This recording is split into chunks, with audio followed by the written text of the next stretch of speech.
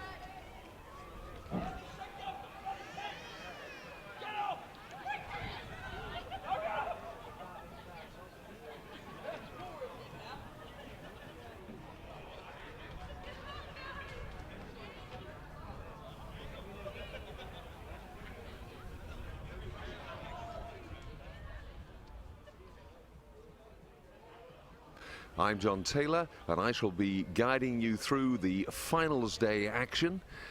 Yesterday, very much moving day, as they say in golf, with several teams stepping up to the plate in the quarterfinals and causing big surprises. Just to remind you, there are 3 competitions running concurrently at this tournament. There's the Cabbage Patch Ladies Open, there's the Lineker Ibiza Men's Open, and our Grand Prix event, the Elite Men's, sponsored by JHA Recruitment.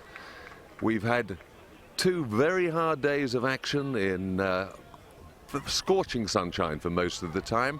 So skill is not the only factor here. Stamina also comes into it, and it could well end up being survival of the fittest. As it is, we've got 6 hours of rugby ahead. The final starting just after 9 o'clock local time.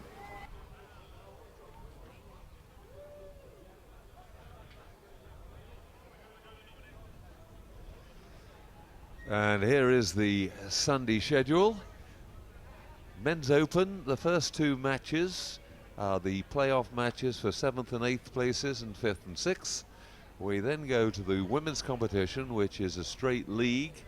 And as you can see there, there's a default against Hippies Tilburg. They've simply got too many injuries and feel that they can't get a side on the pitch that would do them justice at all. So they have actually lost by default, and Moody Cows take that match. We then go into the Men's Open semi-final. The first semi-final, Royal Signals against Belsize Park, and the second one, Wyvern Harlequins against Dambusters. And then we've got the plate semi-final, which is CSR Nanock against O'Neill's Nomads, Smugglers against Icons, and the elite semi-final, 8:30. That's the first key match in the Grand Prix event. Wooden Spoon, Anti-Assassins against Wyvern Harlequins. Wyvern Harlequins, of course, got 2 teams in, one in the social event and one in the elite. And the other semi-final, Hunderstead against Titans.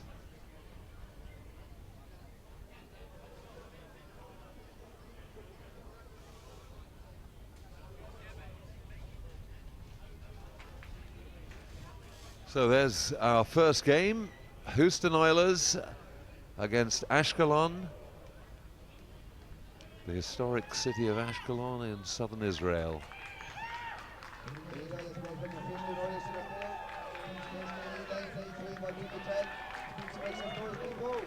Well, this game, in fact, is going to be a 7-a-side match, because both sides so badly hit by injuries. And the Houston Oilers, I think, still celebrating that 1 try they scored in their final match yesterday. They've got a lot to learn about rugby, but they're having enormous fun. And Ashkelon in red. They do actually get their Stetsons off when they take the field to play, you'll be pleased to know.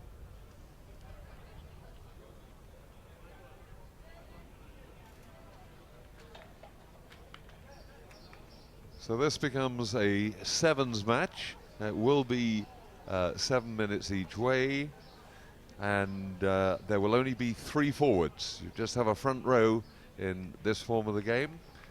I'm sure a lot of you are familiar with sevens. Well, they'll be playing to those rules.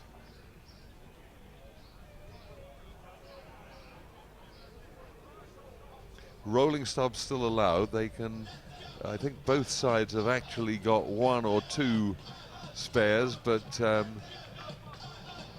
felt they had to go down, and I know that Houston Oilers have actually had to suddenly enroll an honorary Houston Oiler, Dakwa Williams, and they've got another one, Jason Ryan.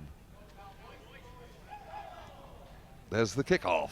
7 minutes each way, remember. Fumbled by Guy Brengler. Back goes Dakwa Williams. Oh, and he looks as if he's something of a find. Dakwa Williams striding down the middle, sets it up, penalty to the Houston Oilers. They come right. Knocked forward.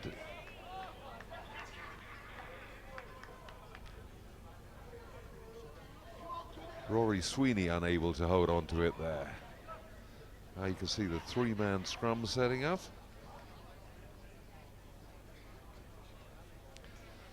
Rob Rutherford, the big number 3, could have a pretty telling effect here, you feel.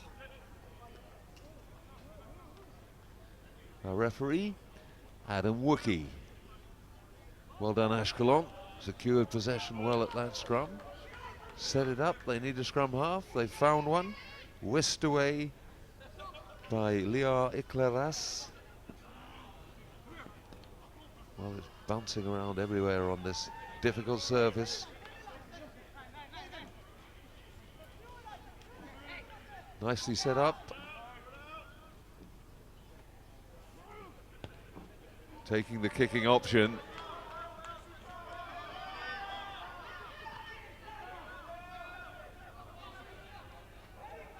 Good little bit of football, regathers, but Michael Polonick, that is, caught. Regathers again, and Michael Polonick scores.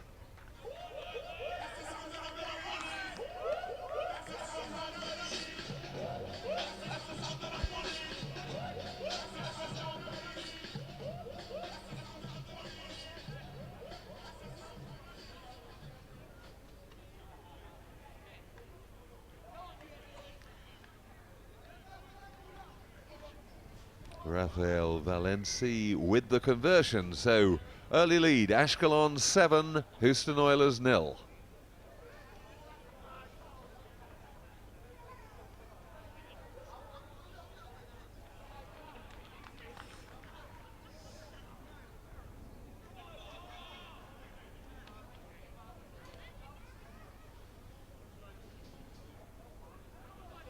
Well, he's favourite at this stage, but the ball bounces away. Looked as if he'd lost it. A neat bit of footwork. Regathers. Looked as if he'd been tackled, but rolled out of 2 tackles. And over he goes. Michael Polonick. Into touch from the kickoff. Quickly taken by Rutherford. Dakwa Williams gets it wide. They've got a man over out there. Jason Ryan feeds his winger.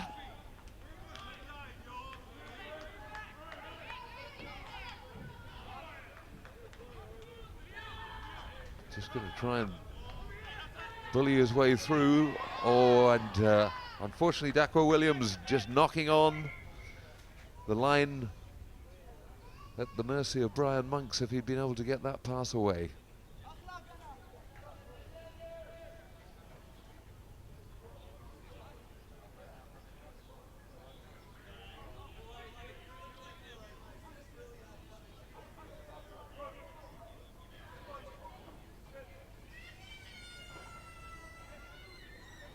Guy Brengler with the feed. Little knock on again, yes, and the referee's seen it. Playing advantage at the moment. Rutherford pops the pass out. Williams tries to squeeze away, but he's got support out on the left, but chooses to go himself. Rutherford. I don't think they're going to stop him. And it's a try for the big man, Rob Rutherford, going over beside the posts.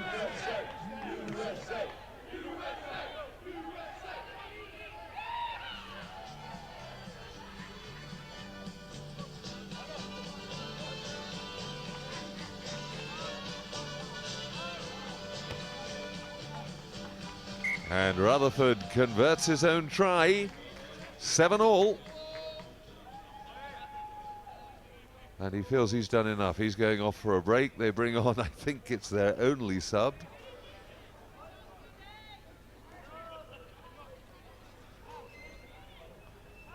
He goes for a well-earned breather. 7-all, this is the playoff for 7th and 8th in the division.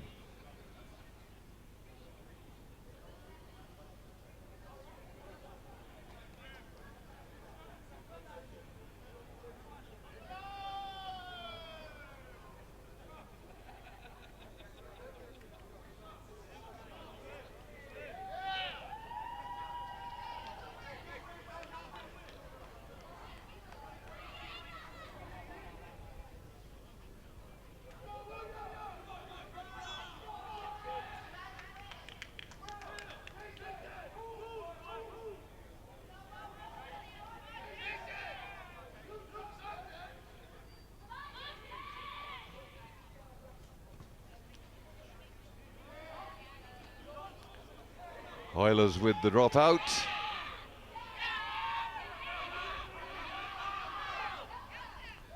Derek Chaplin manages, well, there wasn't really a space there. The one place not to go, Chris Warmond. And surely, no, couldn't get the pass away. It was forward, no try.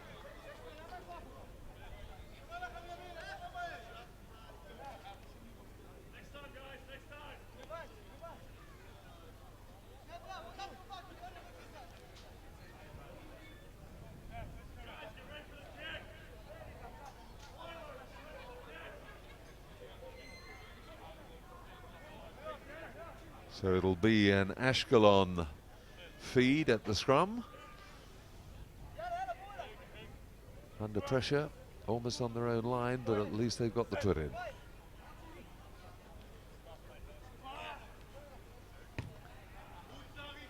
But a long way to run, so opting for the kick, Williams.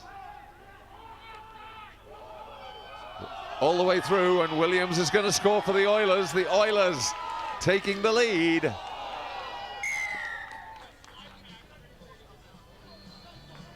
Dekwa Williams under the posts.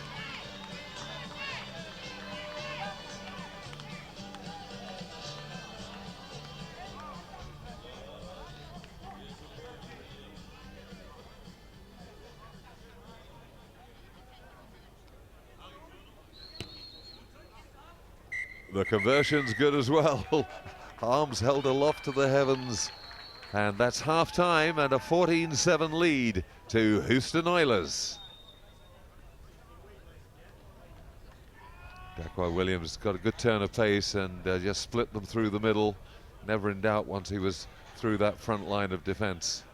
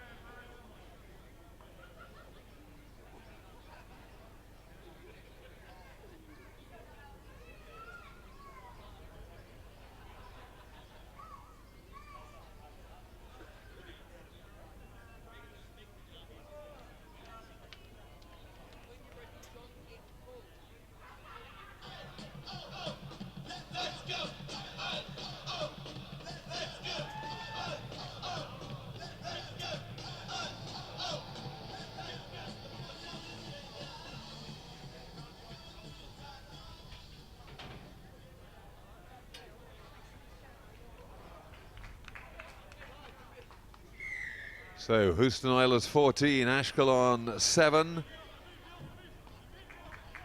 And remember, this is a 7-a-side game and 7-minute halves. And the Oilers, hands in the ruck, says the referee, so penalty to the Oilers. And the Oilers, as I was about to say, sensing a victory that they possibly didn't even dream of. Rutherford out of one tackle.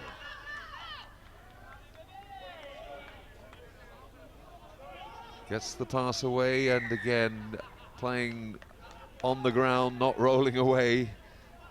What me ref said Leo Ecleras, but it was very definitely him.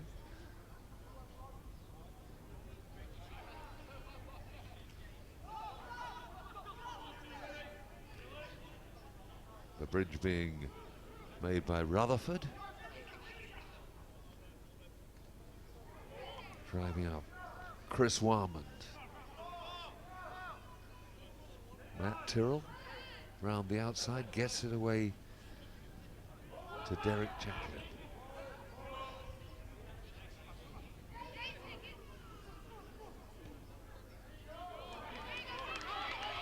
No running from Chris Brown.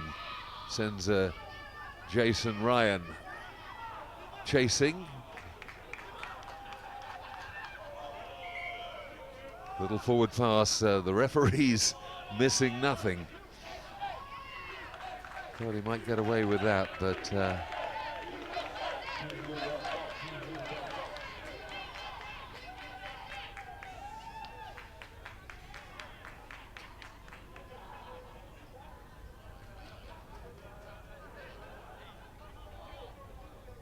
fatigue kicking in. There's not even a rest in a scrum in this heat. Going down in itself, just a bit of torture.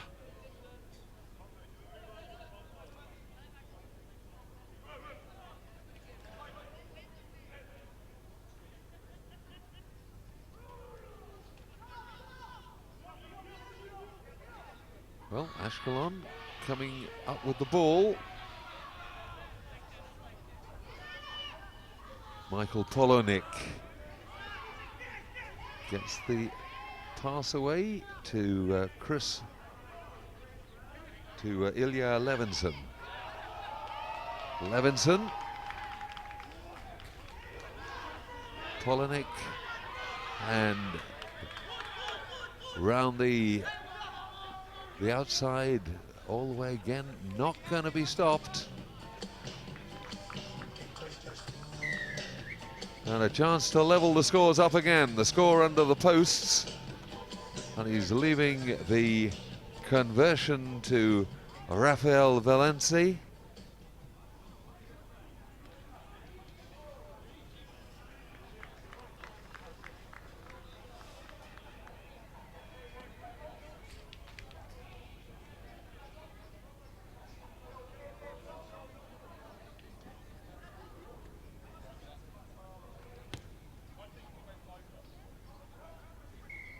And the conversion's good.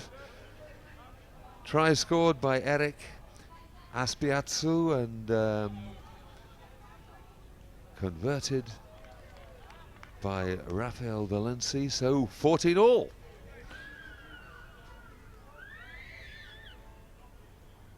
Who's going to get bragging rights at the end of this one, we wonder?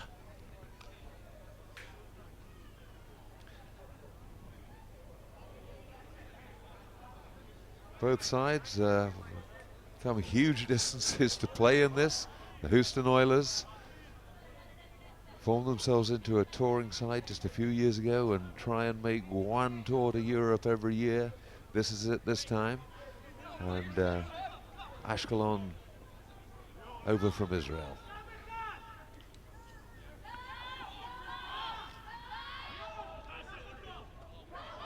Well, you've got a 3-on-2 overlap there, but he wastes it by missing a man out, and the knock on.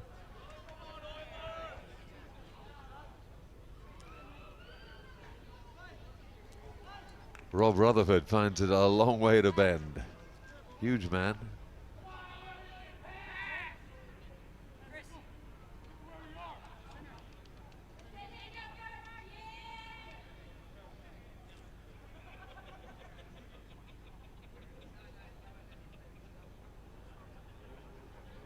Matt Tyrrell needs a moment to get his boot back on, and we're ready. Ashkelon on the attack and with the put in at the scrum.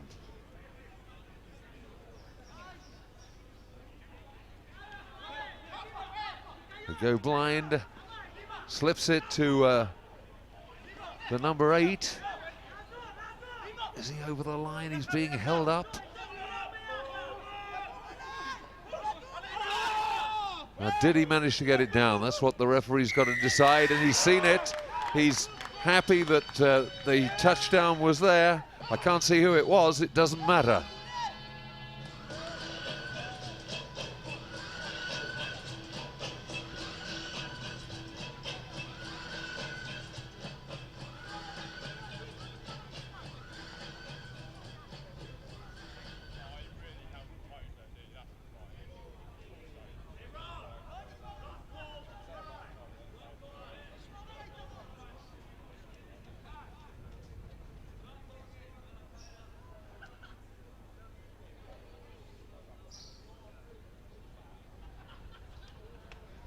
And it was in the end the number 8 Dima Voviov, and Voviov gives Ashkelon the lead. 19-14.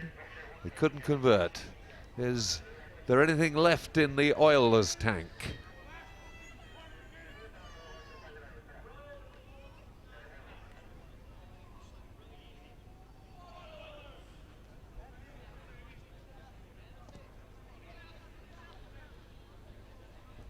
Good kick into the open spaces, but it's bounced kindly for the Oilers. Manages to get it away. Slips that tackle too. A lot of support out there, and we know Williams can go. Cuts back inside. Gets the pass away well though. Carrying it on, it's Chris Warmond. Well cleaned out by the Oilers in the end, but the referee's already blown for a penalty. Taken quickly. They're not back 10, so it'll be retaken. And Rutherford, I suspect, is going to just tap it to himself and try to rumble over. Behind the line, says the referee. That's where your 10-meter line is now. I thought it might be that simple. Nothing subtle at all.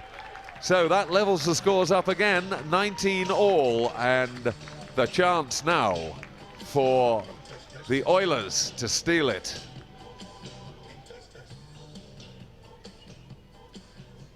Rutherford taking responsibility for the kick by the looks of it as well. Very much the driving force behind this team. Does the work off the field. And and he's on target with the conversion, and the referee saying that's it, and they're right at the death. That converted try gives it to Houston Oilers. They win 21-19, their first victory in the tournament.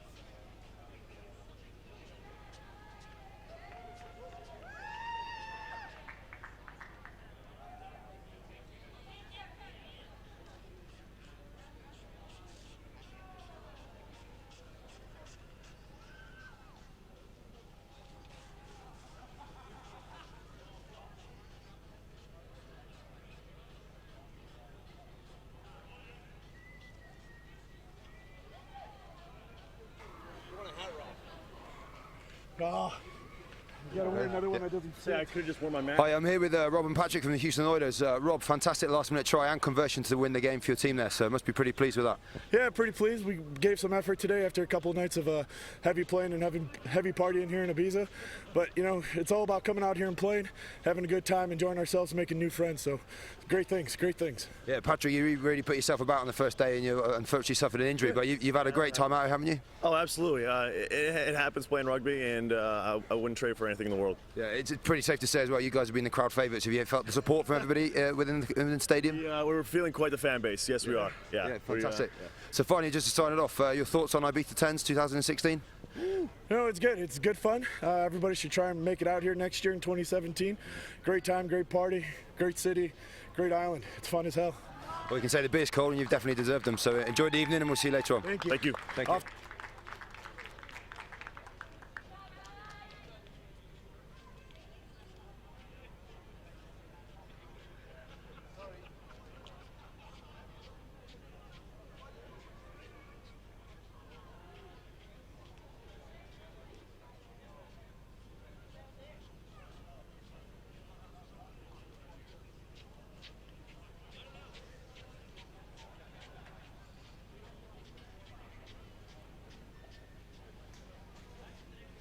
Right, so Houston Oilers getting their first win against Ashkelon, and you can see from the schedule, which has now been updated, Team Raging Bull, huge injury problems. They have had to pull out of the competition, as have the team from Belsize Park. So Belsize Park and Raging Bull are out of it, and therefore Sigonella Hoplites switch and move through into the first semi-final of the Men's Open. So those semi-finals will now read Royal Signals against Sigonella Hoplites and Wyvern Harlequins, the social side, against the Dam Busters. And we will have no 5th-6th playoff match between Team Raging Bull and Sigonella Hoplites, because they have replaced Belsize Park and take their place in the semi-finals. Injuries, it really is very, very tough out here.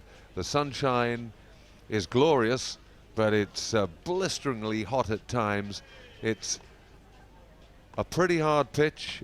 As you've seen, water every game and in between games, thousands of gallons of water going onto this pitch to keep it playable, but the toll of 3 days of rugby beginning to really tell, and a few of the teams, 3 of them we think in all now, just unable to field sides on this, the 3rd day.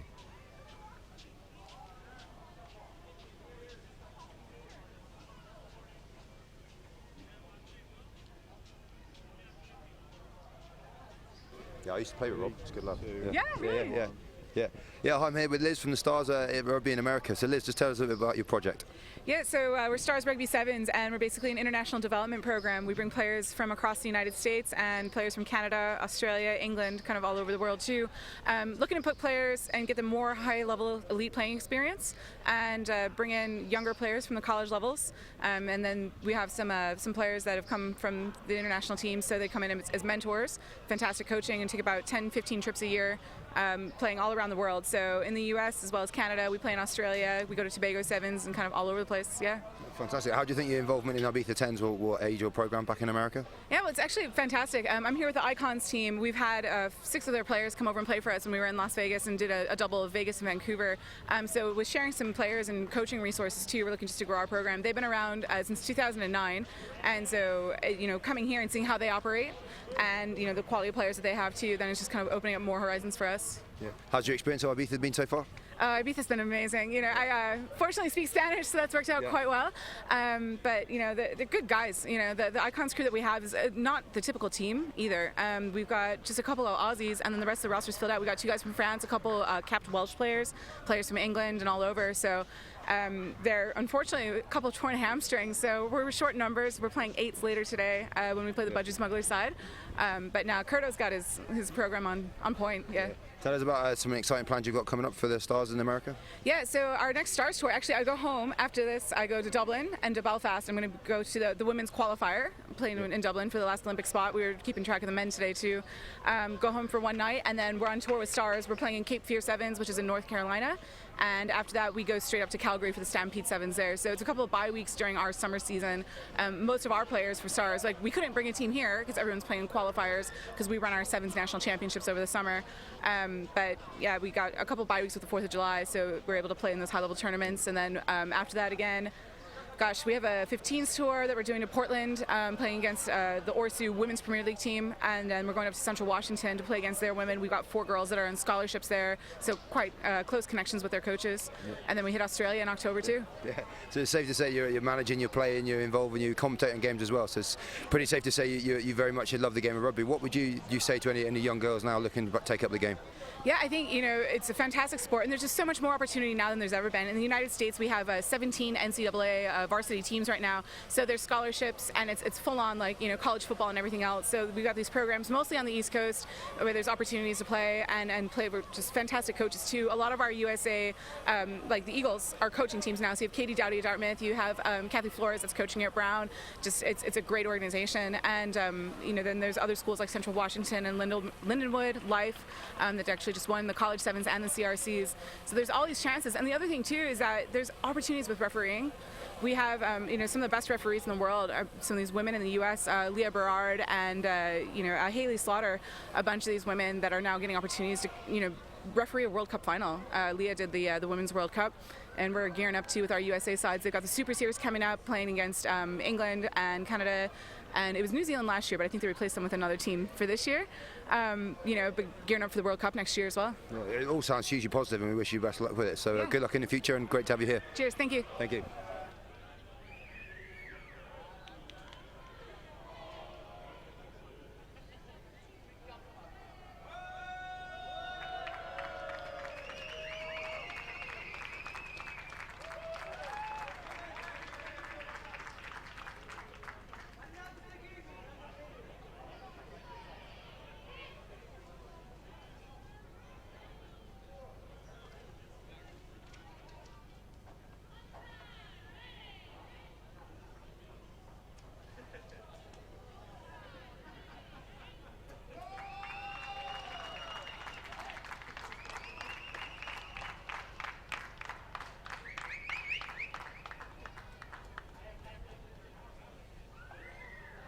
You're fine. Hi, I'm here with Michael from Ascalon. Michael, it's your first trip out to Ibiza this summer. How have you found it? Actually, one of our players who been here 15 years ago. Yeah. He told us that it's a great tournament, great spirit, great environment. So we come here. Yeah. So tell us a little bit more about rugby in Israel. Rugby in Israel not so developed. It's a process. We have about 8 teams in Israel. They are the national team. The national team has come better in about 20 places. Besides that, our Ashkelon team is semi-professional. We have 1 training in a week. Most of our men is having jobs, having family, just loving this game, come to play. This is how we got here. Yeah. How do you think the experience of being at the Ibiza 10’s will help rugby development at your club? Actually, just the environment of being here, drinking beer, playing rugby, nice weather, beaches, beautiful girls. Yeah. This is it. You don't need more of it. Yeah. Do you think after this year's experience, do you think you'll be coming back and bringing more race-ready teams? Yeah, actually, some of our men already told us that we're gonna come back here next year. Yeah. We are already excited to be here next year. Yeah. Hope we get better till then. Yeah. Well, there was some fantastic rugby on show, and yourself in particular as well. A fantastic run and really well balanced.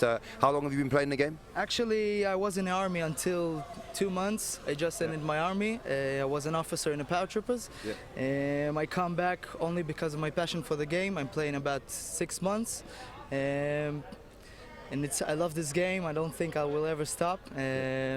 this is all for me. Yeah, it's as you know, rugby is a wonderful game, and it really is an international family here because there's people from all around the world, from all different countries. Yeah. It's fantastic seeing them playing so hard on the pitch and enjoying each other's company. So I definitely think you've earned your beers, and there'll be a few cold ones at the bar.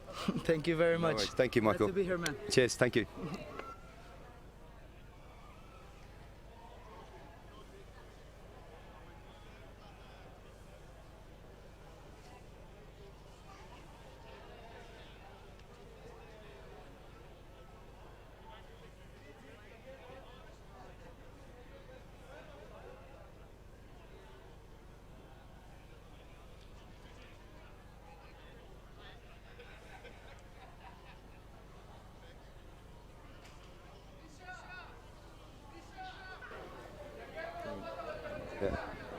Hi, I'm here with Abby Edwards. Abby, it's safe to say you are the brainchild and the driving force behind Ibiza 10’s. How has this year's been? It's been great. The nationalities, the different people who've been here this year have been fantastic and had some really big personalities, which I'm sure the live streaming will have shown. So yeah, we're really, really pleased with this year. I know you're very keen to grow the game of rugby in the island. As I was involved yesterday on day one, coaching the local children. How do you think that's found out in actually growing the rugby community in Ibiza? I think anywhere in the world we need grassroots rugby. You know, you've got the old adage of 2 kids, 1 ball. Doesn't matter whether it's, you know, grass sort of field in the UK or a beach in Ibiza. You know, we're spreading the word a little bit, and I think what's going to be good over here is we're in a really, really nice venue. So from 450 children running around, as you know yourself, Chris, being involved on Friday, like loonies, and getting the first taste, and then coming back with the parents to see what we grown-ups do, or not so grown-ups by the end of the evening. It's a way of actually spreading the message of the rugby world. Yeah. Ibiza's really cemented itself now in the summer social rugby calendar, and this tournament this year has been fantastic. So what are the plans going forward in terms of growing the tournament? Well, we're very, very lucky because obviously being so hot, we've got to play into the sort of the early evening. So we kind of start and play at 4 o'clock, and we can go through till 11. So it's really going to be probably increasing the numbers of teams. We're now playing on 2 pitches this year. So I think it's going to give people the opportunity to play, you know, really develop the women's game. I mean, I think that's one of our biggest things that we want to do.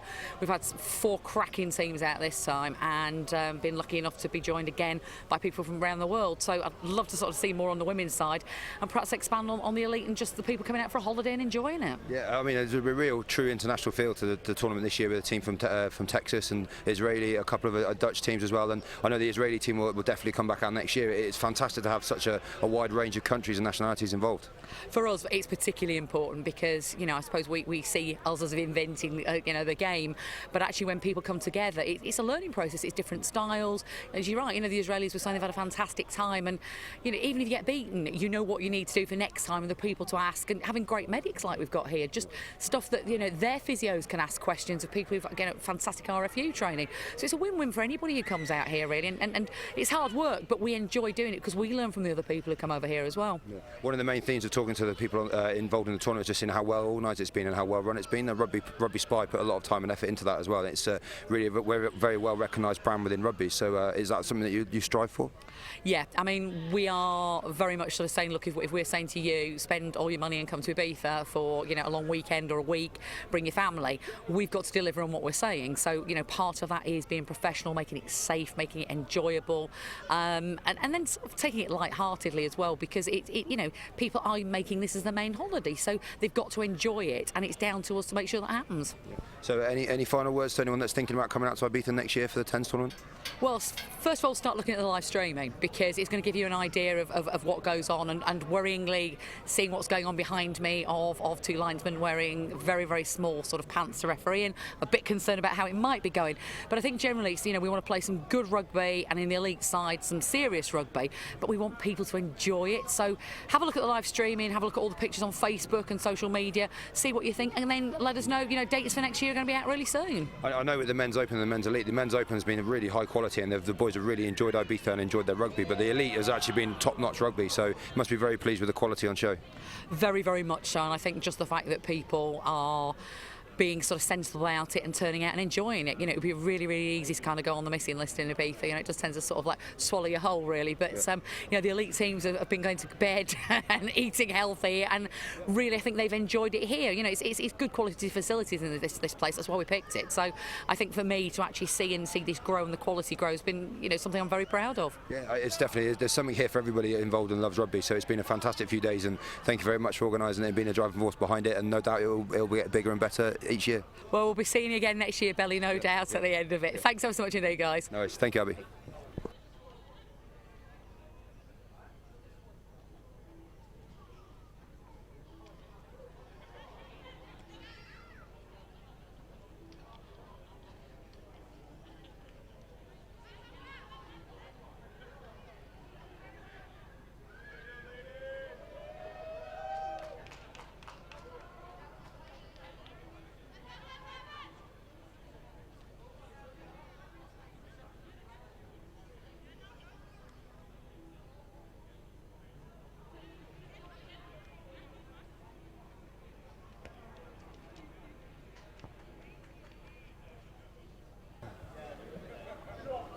Yeah. Hi, I'm here with George from the Buddy Smugglers. George, talk us through your sponsor. Through the sponsor, Buddy Smuggler, an Australian company. It all started, so the team started, we went away to Thailand last year, all bought ourselves a pair, wanted to start our own kind of 7's, 10's team, whatever. Got in touch with the guys and they've been awesome, so I was really looked after us. We've done our best to promote their brand in the right ways, but it's been a lot of fun. They've really helped us out, and well, it's just a bit of fun, isn't it? It just brings a bit of extra bit of spice to the party. You're competing in the Open competition this year. I mean, it's a fantastic tournament. There's some great rugby on show, but you boys have really enjoyed yourself and got around Ibiza, haven't you? Oh yeah, big time. We can't honestly had the best time here. We were late entry, I think, and didn't take much convincing to get the guys out here. But it's just been so much fun. The weather's been awesome. Tournament's been so well organised. Like everything's been taken care of. Been looked after really well. You boys have been awesome. It's been a lot of fun. Ibiza, like I said, Ibiza's winning at the moment, big time. Oh, you said so. The guys that are sat at home now in England, getting ready to go to work tomorrow, thinking about coming out next year. What advice would you give them? 100% come and do it. Yeah. We want to get back here next year for sure. Like it's been awesome. Chance of a lifetime to come and play rugby in Ibiza and be here at the same. Like it's just awesome. Has so much fun. Definitely get out. It's great to see someone actually live the brand so well and look so good in your Budgie Smugglers as well. Is that your only pair? Do you have many more? Oh, no, I've got plenty of pairs. Yeah. But I don't know about looking good in them. Don't think any of us look good in them. That's the fun of it, mate. Exactly, mate. Thank you. You've added loads to the tournament. We appreciate your help. Good stuff, mate. Thank you very much. Cheers. Yes. No worries.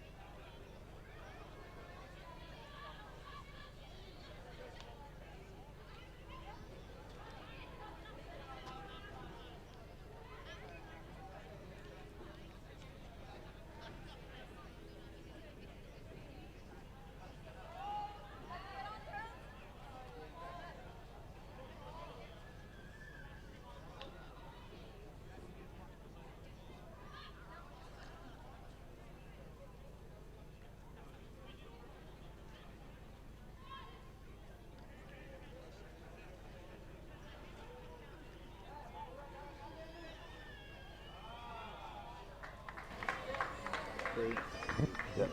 Hi, I'm here with Brandon from the scene of the Hoplites. Brandon, you're US Navy, is that correct? Based in Sicily, is it? Yeah, all these guys are. Yeah. I'm just a civilian out there. Okay, so yeah. So what made you come or choose Ibiza and come out and actually enjoy some sun and rugby? You know, I mean, we heard it was the party capital of the world, so you don't want to come check it out and play some rugby at the same time. Yeah. Has it lived up to your expectations? It's been pretty good so far. Yeah, a lot of the guys, they enjoy it, the nightlife. Yeah. So yeah, it's fantastic to see you guys actually go out and enjoy yourself, but actually already step up and play on the field. You put some really big hits in and some really fast, agile men in your team. So is rugby a big part of the lifestyle? It is, you know, around there, you know, all these guys work and stuff, so the schedules are hectic. It's hard to get everybody to practices every day. You know, we're a young team, haven't had a lot of experience together. Yeah. So, but yeah, for the most part, everybody loves.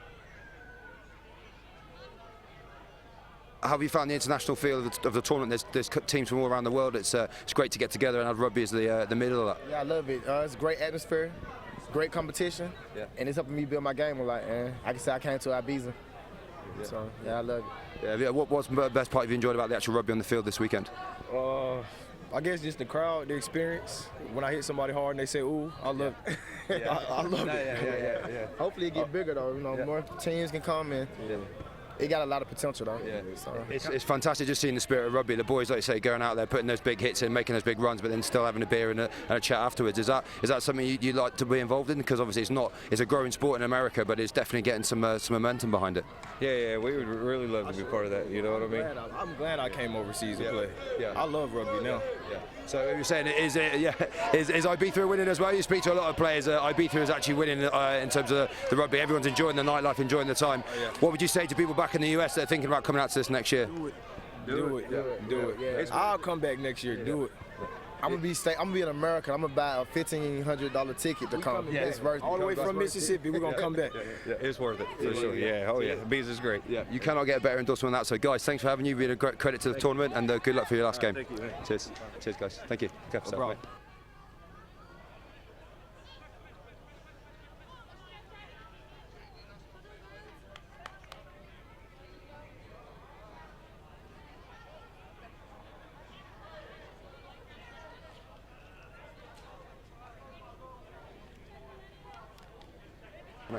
It's good, mate. It's good, though, isn't it? Yeah.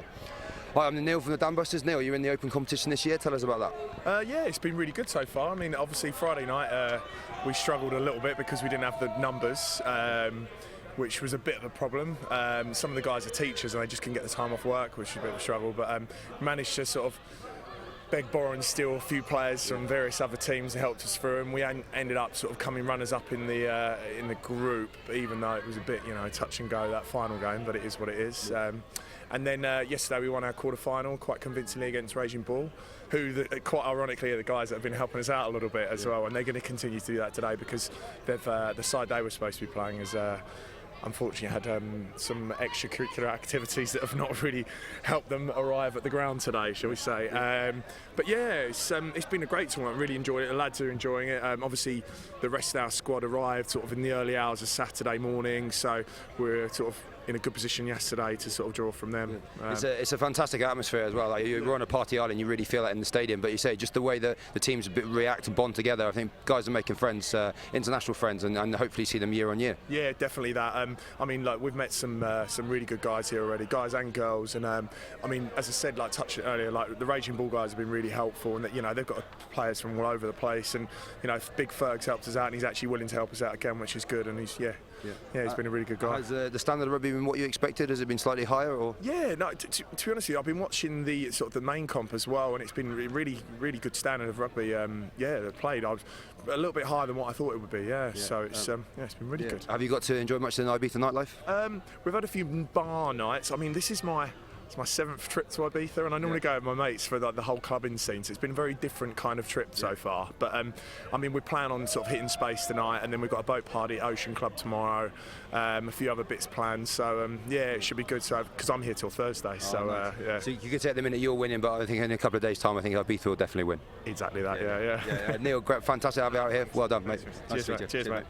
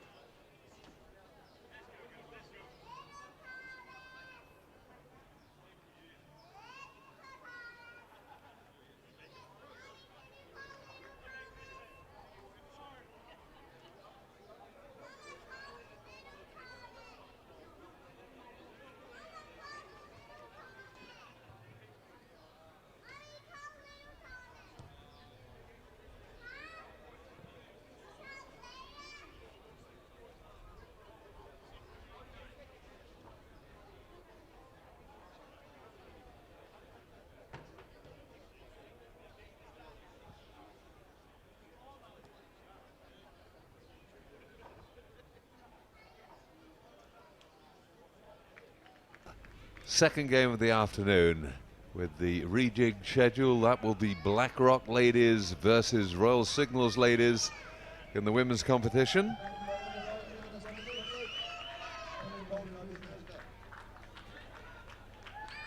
Blackrock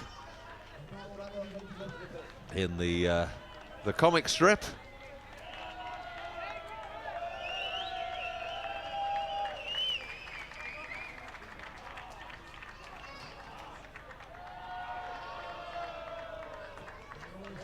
And up against the Royal Signals ladies in the blue.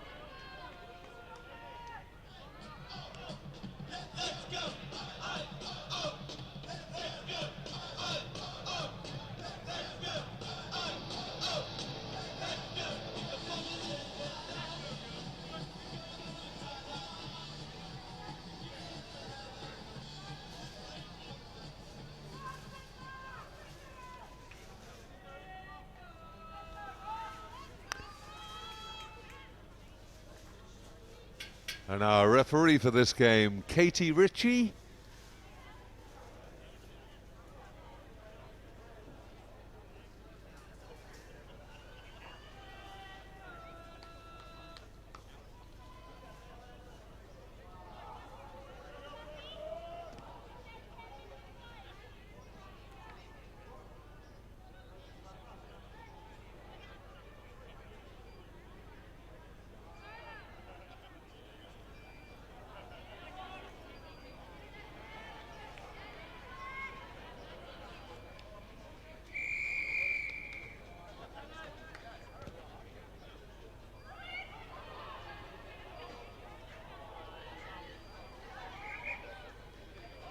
Knock forward from the Royal Signals.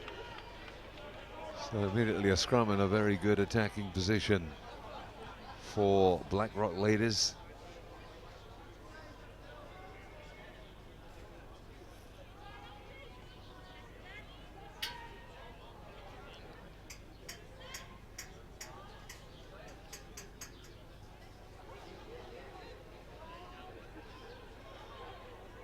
Good heel and away on the blind side. Try. Couldn't have been simpler. Just too much pace. Found the wide open spaces, and there it was. Opening try to the Blackrock ladies.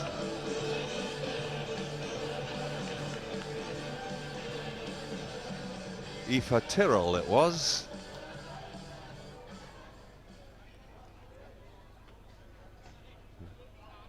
Scrum half, just with that clear pathway round to the right. Aoife Tyrrell, the opening score.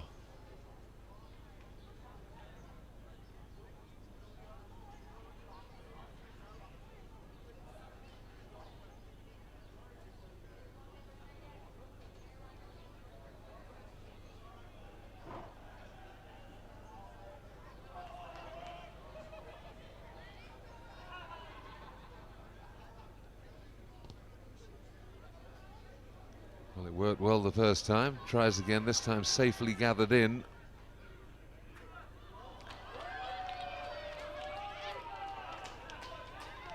Yeah, well recycled. Bit of space out there. Coming back through the middle. It's getting into a wrestle. It's turning into a maul.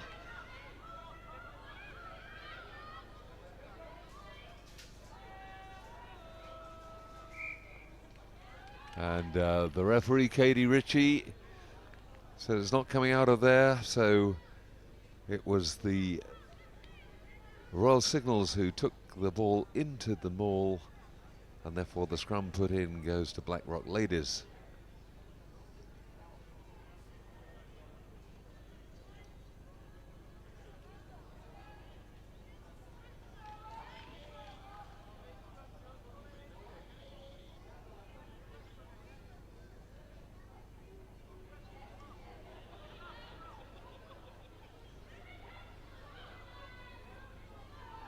Aoife Tyrrell going for the line again. Does she get there? Can she get it down? I think she did in the end.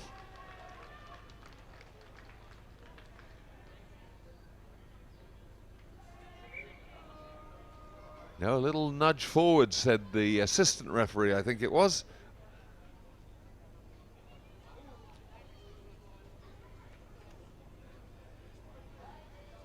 Just lost control of it as she went to ground it. Otherwise, that would have been a second try for Aoife Tyrrell.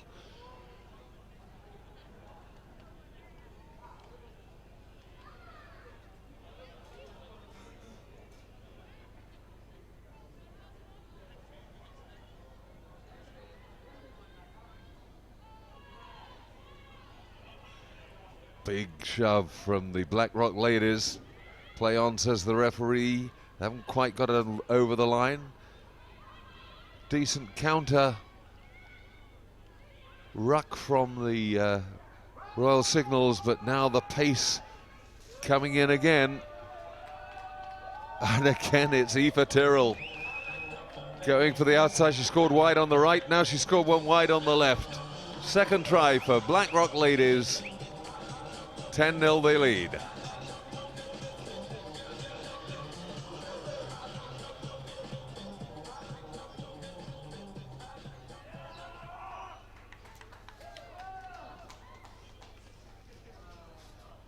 She can't make the conversion, so it's Blackrock ladies 10, Royal Signals ladies 0.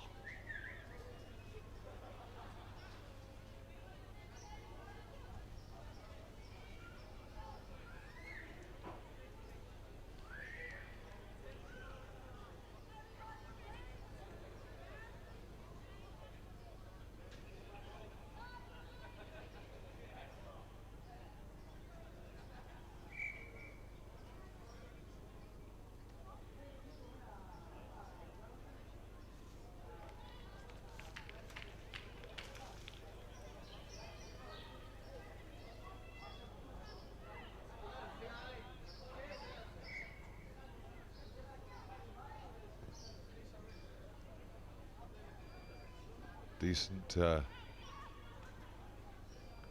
drop-out start, and the kick eventually finding its way into touch without touching any of the other players. So the line out going to Royal Signals.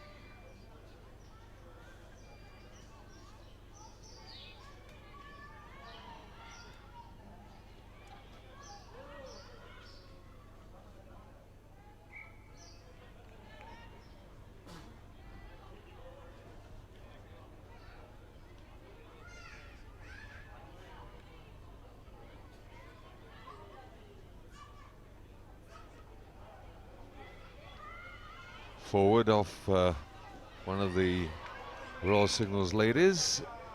The referee had that spotted, was just waiting a moment for advantage and scrum down Blackrock ladies.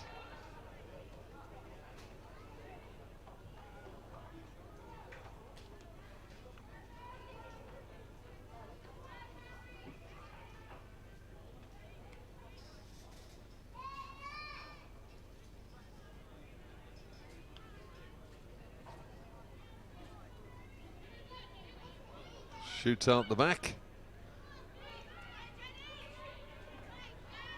Again, the break back round the right blind side of the scrum. Little nudge forward, so again it's going to be scrum down and the put in from Blackrock.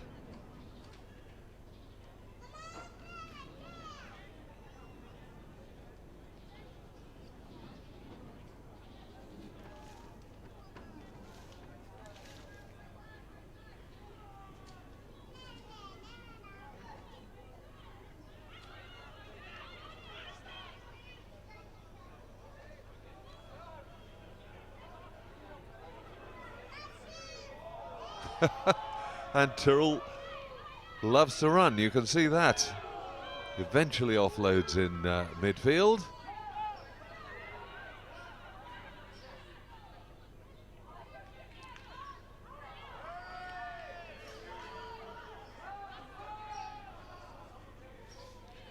Driving on, Mel Moody.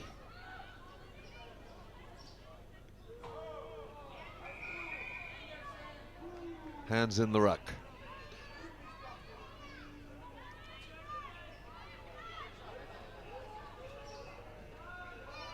Tyrrell again.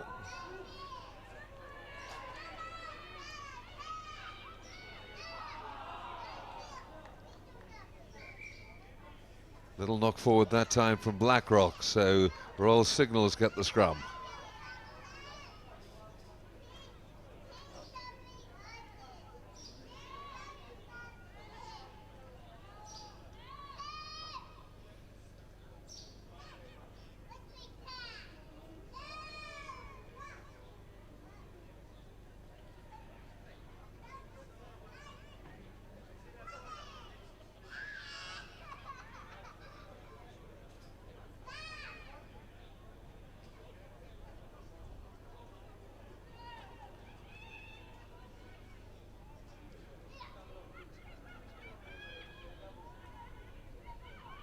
Signals have it, decide to clear their lines.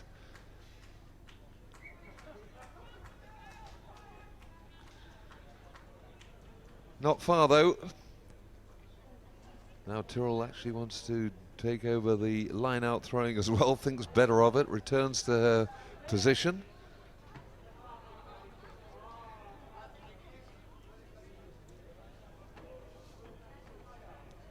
Leaves it to Lena Fitzsimmons. Good lift. Tyrrell with the dummy inside pass. Does offload it now. Cutting back through. Christy Kerg scoring the try.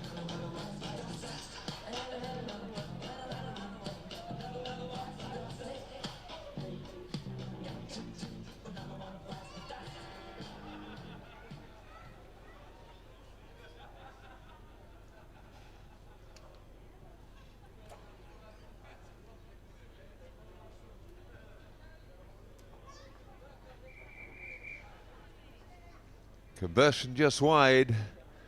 That is half time, and it's 15-0 to Blackrock Ladies.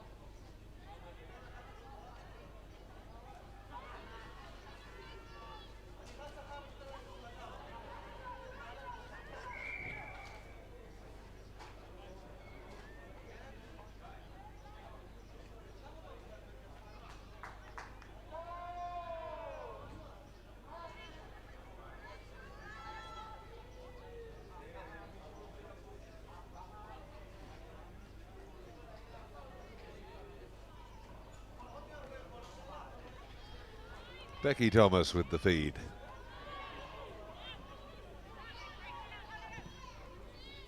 The kick, but there's a sweeper back. You see for Tyrrell. She'll try and go the length, looking for her third try of the match. But just cut off. Play back up to halfway though. It'll be a line out with the throw in going to Royal Signals.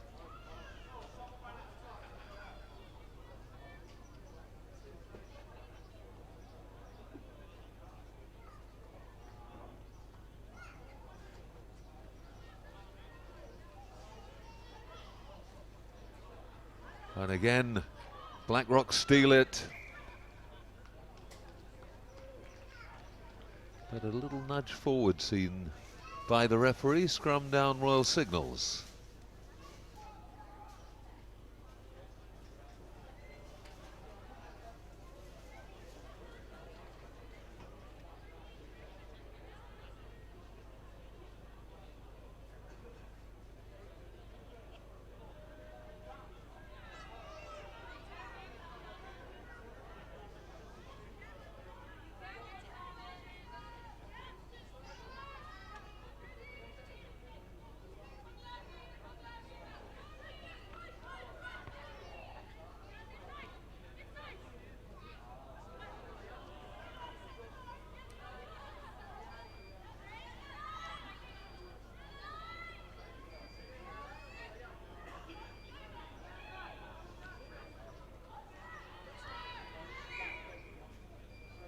And again, Katie Ritchie spots a forward pass. Scrum down and it'll be Blackrock with the put in.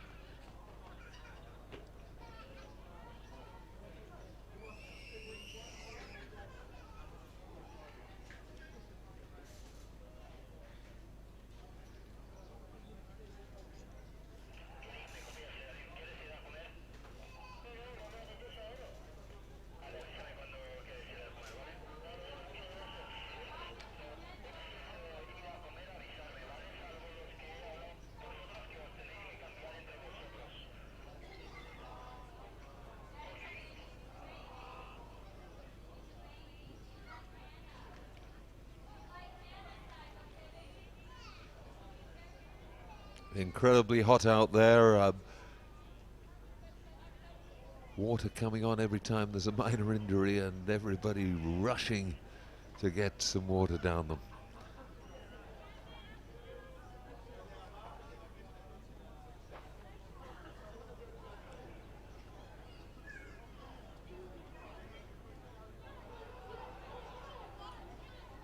Well, good shove from the Royal Signals, but Blackrock get it away. Cut back inside, Tyrrell with it again. Been hogging the ball in this game.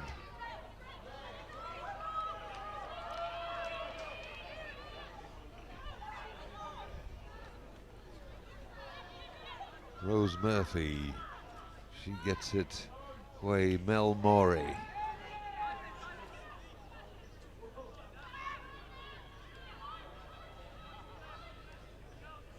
Laid back.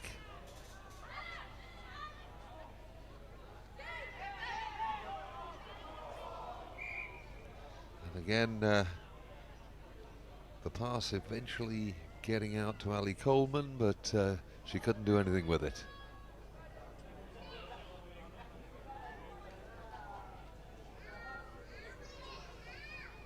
Rose Alice Murphy on the wing, looking for that clean opportunity to get away, and hasn't really managed to get the ball in space so far.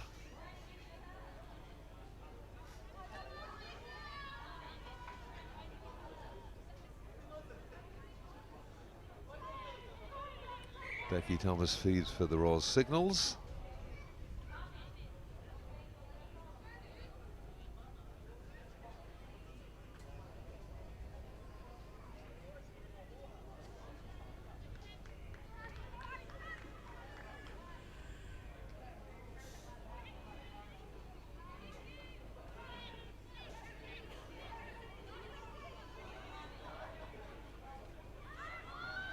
Grabbed at the base of the scrum by Blackrock. The ball was out though, nothing illegal, and they'll get the put in at this scrum.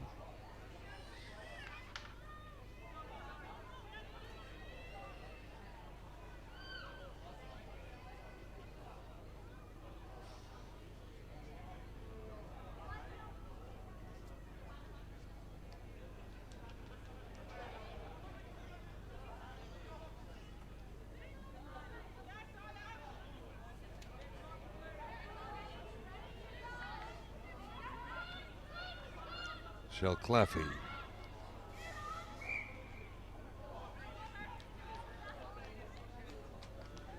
Little nudge forward again spotted by Katie Ritchie, and another scrum, and the put in to Royal Signals.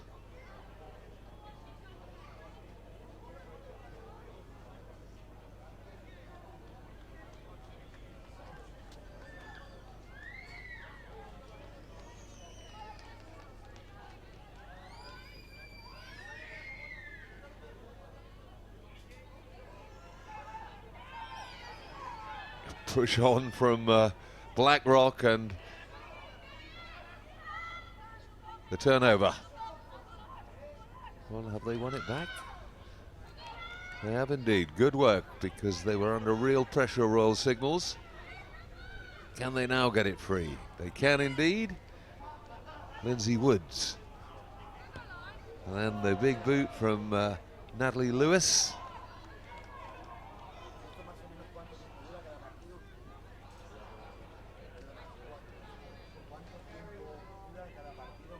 Straight into touch, so it was from outside the 22 and therefore taken back in, and the line out goes right back to the place it was kicked from. So Blackrock come out of it with a line out inside the Royal Signals 22.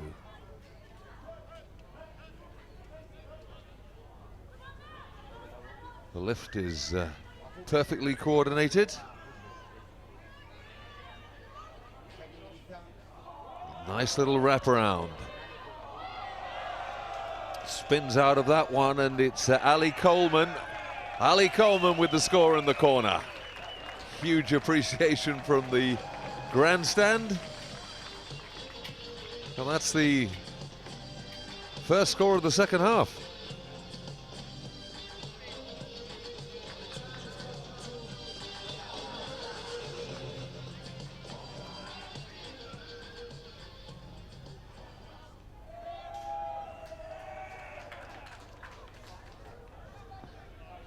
So it's Blackrock 20, Royal Signals 0.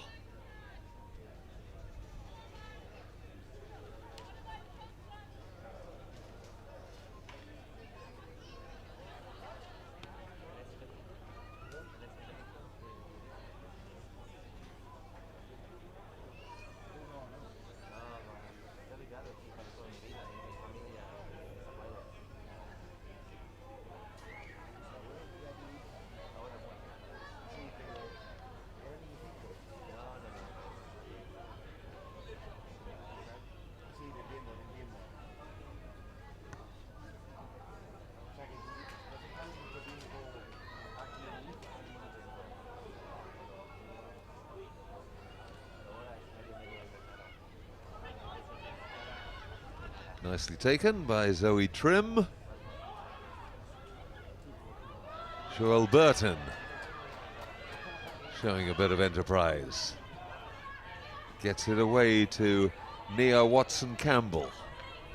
She sets it up well. Hasn't really had a chance to shine in this game. Hasn't had the ball in space, but looks as if she's quite a powerful, damaging runner, but the referee says that's it. End of the second half. The final result, Blackrock Ladies 20, Royal Signals Ladies 0.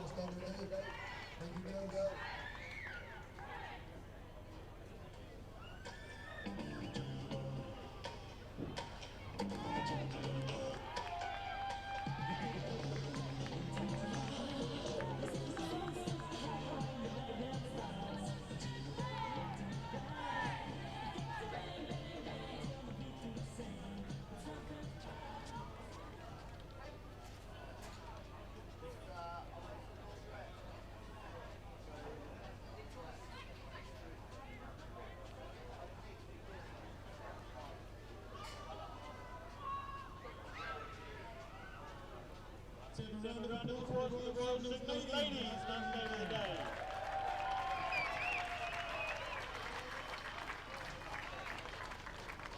Thanks for coming, girls. We'll see you tonight at the after party. And bright is the theme.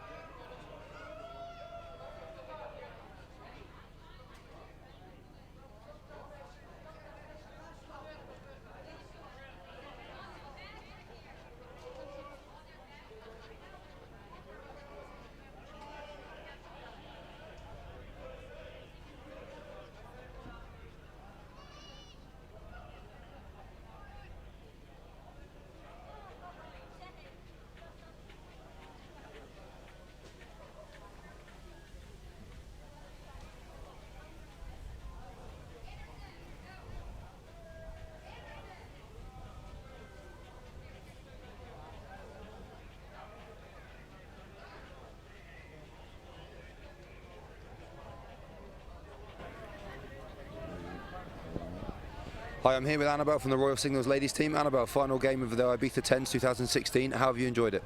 Oh, it's been great. It's been fantastic. Grafted hard and, you know, didn't win, but it was good fun. Have you found the atmosphere within the stadium has been really friendly, and I bet you made some really good friends? Yeah, it's been great. The girls and the guys are all fantastic. They're all really friendly, and you know, it's a good laugh. You mentioned before that you started playing rugby in September, so this is just the end of your first full season. How have you found it? Unbelievable, really. I didn't expect to enjoy it this much, but yeah, it's everything about rugby is amazing. What would you say to any young girls watching the live stream at home and then thinking about taking up rugby and possibly coming to Ibiza in the future? It's definitely not as sore as you think it is. Yeah. Yeah, no, it's fun. It's good. Yeah. So we're looking forward to the after party tonight. The theme is tight and bright, where there's a happy hour on afterwards as well. So hopefully you'll come in and enjoy the party with the rest of the guys. Yeah, definitely looking forward to it. Well, thank you for coming out here, and we'll see you later on. Yeah, thanks very much. Cheers. Thank you. Bye bye.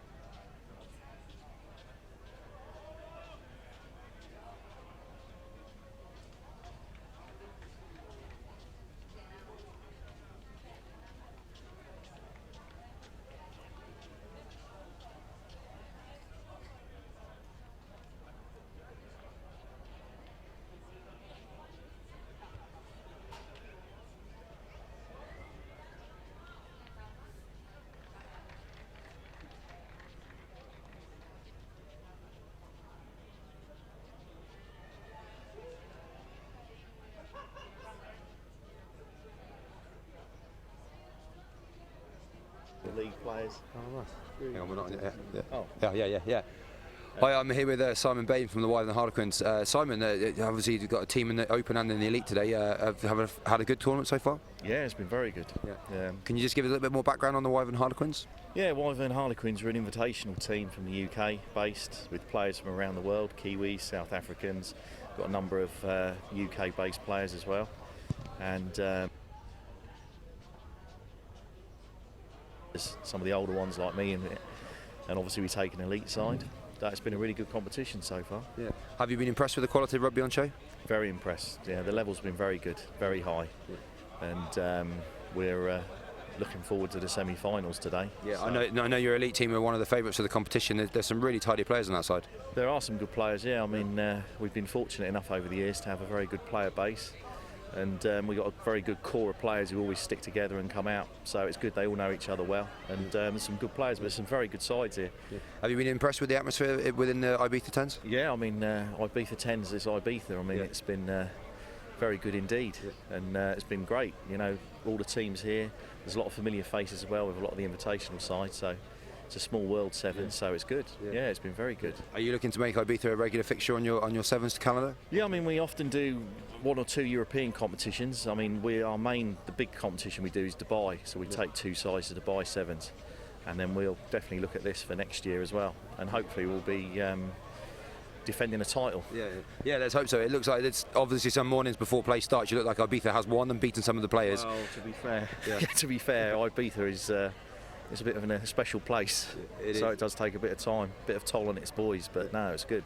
We're looking forward to obviously to a fantastic semi-final and hopefully a final that the Wyvern will be contesting, and then a great after party together, so we can all actually put our hair down and have a few beers. That'll be it, definitely. We're looking forward to it.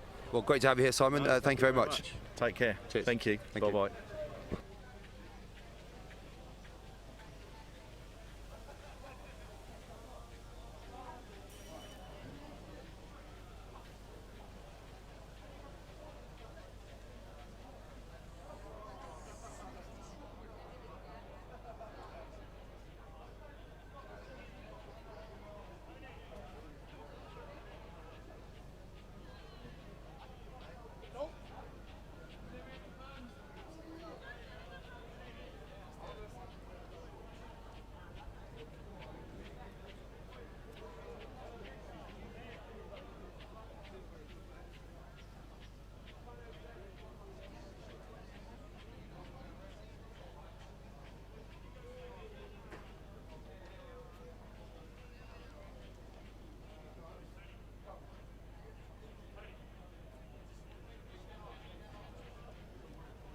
Right, we're on a brief break because of the withdrawal of the Hippies Tilburg ladies team.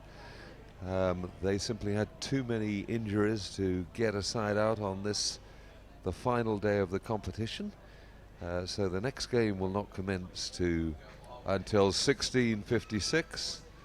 But in the meantime, let's have a look at the replays on some of the tries scored today and yesterday.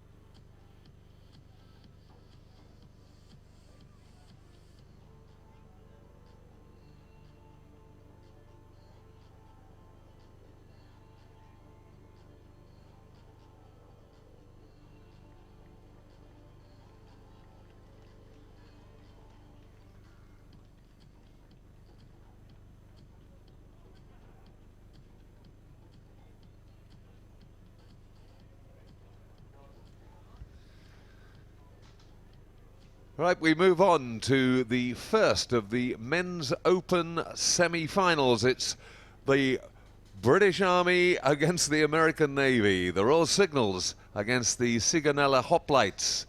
That's an American Navy station team. They are based at Sigonella in Sicily at the moment, hence the name, the Sigonella Hoplites. Welcome to the field, the Royal Signals and the Sigonella Hoplites in the first Men's Open semi-final.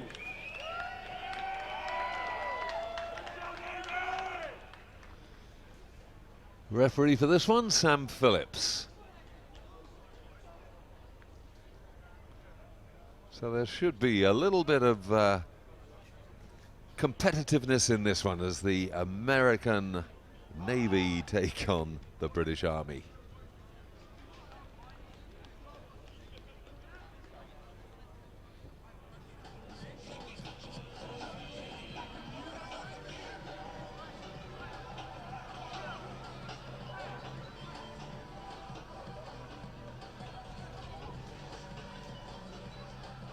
And it's going to be the Royal Signals to start.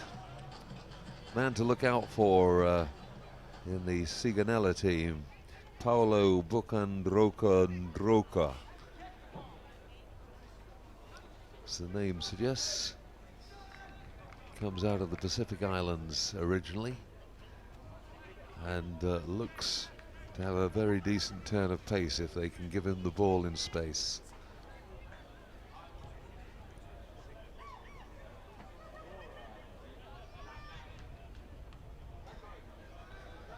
Just about ready, the man to get the game started, Josh Peck for the Royal Signals. And it's too long, struck it too well. Shaking his head in disbelief as it sailed over the touchline. So this will be a free kick to Sigonella.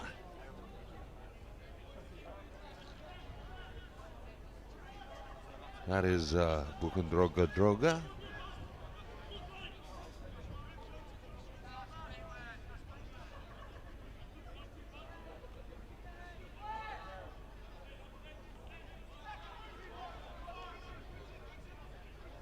Well recycled by the Americans. Good tackle goes in from Matt Dawson.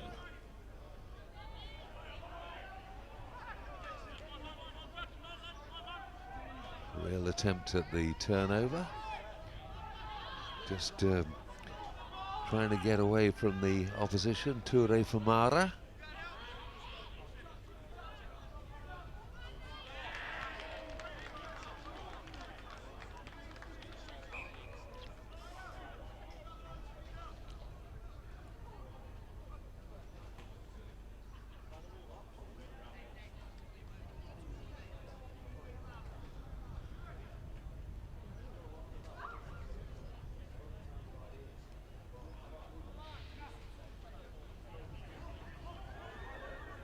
Nicely off the top from the Royal Signals.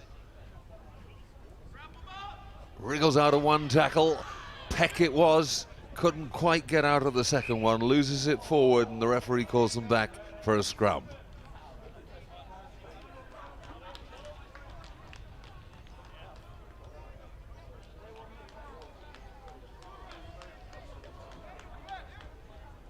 Looking for a place in the final. This will be keenly contested.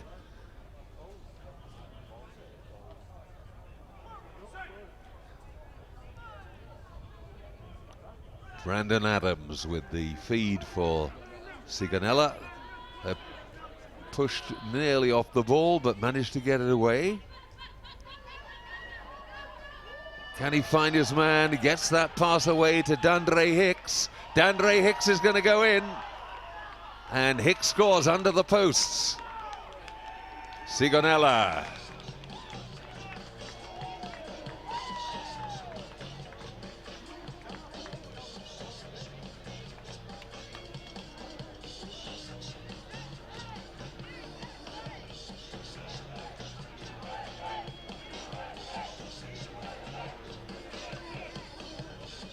Conversion's good as well, so they lead 7 points to 0.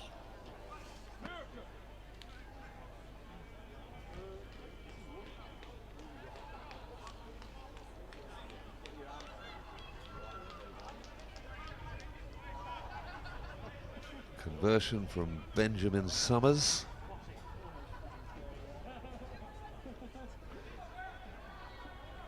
Droka with the restart.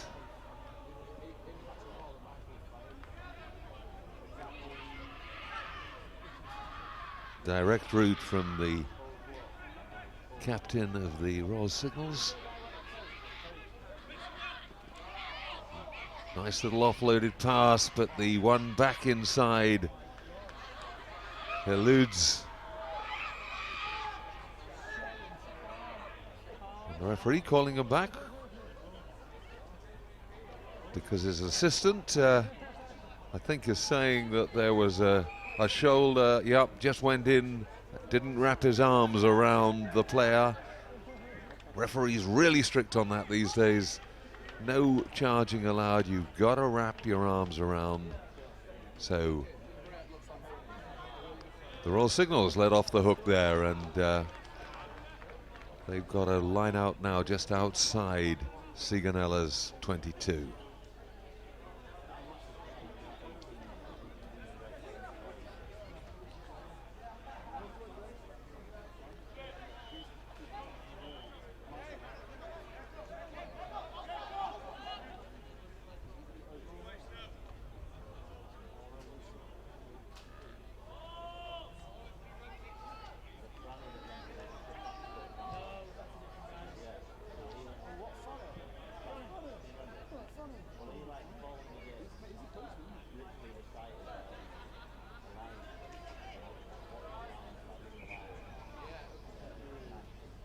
Matthew Dawson, good accurate lift.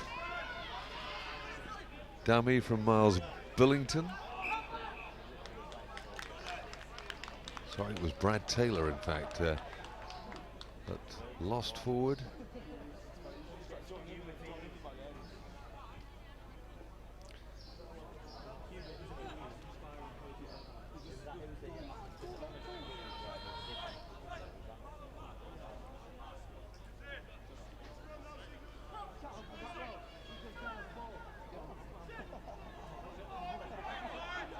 And the Signal's getting a big shove on, controlling it at the back as well. Well, the referee not happy with that.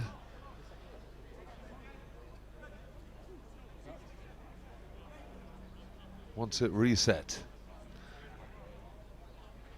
Still the feed with Sigonella. So it'll be Adams with the put in. Better scrum from Sigonella that time. Adams, Droka.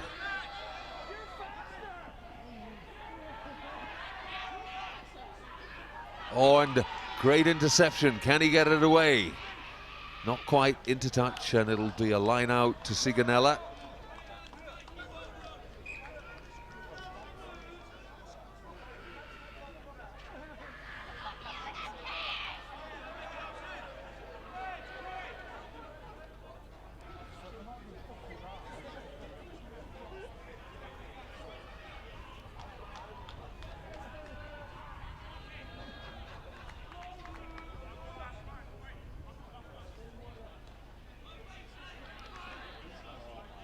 Signals have it.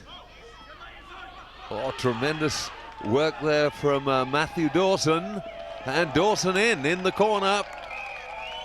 7-5 first try to the Royal Signals. Much more difficult conversion for them.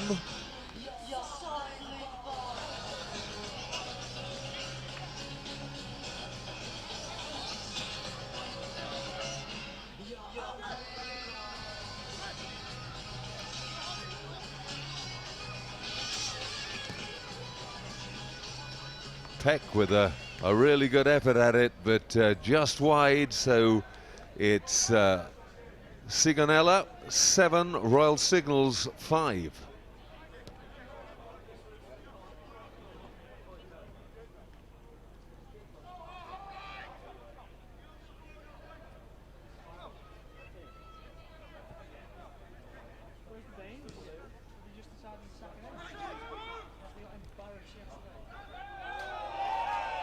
Knocked forward by the Royal Signals. Referee playing advantage. And there was the going back now for the knock forward. No advantage to be gained. Sigonella put in at the scrum.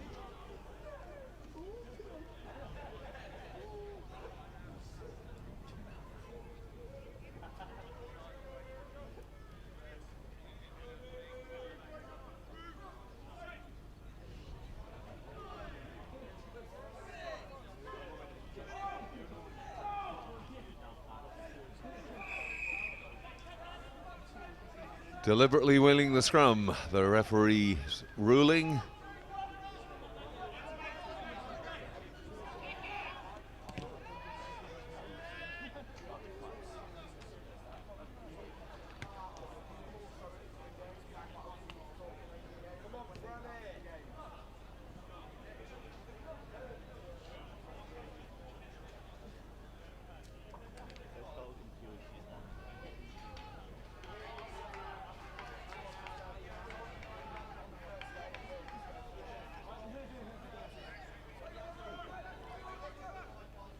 Kenny Abadia.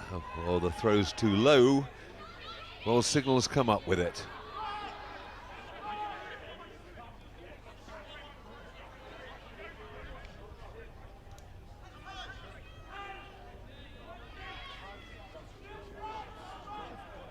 Peck gets it away. Carried on by Brad Taylor. Penalty Signals.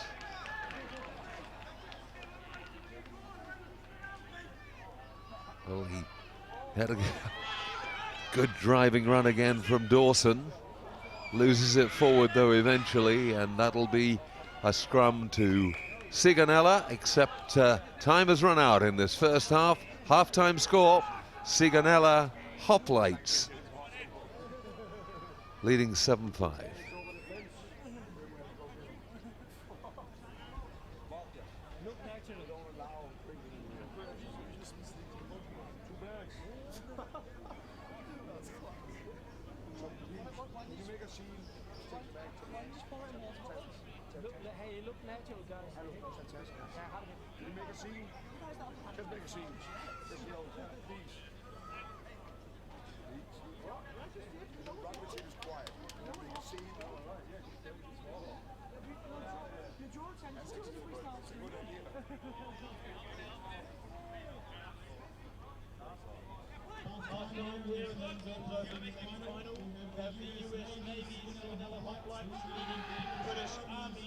Royal Signals 7-5.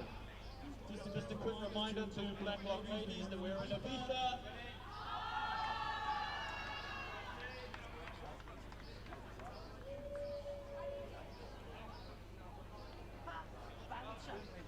Really didn't like that one, mate.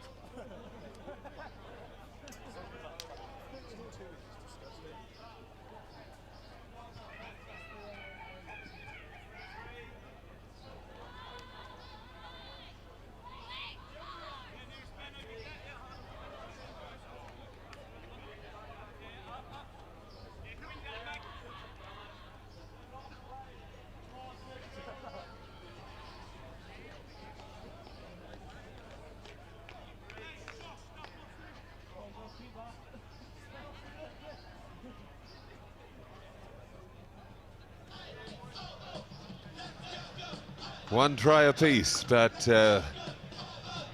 Sigonella ahead by virtue of the conversion. Good dropout, every chance of regaining it, but well gathered in by the Signals.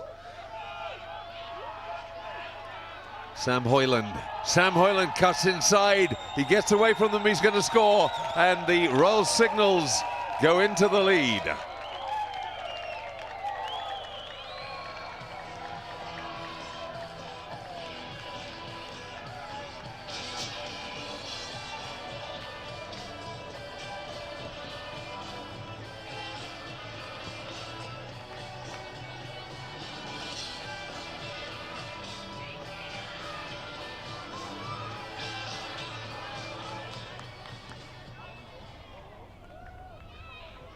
Peck unable to convert.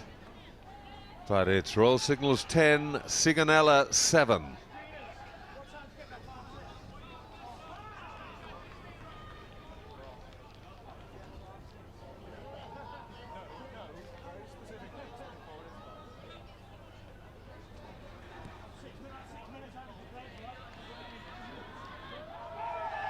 Nudge forward, no question, it went to ground. That'll be a scrum to the Royal Signals on the Sigonella 22.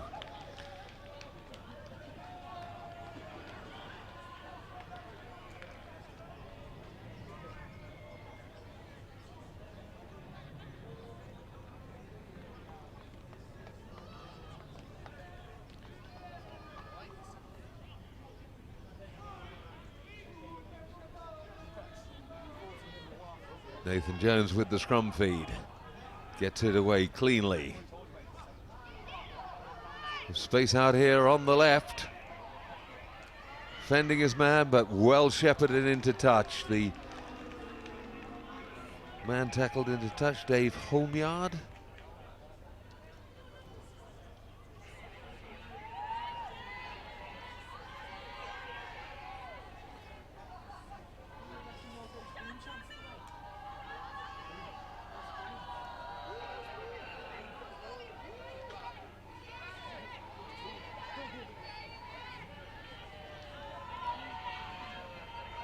Abadilla with the line up through. Oh, and stolen. Signals have it. Trying to unload, cutting back through the middle. Homeyard recycles it though. There's a spare man out there on the right. Cuts inside. It was Taylor. Didn't work. Well, he's on the floor and handling, but the referee says it's okay.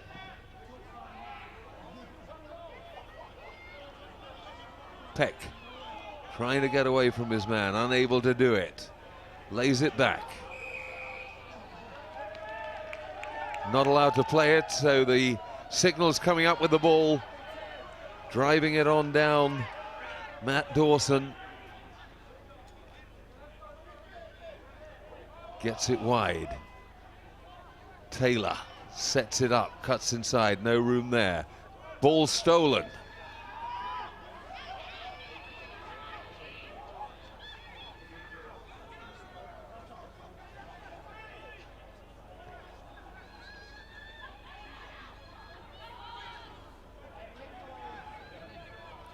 That wasn't out. Referee says offside.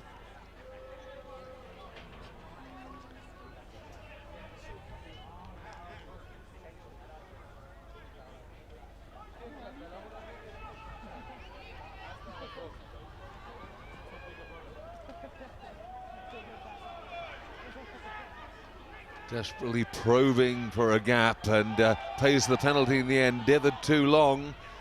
Well, now was that deliberately knocked out?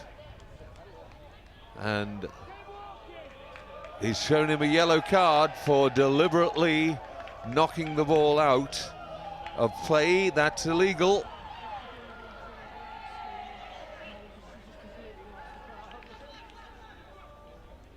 So 2 minutes in the sin bin. And can they capitalize? Yes, they can. The Signals score their third try. And that really could be the all-important one.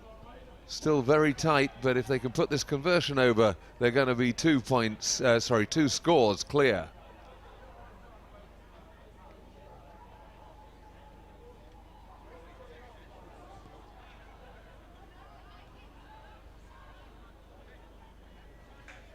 No conversion, it's 15-7.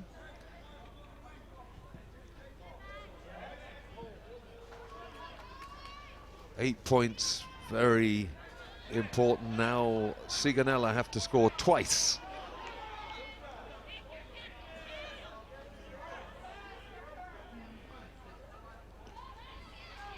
That try scored by David Bates. Tech again with the restart. Yeah, it just goes 10 and directly into touch.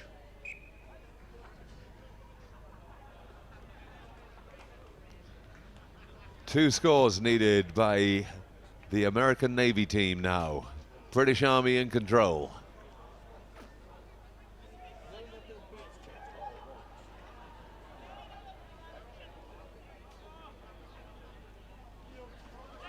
Good steal at the line out as well. Peck puts it wide. What was that, crossing? Referee's happy.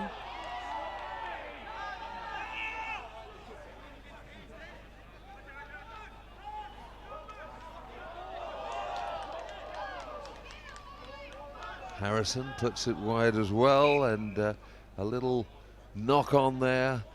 Marcus Briggs. Scrum Sigonella. Time running out for them. They need to get on with it. Just over 3 minutes left on the clock. There's, of course, everything to play for, because the winner of this one goes through to the Men's Open final.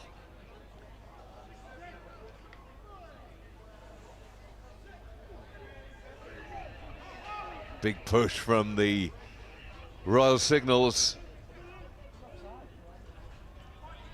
That's okay, says the referee. Chip and go.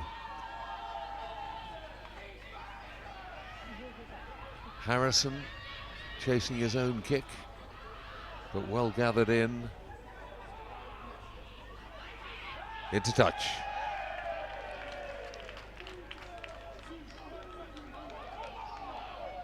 Andre Hicks got a good turn of pace. He couldn't get away there that time, and bundled into touch. Signals now will be looking for possession and the chance to run down the clock. Dawson with the throw.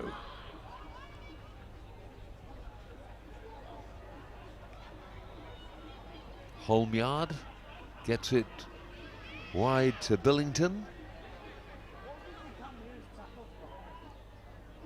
And offside, he was coming in, not from the back. Okay, he must get there, surely, yes, plants it down firmly. Dawson it was, I'm sure. Dawson the scorer, and that's the one that must surely seal it for the Royal Signals.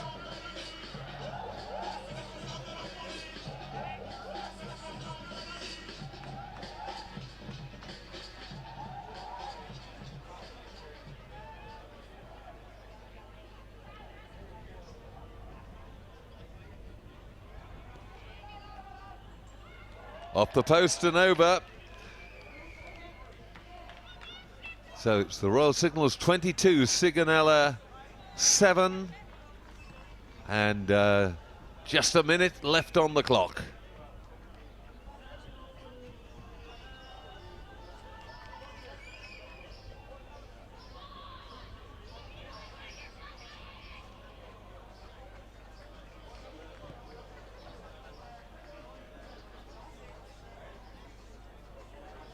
Knock forward, but not direct into touch. So referee will give a scrum to Sigonella.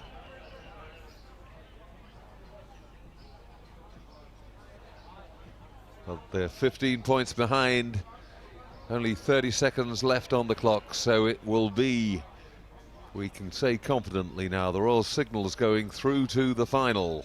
First finalists in the Men's Open competition.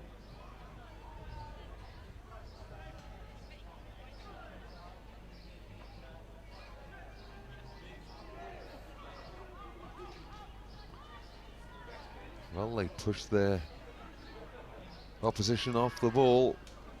Peck back inside to Harrison, holding on in the tackle. Sigonella's penalty.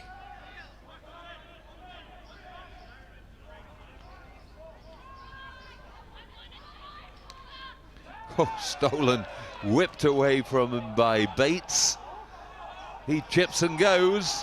Can he get there before the dead ball line? Yes, he can. Try given. A second try for Bates as well. 27-7, the Signals lead. The conversion to come.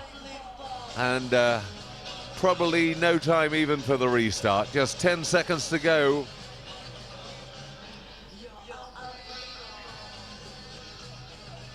Peck with the conversion.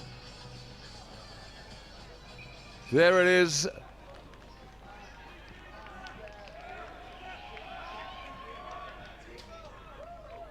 And surely has the referee? Yes, he has. He has blown the final whistle. Didn't make a very showy job of it, so we weren't sure. But we have our first finalists in the Men's Open.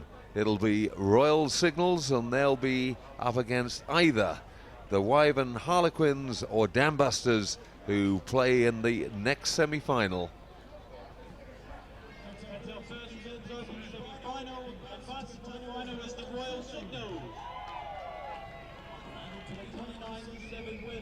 We'd like to thank the Signal Hoplites for the tournament. That's their last game.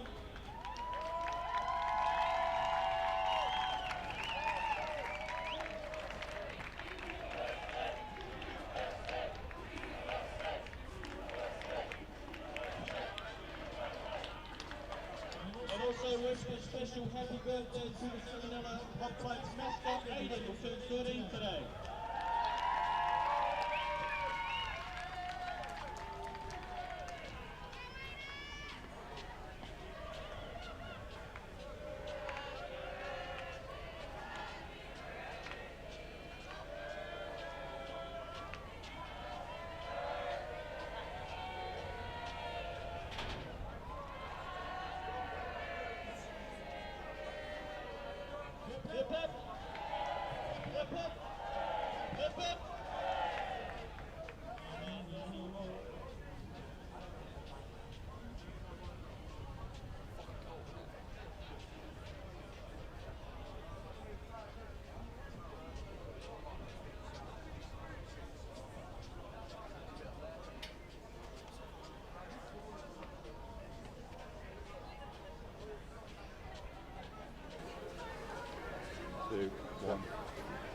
Hi, I'm here with Dave from the Royal Signals. Dave, fantastic win in the Open semi-final. They must be pretty pleased with that. Oh yeah, the team are ecstatic. We hit our targets. That's where we aim to be. Looking at the group, and yeah, we've hit our targets. So we're happy with what happens from here on in. The Royal Signals have brought out a men's team and a women's team. Has it been great bonding for the teams together? Oh, it's excellent. We're a military entity. To be able to bring 16 lads and 16 lasses from the British Army, it's just testament to where we are right now as a British force. I won't let you get away without talking about that fantastic try. Probably about 40 metres out. Will that get a bit further back later as the night goes on? Well, which one? The first one or the second one? The second one. The second one. Finish the try. It was nice to put the toe on it and beat a fullback.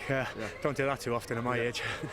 It's, you've actually had, there's been some fantastic rugby played by them, and obviously the guys are playing really, really hard on the field. Have you managed to enjoy Ibiza off the field? Yeah, probably a bit too hard. I think the clock's a bit backwards for our team right now. We're burning the candle at both ends. Yeah. So anyone that's watching the live stream now and watching it, what would you give them advice for actually coming out to next year? How would you sell the tournament to them? You can't get a better surrounding. Come down here, everything Ibiza town has to offer, down San Antonio, and the facilities here are brilliant as well. Yeah. Fantastic, mate. Well done. Thank you. Cheers. Cheers. Very much. Thank Cheers. you. Thank you. The second of our men's open semi-finals about to kick off. There's Wyvern Harlequins take on the Dambusters.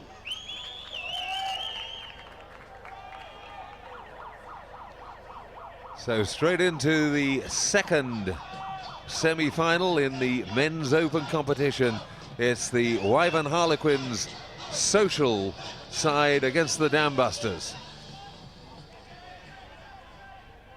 Wyvern Harlequins have two teams here, one playing in the Men's Elite, one playing in this Open, and that's why we call them the Wyvern Harlequins social.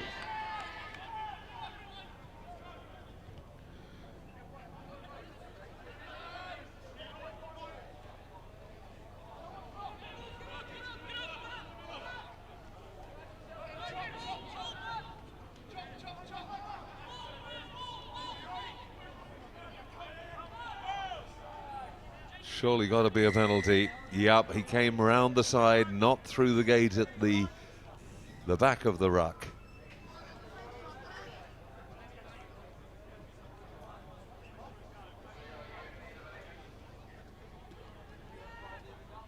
Nicky O'Donnell, the referee for this one.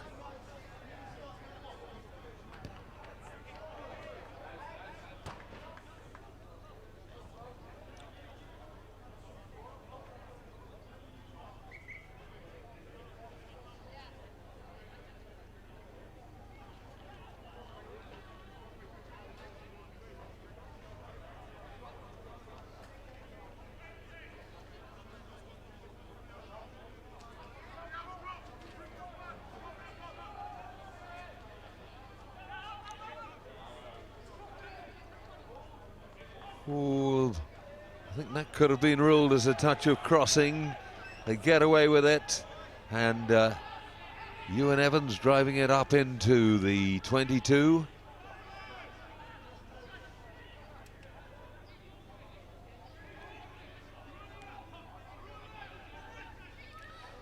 Good work by Shane Rosier for the Dambusters. Little knock on, but in from the side at the previous ruck, said the referee, and the penalty goes to Dambusters.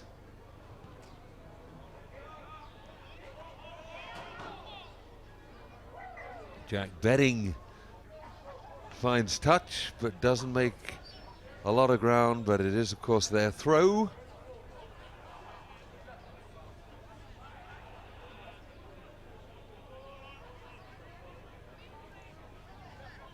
Gavin Dingley.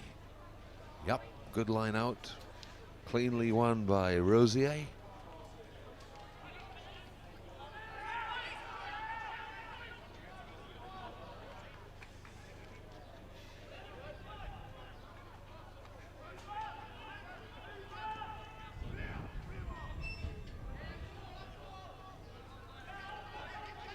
Lost the ball in contact, and it's no, the referee says you won that illegally. Didn't roll away after the tackle, and therefore another penalty to the Dambusters. Bedding finds a better touch this time. For the first time, the Dambusters up into the Wyvern Harlequins 22.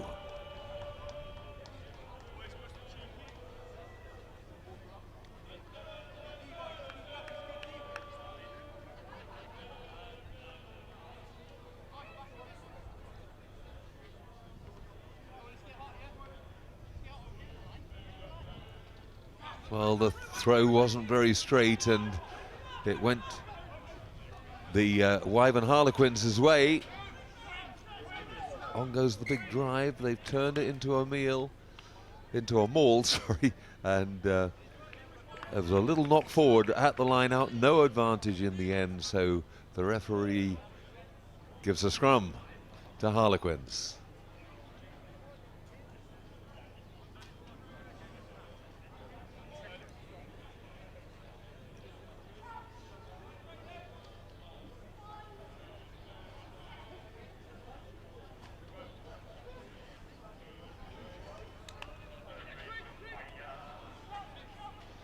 Lots of space.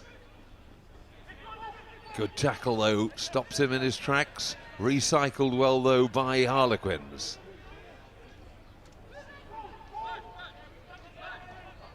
Good work by them, getting the ball away, letting the ball do the work. Jankowski sets up the ruck. Evans. Kick and go. Now have they got the pace? Getting back there quickly is Marcus Dimitri Burkham for the Dambusters. Manages to clear to touch, but it's definitely advantage Wyvern Harlequins from that move. Line out just 10 meters short of the Dambusters line.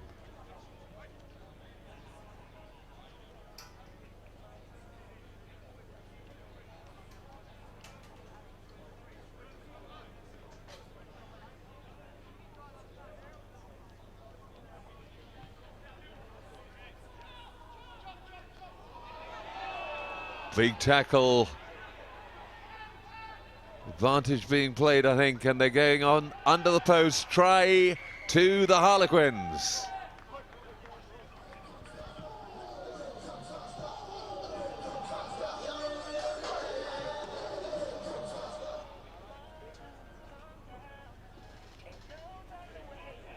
There was a hint of some lifting in that tackle, but the referee appears to have decided that it didn't go above the horizontal and therefore into the realms of the illegal. Allowed play to go on well so that Quins could take advantage.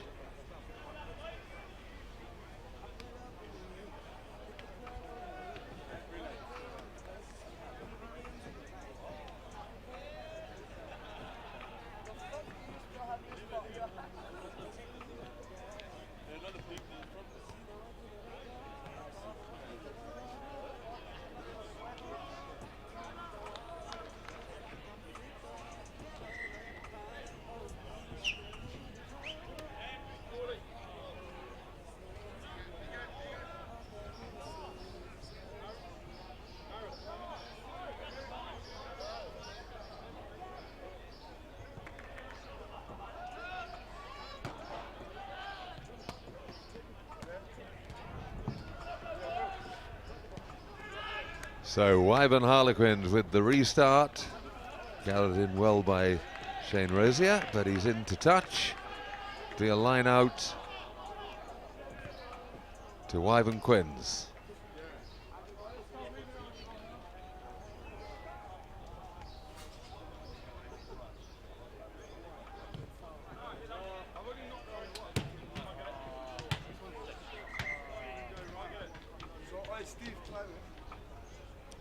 They've been practicing their lifting techniques, but the timing then going all wrong. The referee happy to let them have a second attempt at it. That's better, but it wasn't straight.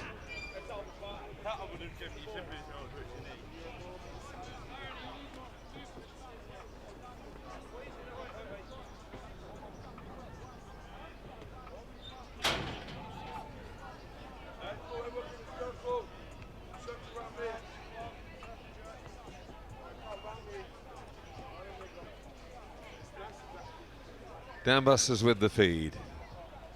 Yeah, came out behind the prop's feet, so that's all that's required.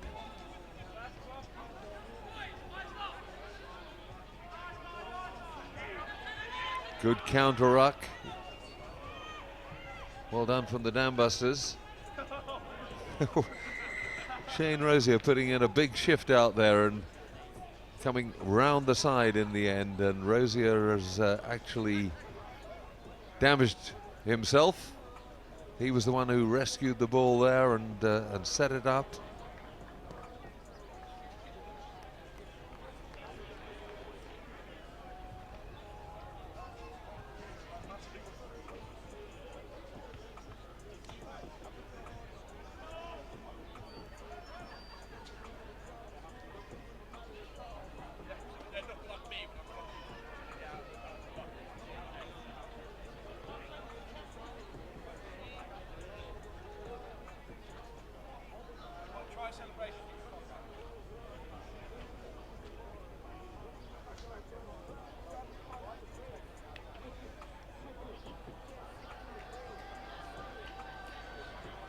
This will be quite a blow for the Dambusters. Shane Rosier has been one of their stronger players and looks to be in real trouble here.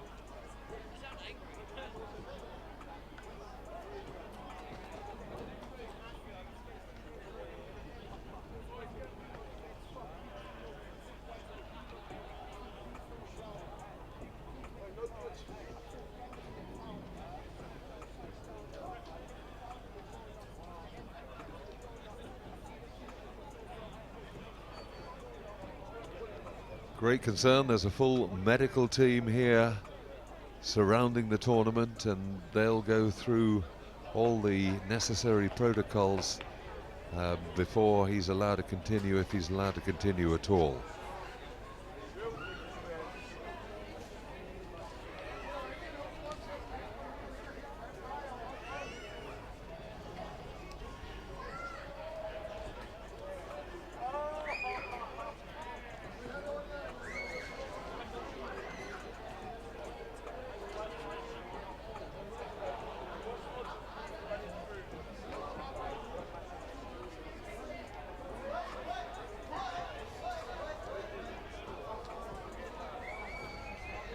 Good to see he's back on his feet.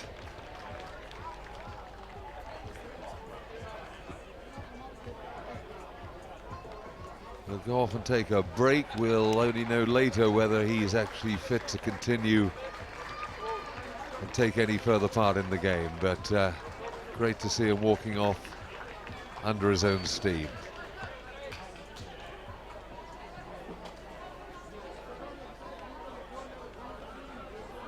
And it is a Dambusters penalty.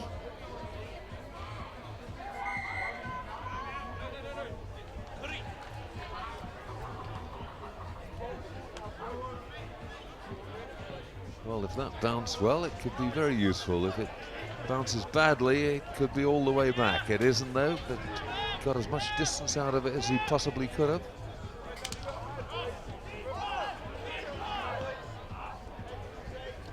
Simon Holt managing to bat away 3 attempted tackles before he got the ball away. Surely a knock forward. It was indeed. And we'll be back for a dam buster scrum.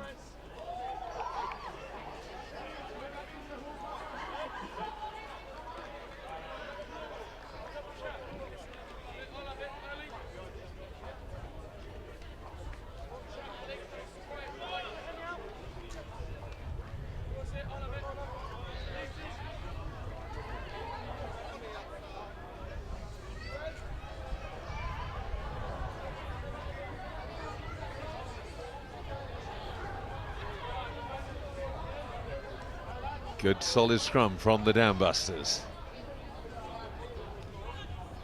Almost getting away there, it was Jack Bedding. The inside pass was not the best, but well held.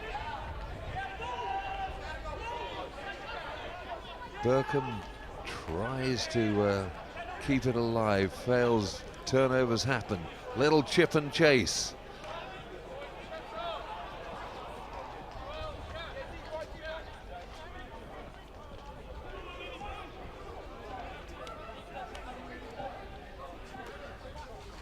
Back under their own posts. He's not going to have much time, and the Wyvern Harlequins swarm over him. They need to drive them off. They've still got possession, the Dam Busters. Back out into the field of play, but they're struggling. One mistake here and it will be curtains.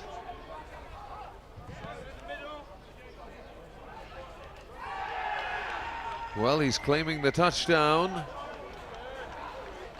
I'm sure the referees will consult. Oh, and try Gibbon.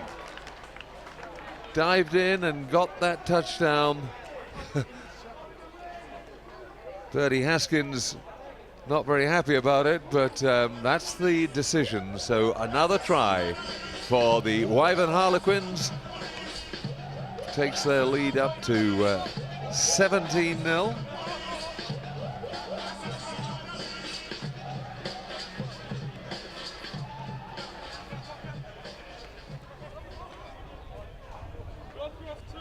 Conversion's good as well, so 19-0. Wyvern Harlequins lead.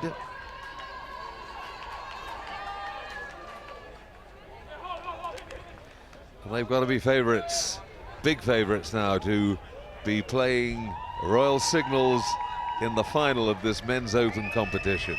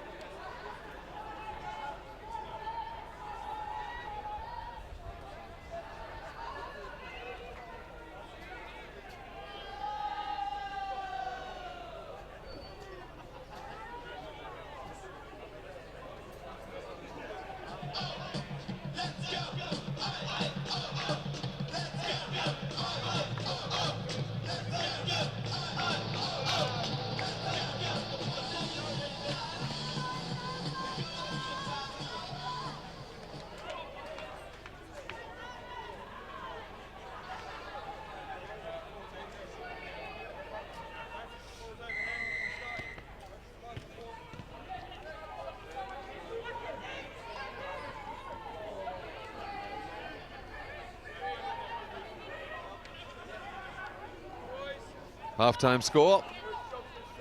Wyvern Harlequins 14, Dambusters 0. And penalty to the Wyvern Quins.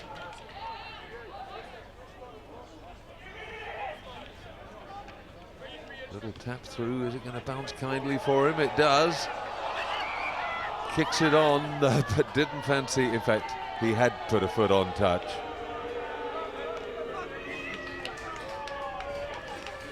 He put a foot out just inside his own half. So it's a line out with the throw into Dambusters.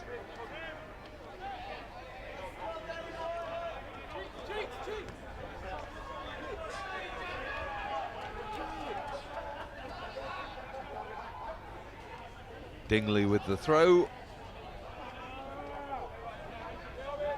Rosier with the take.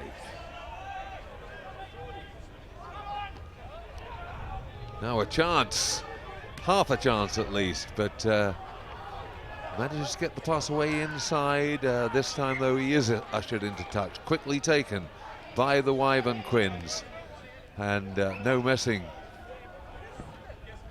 They put the ball very deep very quickly, but the referee not happy with the quickly taken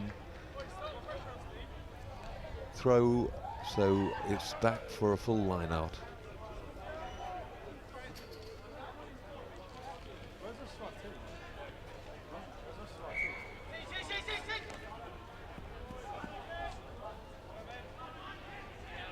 Free kick to the Dambusters.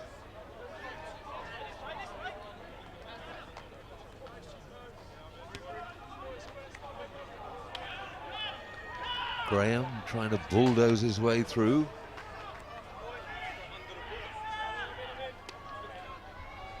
Penalty. You're supporting your weight on your hands.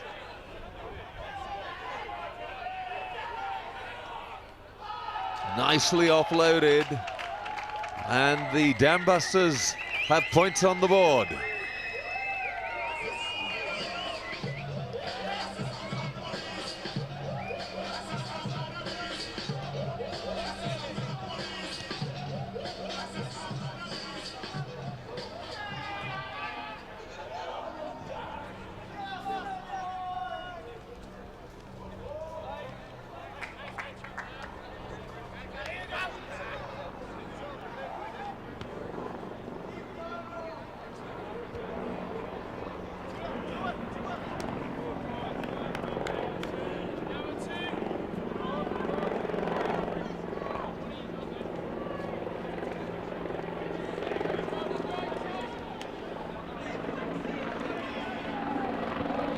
Score from Rosier.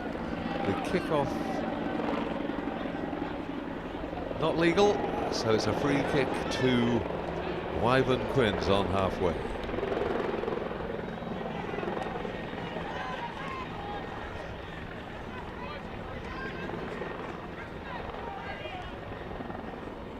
(14-5) the scoreline. Dambusters can get the next one, they're really right back in it. Great kick, trickles into touch just a couple of meters from the corner flag. So now the Wyvern Quins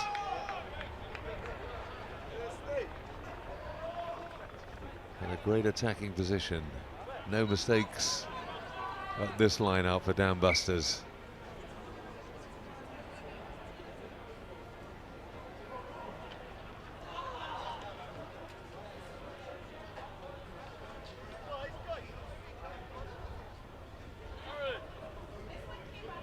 Simon Holt with a problem that they just had to bring a medic on to deal with.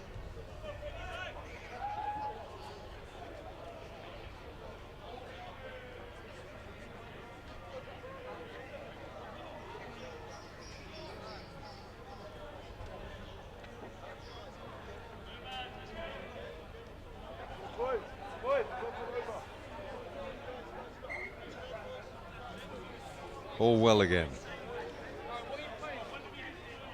So Wyvern Harlequins leading 14 points to 5 It's a Dambusters throw in. Beautifully taken by Rosier.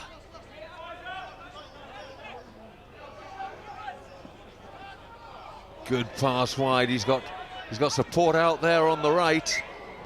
Very well taken, but the pass adjudged a tiny bit forward.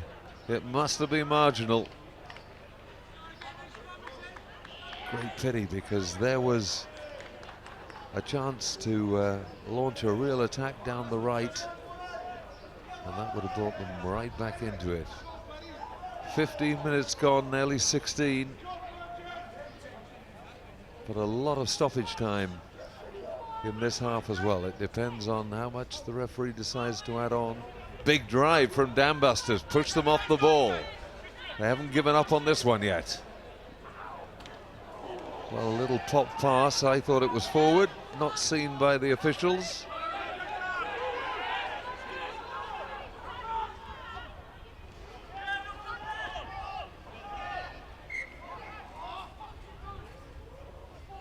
Knocked forward first by the Wyvern Harlequins, so Dambusters still in with a chance.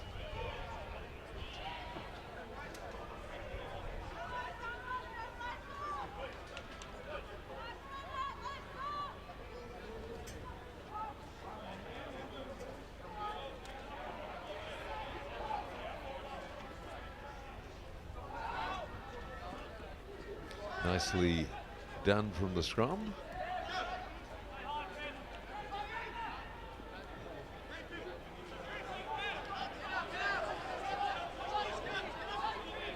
Set up. Very well recycled.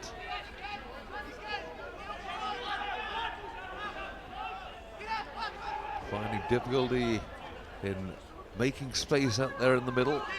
Now they need quick possession. It's slowed down again.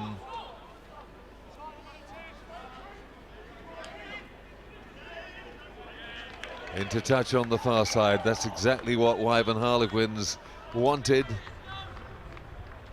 Another few seconds winding down on the clock, and they're in control, and Dambusters need 2 scores to overhaul them at least.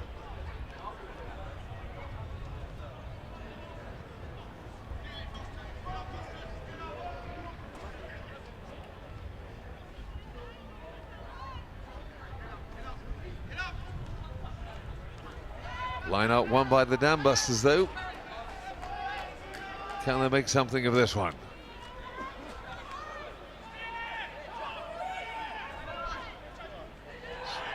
Real bruising run from Graham.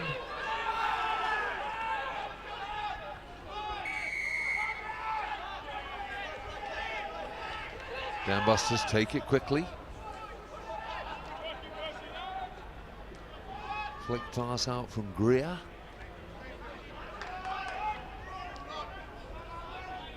And there's the knock on.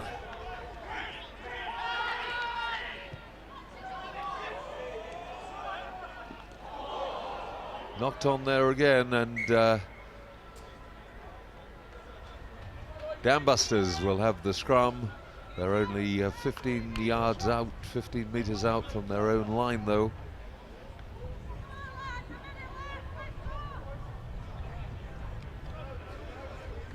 And time running out fast. We're into the final minute or so.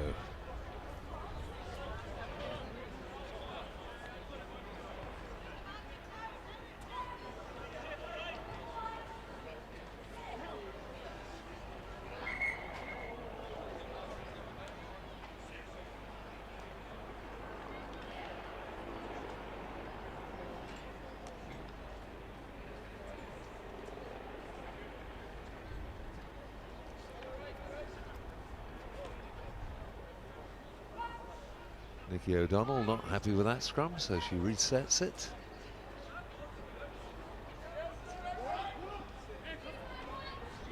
The Dambusters got the heel, but it was slow and it was messy.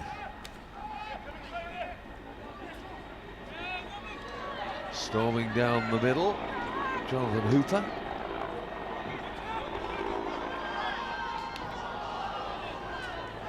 Greer trying to come away, but they're finally, again, just at the point when they looked as if they might be getting clear.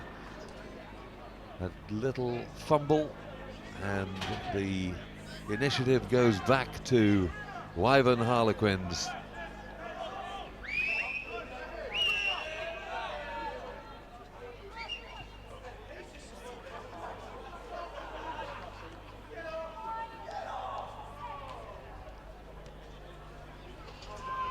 Big push. Well, the Dambusters have had plenty of possession. They just really haven't been able to make it tell. Greer taking it on up. Whisked away by Ashcroft Lee.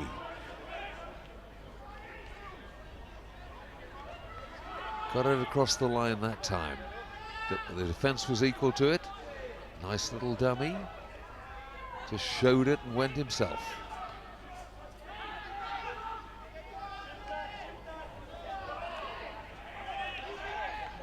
Hooper again looking to storm through the middle. Bedding gets it wide and fumbled, and I think that was exactly what Greer realized, that was the end of it. That fumble, their last chance to score. The final whistle though blown, and it will be Wyvern Harlequins who go through to the final, having beaten Dambusters 14-5, and the final at just after 8 o'clock local time this evening will be between Wyvern Harlequins and Royal Signals.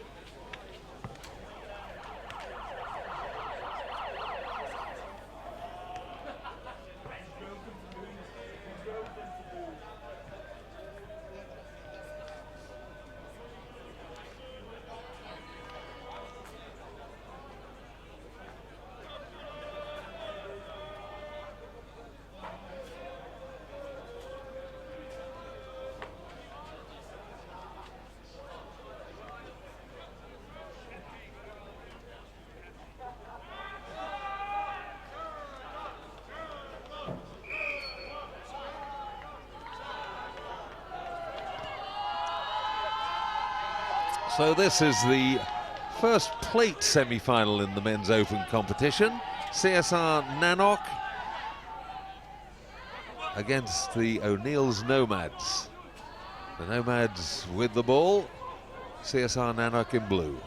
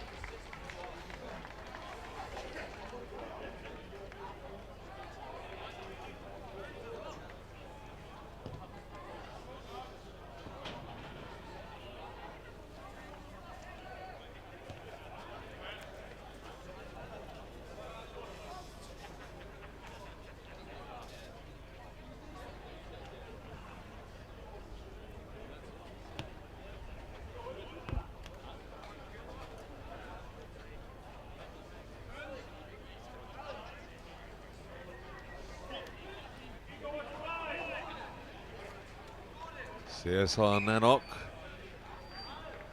with the put in at the scrum. The referee not happy. Daryl Chapman demanding a reset, lecturing both sets of forwards, tell them exactly what he wants.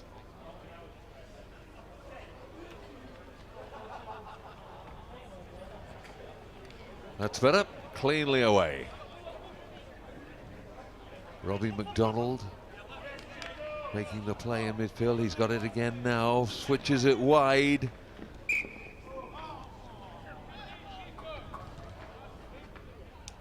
Yep, forward pass called. I was suspicious of it. He's now confirmed it.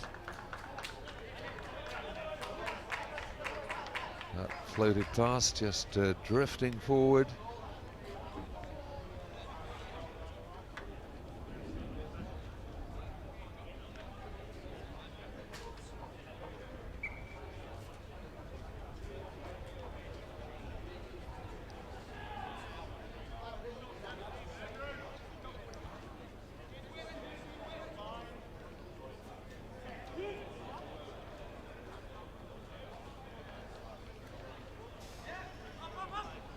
Okay, says the referee. Just trying to find a way through there, Tom English.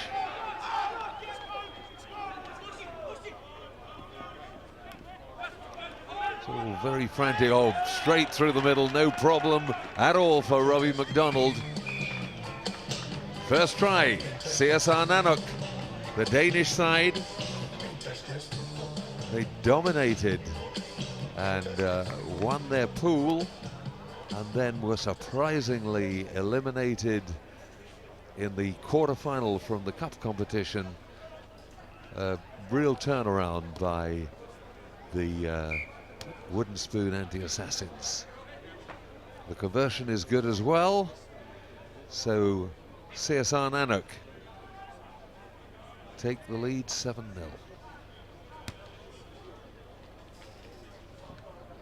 Robbie McDonald converting his own try.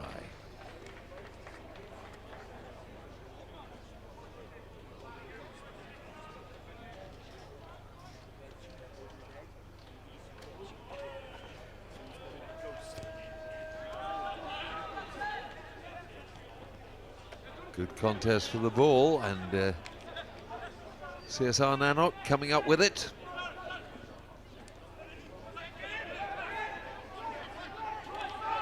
Benji Marfo taking the initial.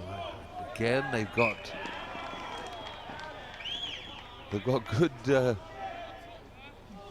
penetration in space, but a forward pass ruining that move as well.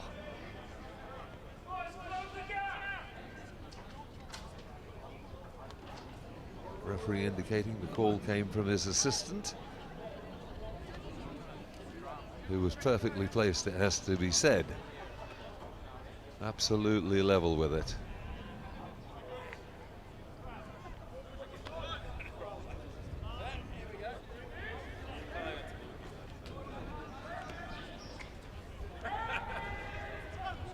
Stephen Duval's feeding the scrum.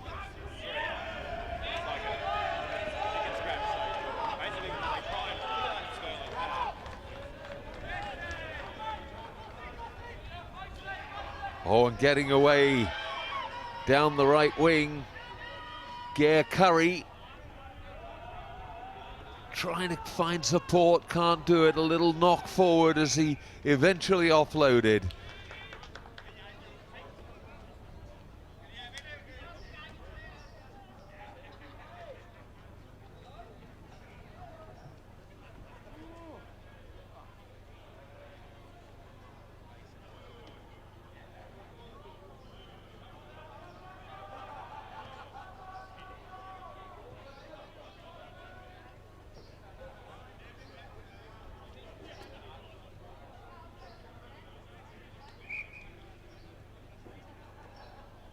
Referee not happy again.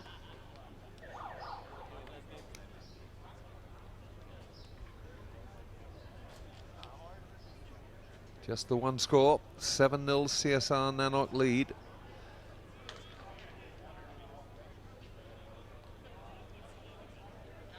And O'Neill's Nomads were in a good position, but sprinting away, and I don't think anybody's going to catch him. Not indeed. Second try for CSR Nanook.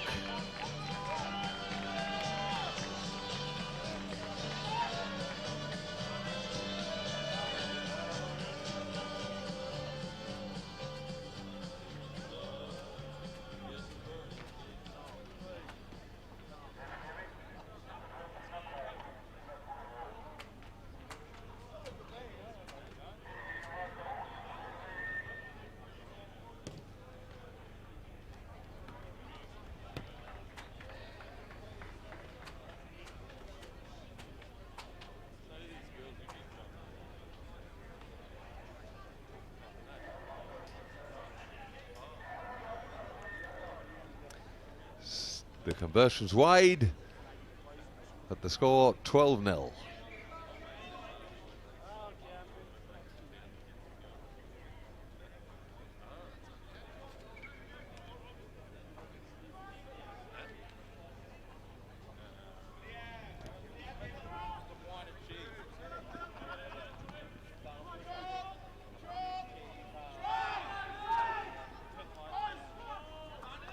Nomads desperately trying to get on the board. Well, he's penalised them for holding on after the tackle. CSR Nanook, they're in good position to effect the turnover. That kick's gone straight out, so it'll be a scrum all the way back at where the kicker kicked from.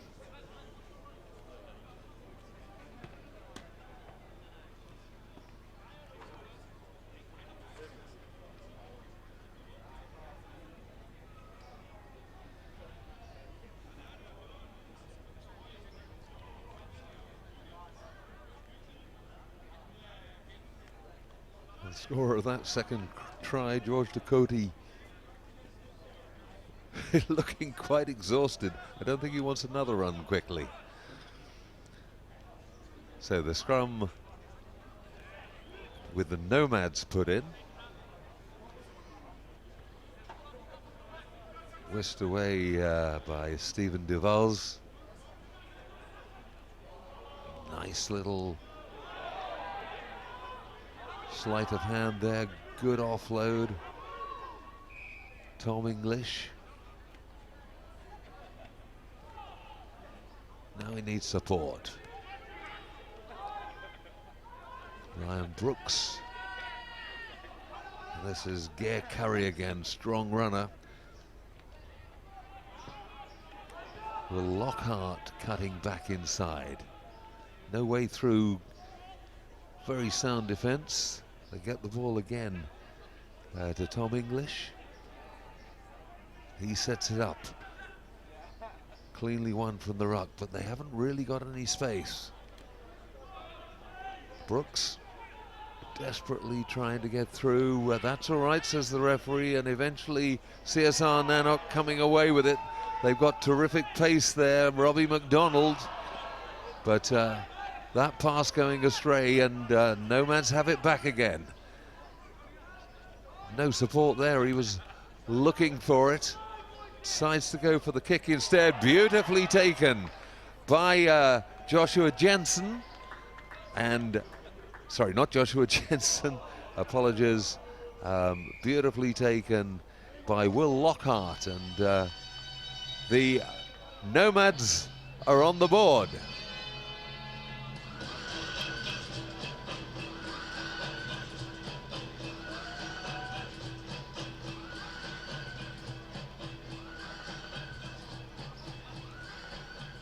Lockhart's going to try the conversion too. Can't make it, wide of the left post.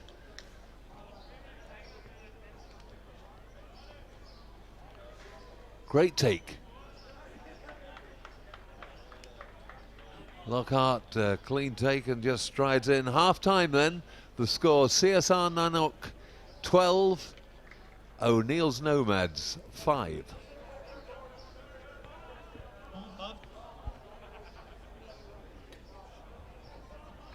Time in the first of our semi-finals, leading O'Neill's Nomads 12-5.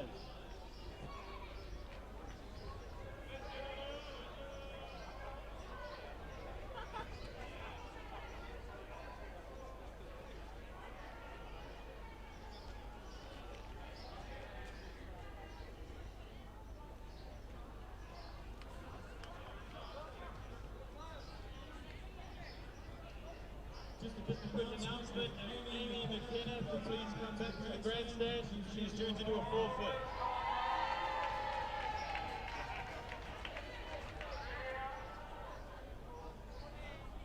Ibiza!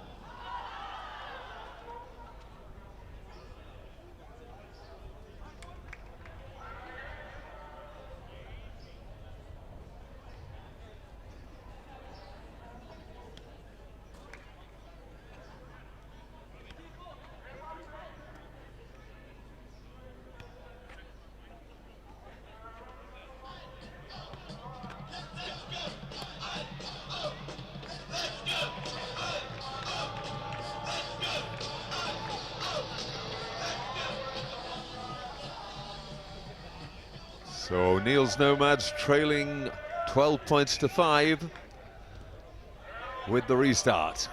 Can they turn it around in this second half? Good kickoff, good take from the kickoff, but I think he was adjudged to have hit the man in the air instead of waiting till he's landed as the law requires.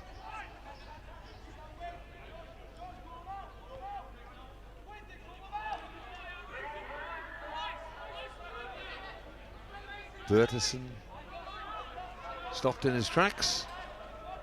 McDonald putting it wide.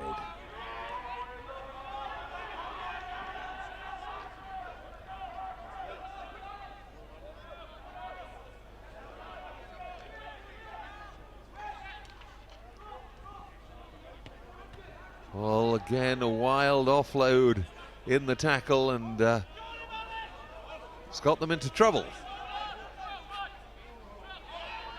Tom English, that was just squeezing away, but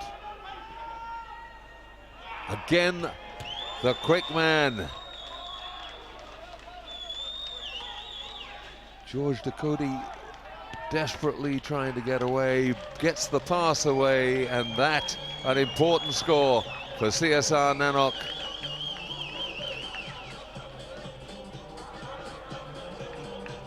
Benji Marfo.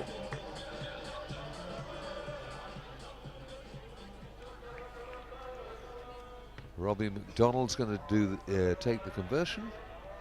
Does indeed, and that's good too. So that takes the score out to 19-5.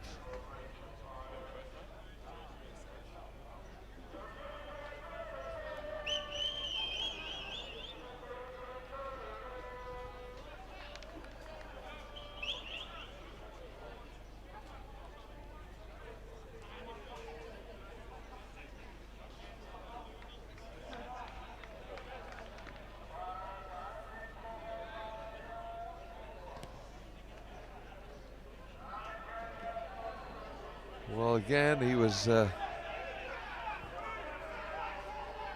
taken in the air, but the referee tend to let things go on, perhaps trying to give them an advantage. Nomads come away with it, but again the setup at the breakdown is too loose. Penalised though was Quentin Costa.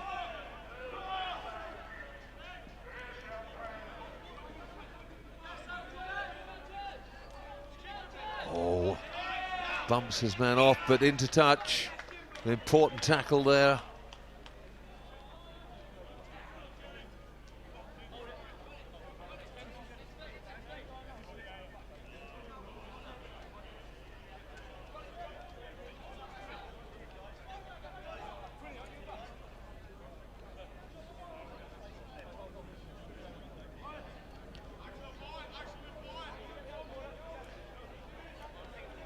Jordan Gott did really well to bump the first man off, but couldn't get away the second time.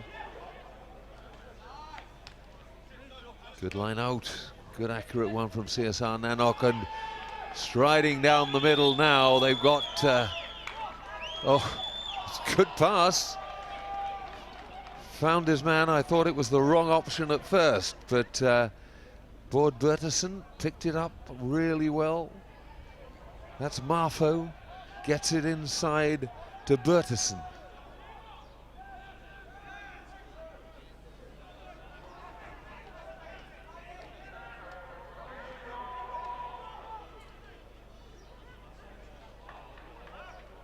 Nomads living dangerously. Oh, and that's a shocking pass. Now, was it a try? No, it wasn't. It was a 22 dropout.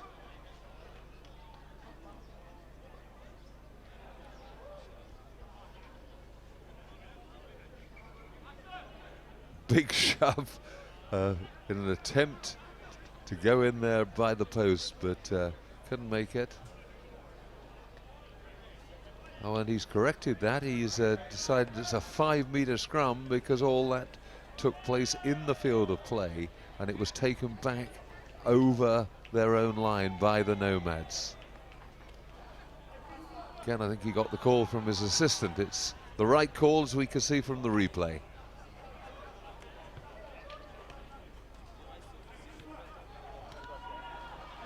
So great chance for CSR Nanook.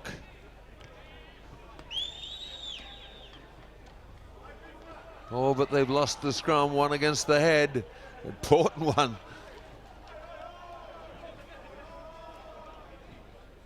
Hasn't got the pace, he knows it, so elects to kick and then try and regain possession. CSR Nanook back in numbers. Nomads penalised, good hands. Murphy bumps one man off. Then sets it up. Well done. Boya. Got man and ball. That's where it all fell down. Holding on the ground. They're right in position to take full advantage was Archie Mackay, and referee therefore penalises CSR Nanook.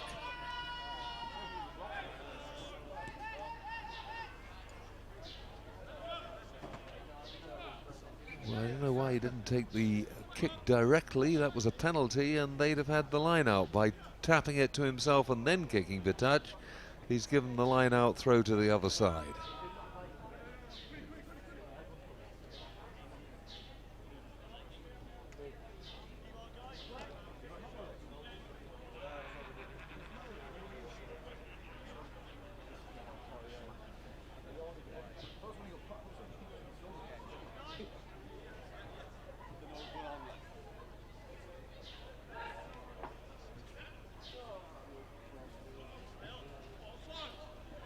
Boyce with the throw in, they've lost it though, and it's a try for the Nomads.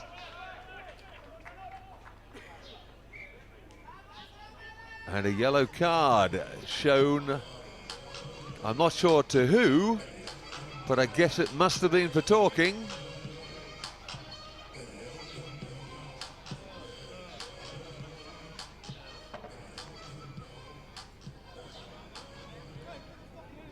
Josh Joseph who went over, but the CSR Nanook now down to 9 men.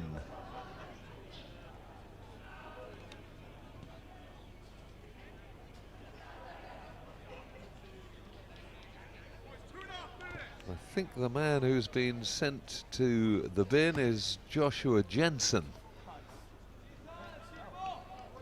Yes, indeed. Off he goes, and that can only have been for some back chat to the referees. No, Jensen.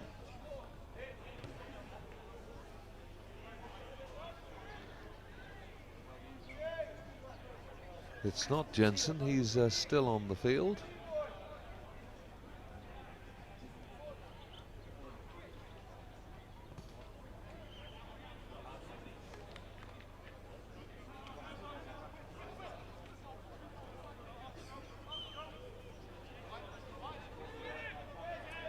Powerful running from Boya, driving it up. McDonald, can he get away? Not quite. Murphy, he can't quite get away, but does get the pass away. And again, we've seen how well George Ducote can go, and gets it back inside to Murphy, and Murphy with the score. That surely seals it. No way back from here now for the Nomads, but as a flag in from the assistant referee.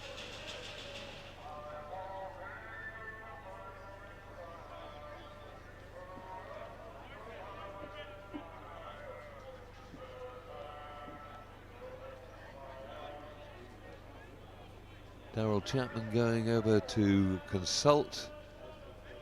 Both the other officials having something to say, so what's going to be the result of that one? He's calling out who?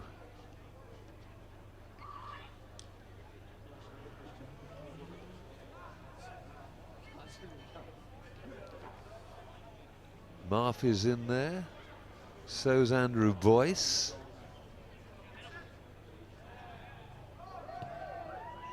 And it looks as if it's Andrew Boyce going to the bin.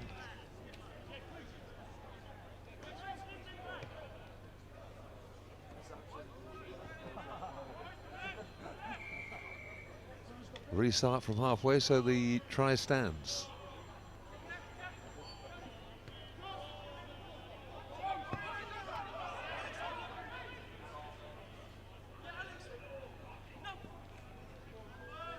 Last chance perhaps from the Nomads. Chip and chase.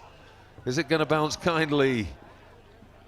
Does the second time, and the man going over, I think Alex Davos.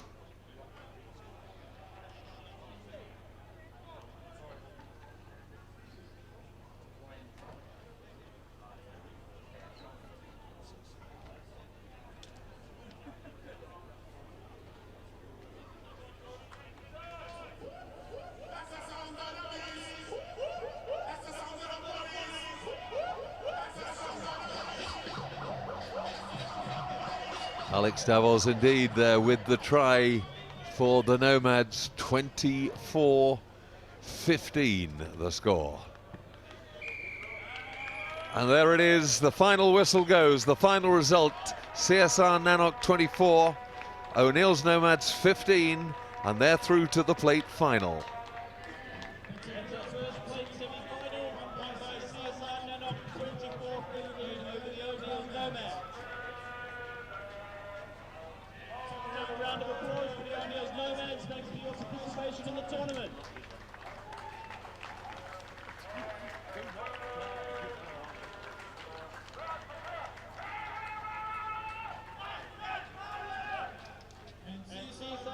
To the plate final.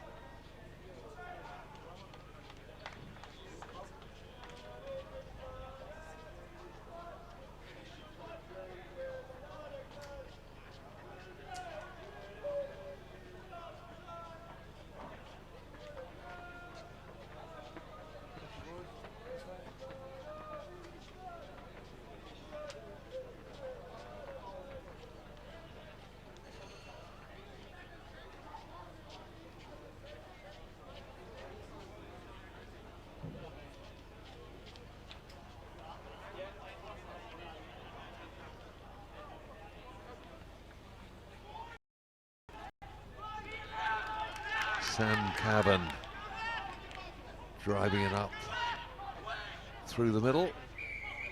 Penalty again, quickly taken this time by Thompson.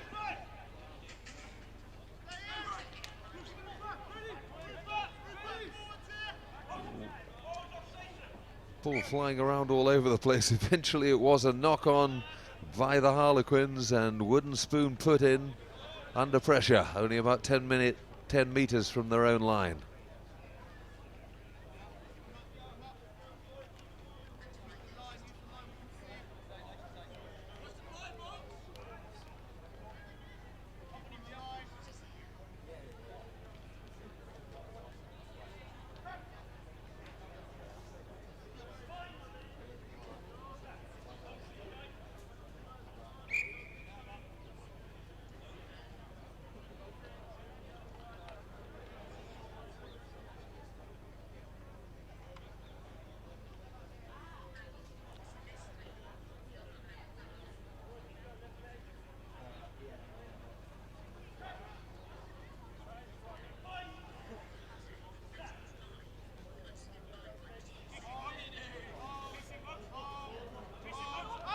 Spoon have it, get the pass away and quickly pushed into touch up towards halfway. Anything to clear the lines.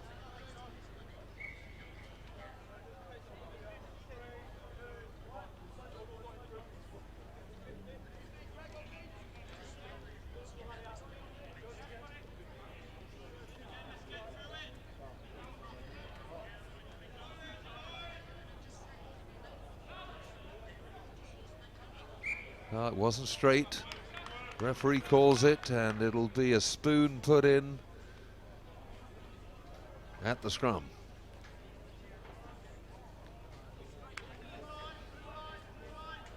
Everybody huffing and puffing, much ado about nothing at the moment. Which is the team that's going to put together the first coherent move?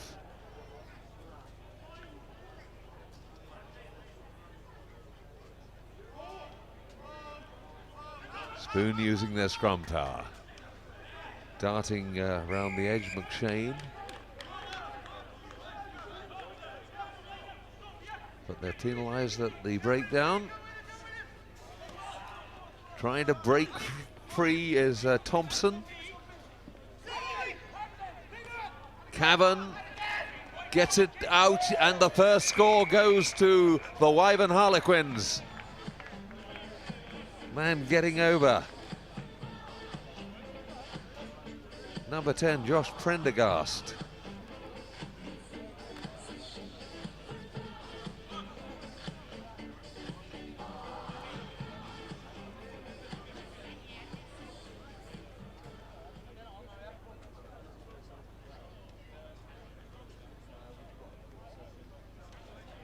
Chris Morgans with the conversion attempt.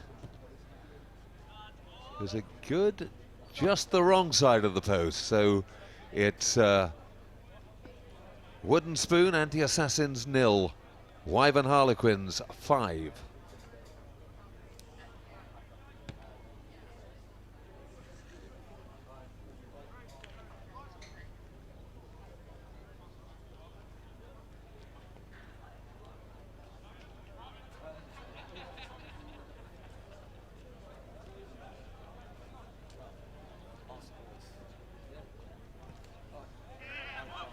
Morgans with the restart.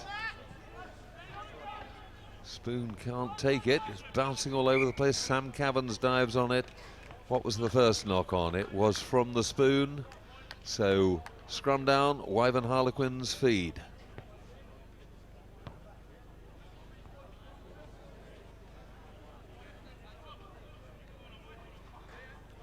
Spoon AAs finished bottom of their pool, but then caused the shock of the quarterfinals by putting in a tremendous performance to beat CSR Nanook, who had finished top of the other pool. And can they find a similar performance, an inspired performance, to get themselves through to the final? Trailing 5-0 at the moment.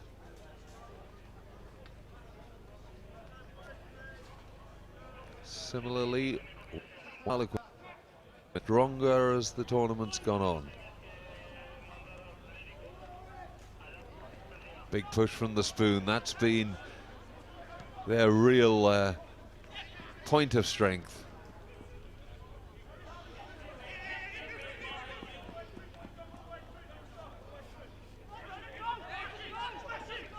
He's going back towards his own line and causing more difficulties. And he's holding on in the tackle. Things getting a bit feisty out there. Wyvern Harlequins just driving towards the line. They're only a couple of meters short now. Bit of good movement, and they ought to be there. They're there in any case. The direct route proved enough, and Wyvern Harlequins extend their lead with a second try.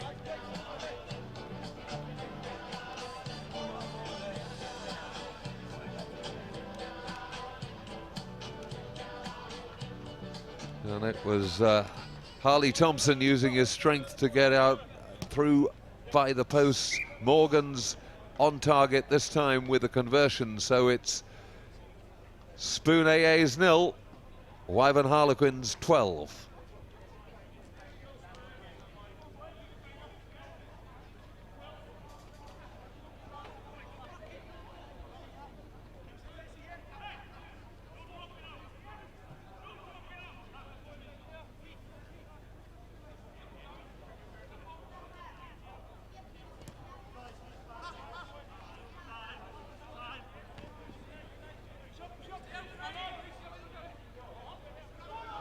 Now the Spoon haven't really had a chance yet to launch an attack. Can they this time? The wild back pass worked on that occasion. Oh, that was like a rocket. Well taken, sir. We've got a 3-on-2 if they can make it work. They have done, but he hasn't got the pace. Gets past one man though on strength. Good work down the right wing by the Spoon. Now they need to recycle it and pull it back this way to the left. Yep, recycled, still alive.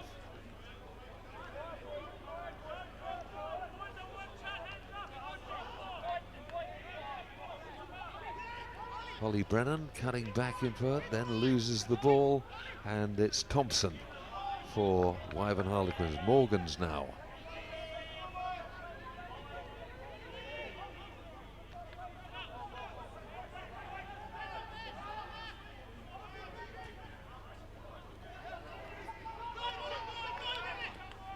Regathered in. Oh, and he couldn't take the pass. Look when Barton recycled that as if they were in for a third try, but that's half-time. They have to settle for a 2-try lead at the end of the first half. Wyvern Harlequins 12, Wooden Spoon Anti-Assassins 0.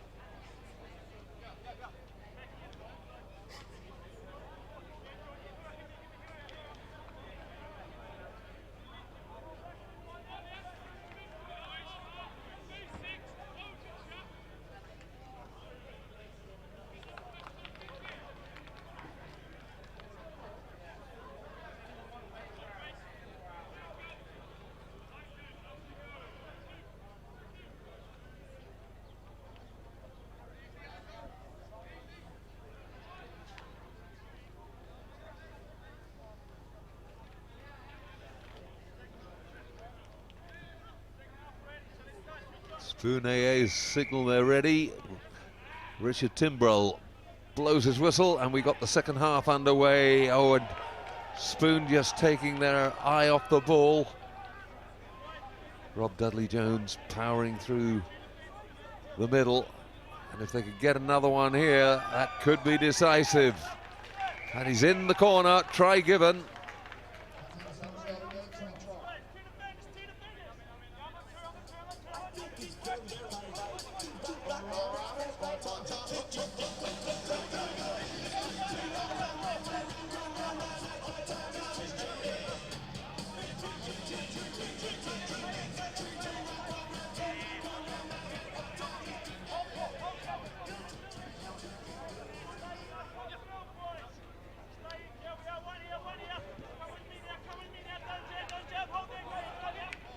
No conversion, so it's Wyvern Harlequins 17, Spoon-AA's 0. And at the moment, the Wyvern Harlequins seem to have all the answers, just stronger on the ball than the Spoon. That time at least gathered in by Tom Burtonwood. Flipped away from the breakdown by McShane. It's once they've got the ball, they've struggled to make any inroads.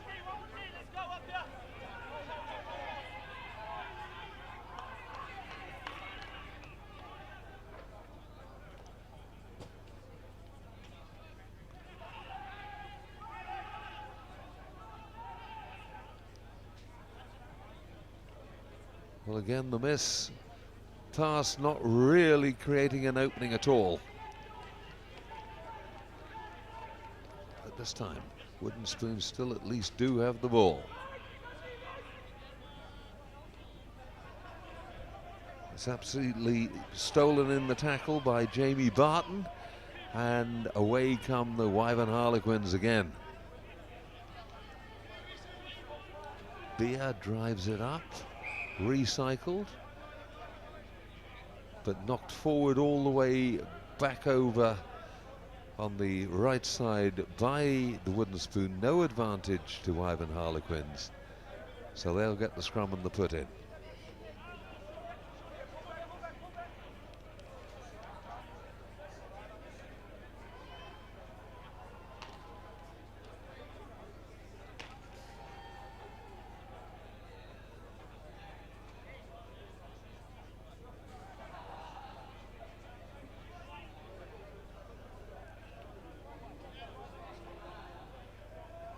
Morgan's feeds. Kick pass, bit unorthodox. It went backwards, though, off the intended recipient, so play allowed to continue. Cavans.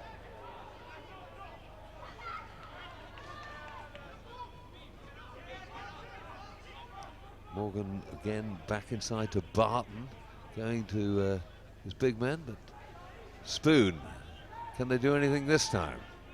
They've got the ball again, but they've so far been able to make no inroads.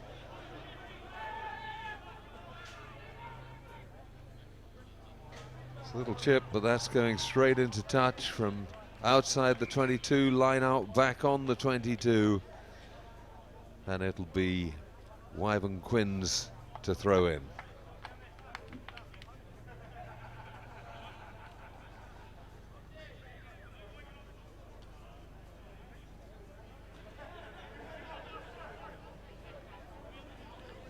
Spoon-AA is unable to rediscover the inspired performance that they put in against CSR Nanock.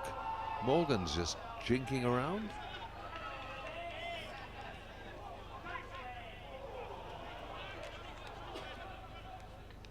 Cavan was the dummy runner. Well, no obstruction. Referee is happy.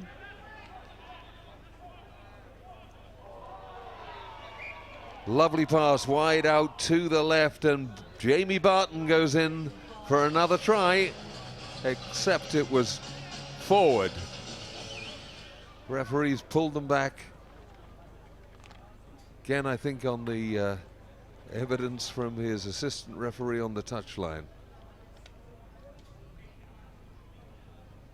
Looked good for a moment, but forward pass, so it's a scrum, and Wooden Spoon AAs will get the put in. On goes the push. This time it's the Spoon going backwards. They've held on at the back though and drive it out, so that's a bit of possession. Now they've got a spare man there. They can't get the ball out again though. Shackled in midfield. Penalty to Wyvern Harlequins. And we've seen they are much, much better at making something of it.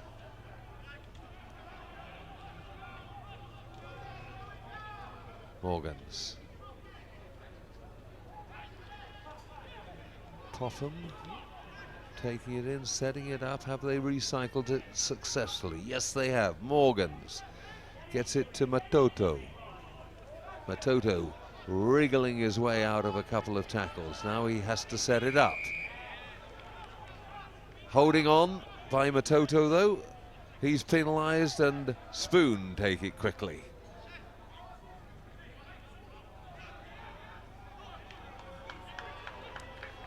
Knock on. If there's no advantage to Wyvern Harlequins, it'll be a scrum, but they have got the advantage. Oh, and skipping away from it, Liam Popham. Oh, and the pass goes to hand as well. Popham made all the running, and it looked as if it was a blind pass, but he knew exactly what he was doing. Another try to Wyvern Harlequins.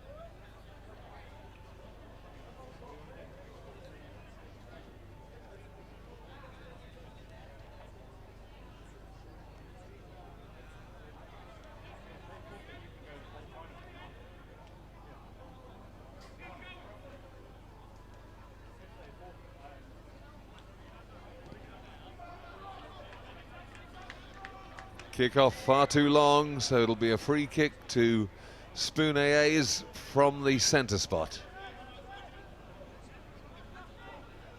Time running out for them now, though. They can't possibly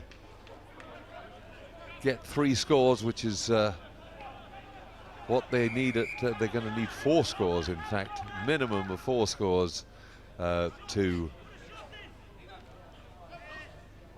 overtake, and it's not going to happen. So we've got our first finalists. It's going to be Wyvern Harlequins. Spoon, though, would love the consolation at least of getting a score on the board. Penalty to Spoon.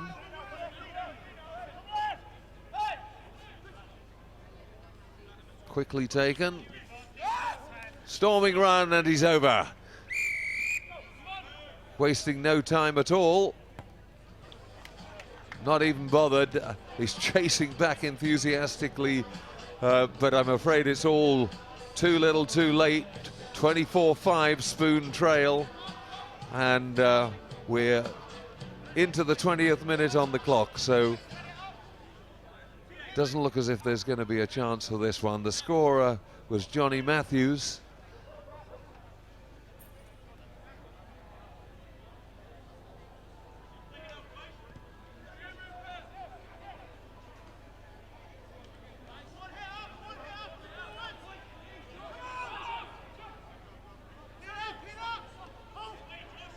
Wyvern Quins.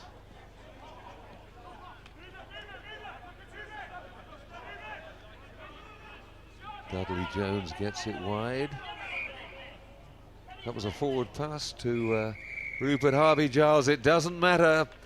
The match is over. A convincing win for the whole Wyvern Harlequins team. They're through to the final.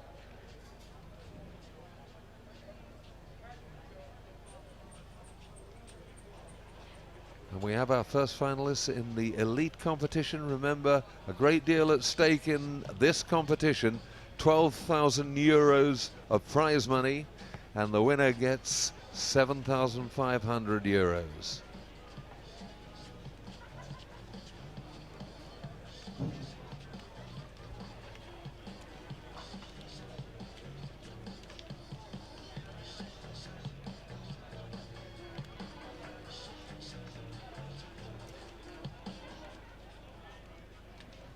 That was our first elite men's semi-final. We have our first finalists, the Wyvern Harlequins. Let's have a round of applause for Spoon AAs. Valiant effort, great performance yesterday for Indiana. And we appreciate your attendance to the tournament.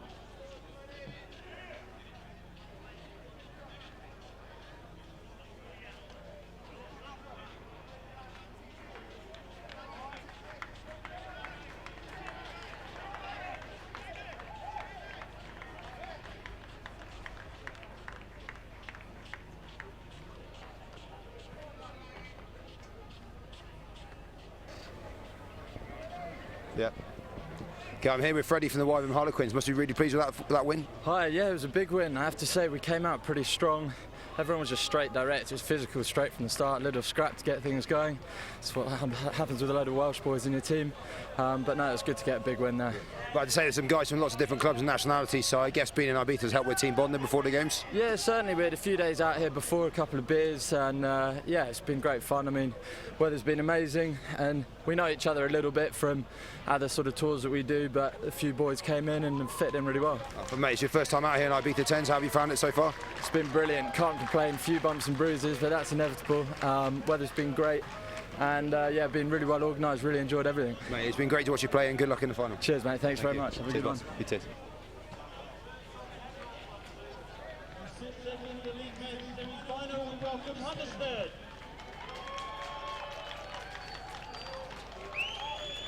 And in the red, Titans. The winner of this game progresses to the €7,500 final. We move on to the second semi-final. Hunderstead against Titans RFC. The winners, of course, will take on Wyvern Harlequins in the final of the elite competition. Hunderstead have looked very, very impressive so far, won their group. Titans have been getting stronger as the tournament's gone on. Titans playing in the red shirts. The yellow stripes representing the Ibizan flag, playing in the uniform of the country that they're playing in. Hunderstead in light blue and dark blue.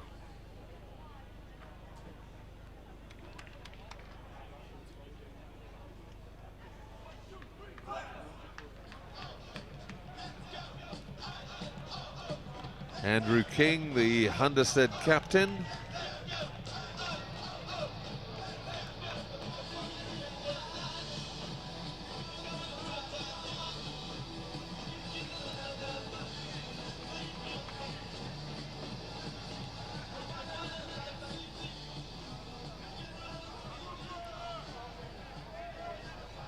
Titans kicking off. Joe McAvoy launches the ball. Hunderstead gather it safely, recycle. Great tackle, but good work by the Hunderstead forwards as they recycled and got to their feet, released it, retook it.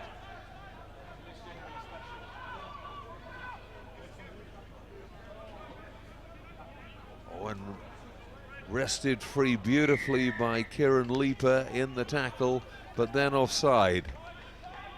Unlucky.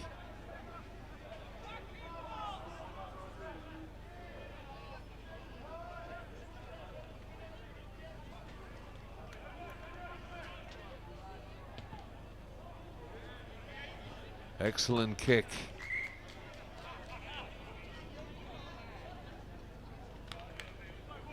Finds touch well inside the Titans 22. Ethan Carlisle. The scrum half for Hunterstead. Carlisle feeds. Well, the kick and chase is on. First to react. It's try Hunterstead.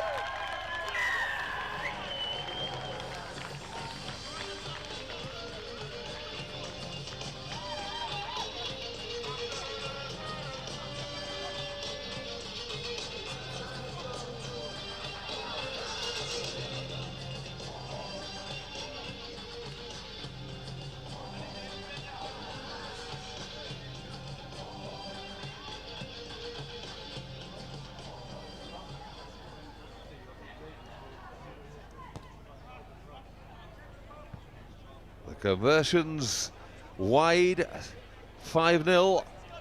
Hunterstead, great try from Sergei Gerkabi. He's been a real threat all through this tournament. And he's on the scoreboard again.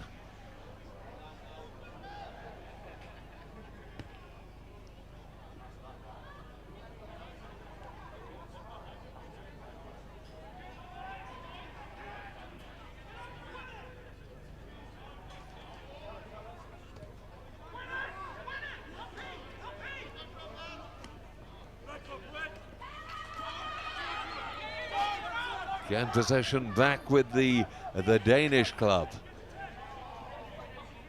Titans piling in, trying to put them into touch. Doesn't quite succeed. Well, they won't back 10.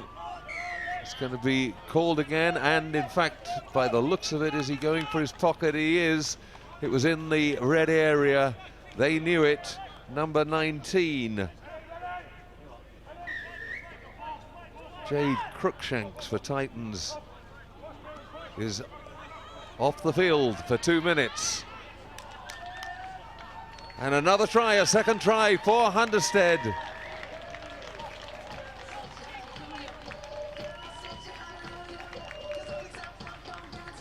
Another try to Hunterstead. And the Danish club really taking a grip on this early on.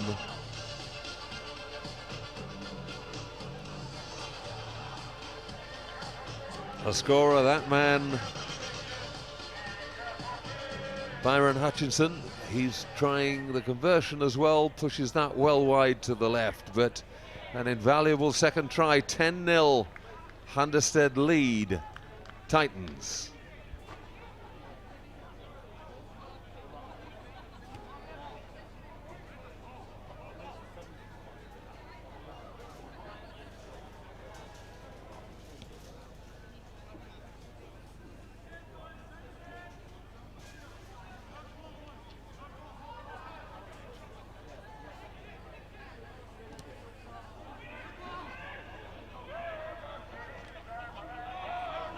Titans with possession now, using their power and their muscle to roll it forward. But the tackling is strong and enthusiastic from Hunterstead too. Chip and go, they've got the sweeper in behind Hutchinson, but he can't gather it. A chance here. No, it's gone dead. 22 dropout.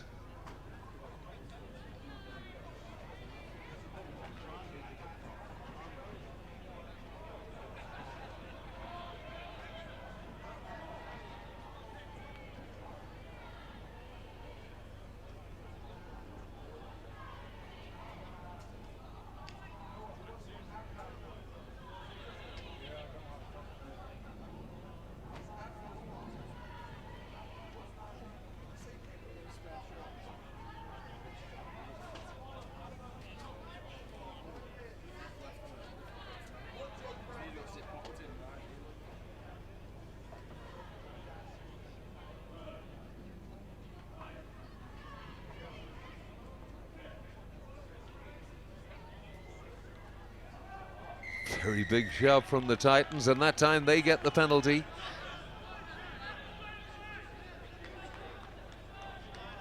And they're back to full strength.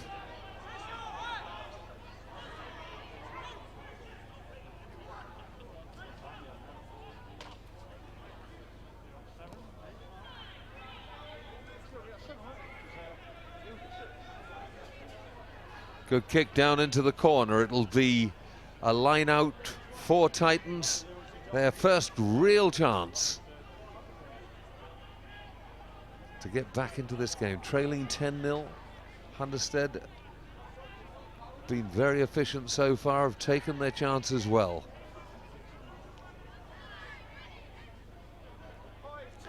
Dan Porter with the throw. They put it wide. Oh, but the pass spilled.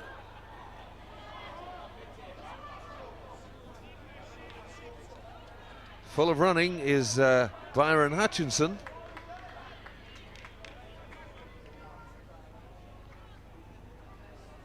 Quickly taken, Crookshanks, but the referee wants a proper line out, says it had already formed. You can't take a quick one after it's formed.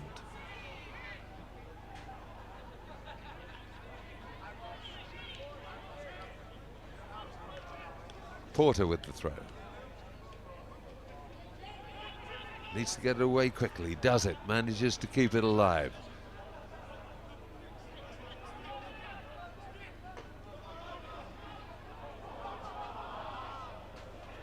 It's promising. Leaper now trying to set it up, manages to hold on to the ball, even though he was outnumbered.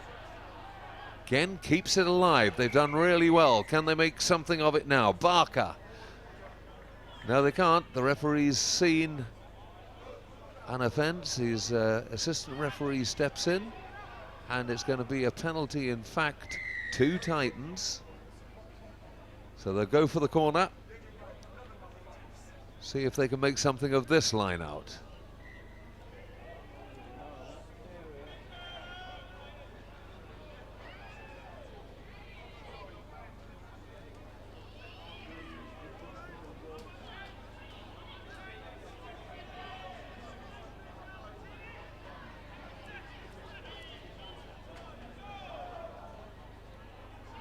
Good ball off the top. They've done that bit, but very solid defences we've seen all the way through from Hunterstead. The referee's arm is out. Be a penalty to Titans if there's no advantage here.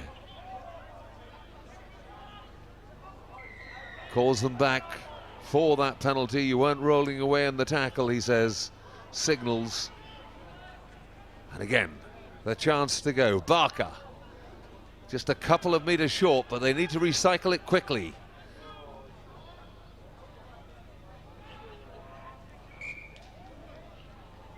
Little knock forward by Hunterstead.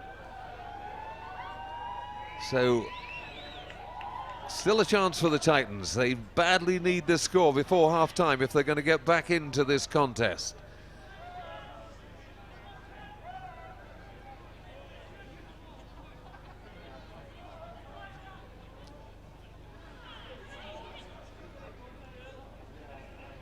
Cameron Barber in the centre, a very penetrative runner, but they haven't been able to get the ball to him in a situation where he can take it going at full tilt. Oh, and whips round the blind side. Can he get over? Yes, he can. Try. Good work from the scrum half. Zips in, and that gets Titans back into the game. It was vital they scored before half-time, and score they did.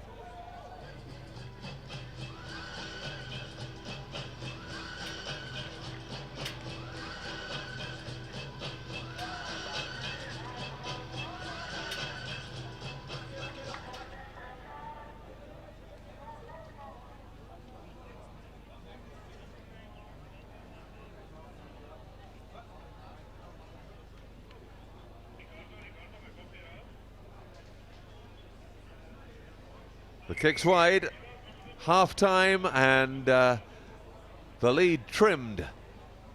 Hunterstead 10, Titans 5.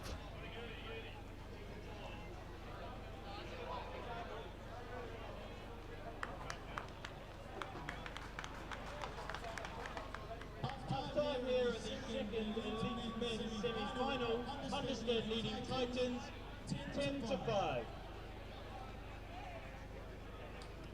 The winner, of course, goes through to the final tonight to play Wyvern Harlequins. A few quick notices. The first one's worth listening to.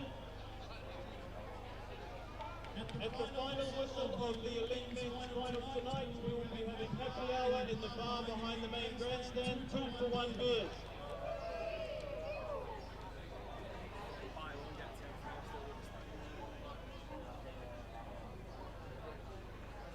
Also, before the Elite final, every team can nominate their fastest player and go down to the field with their jersey on. We have a Dinosaur blow-up costume for them to wear. 150-metre sprint, first women's team, 16 free pints. First men's team, 16 free pints.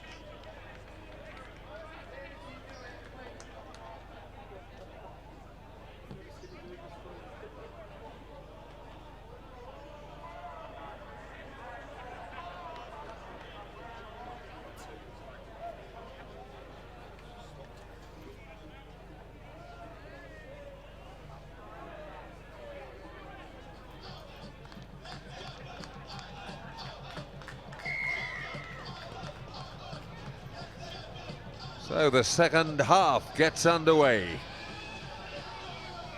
Jay Cruikshanks gathering it in for Titans.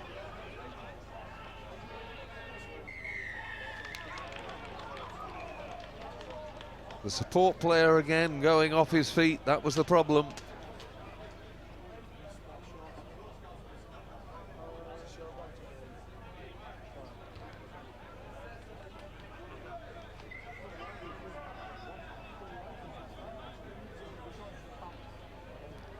Barber desperately trying to get into the action. He was the man who took it up and into that situation, but again, rock solid defense from Hunderstead.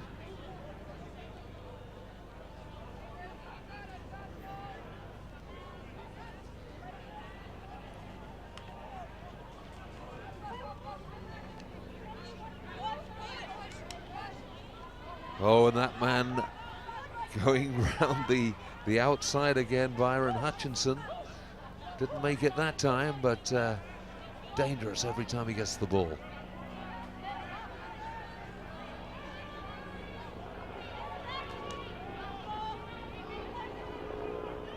Whisked away by Carlisle. Gets it to Przyjocki, and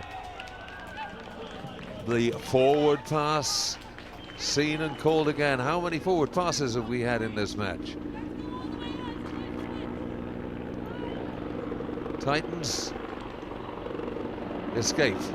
That was a real let off. All the hard work had been done.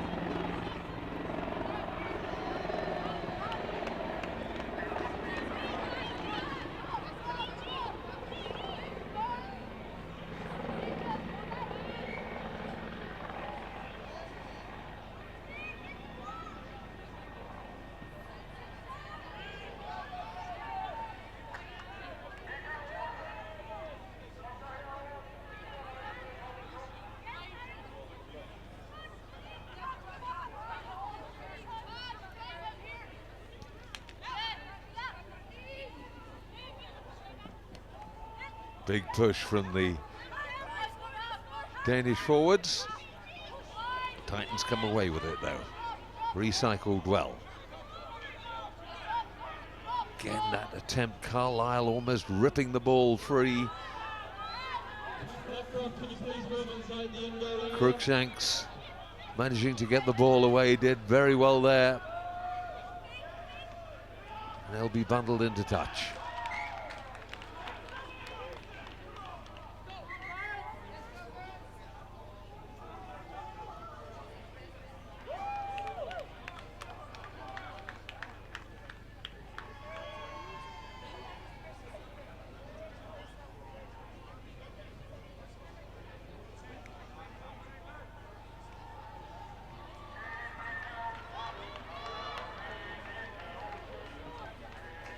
Good clean line out. It's been a feature of their play. They've done the set pieces really well. Oh, and again it was Hutchinson. Now the referees will be trying to judge whether there was any foul play there to stop him getting to it. Says, go away, we'll sort this out ourselves. I don't want advice from any players of either side. I think it was more the bounce of the ball. I don't think he'd have collected it, but the referees having a conflab. No score, it's a 22 dropout. They agree with me.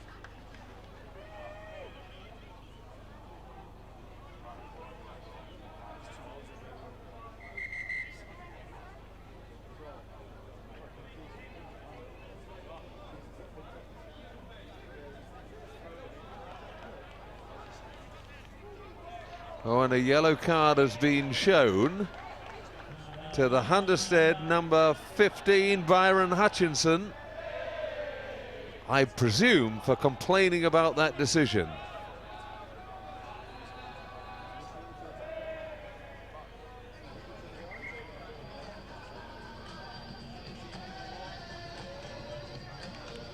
A real chance here for Titans. I mean, they've got a situation now where they've got the extra man on the field.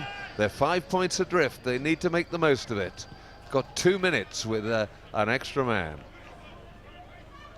That becomes a penalty, and they will have the throw into the line out.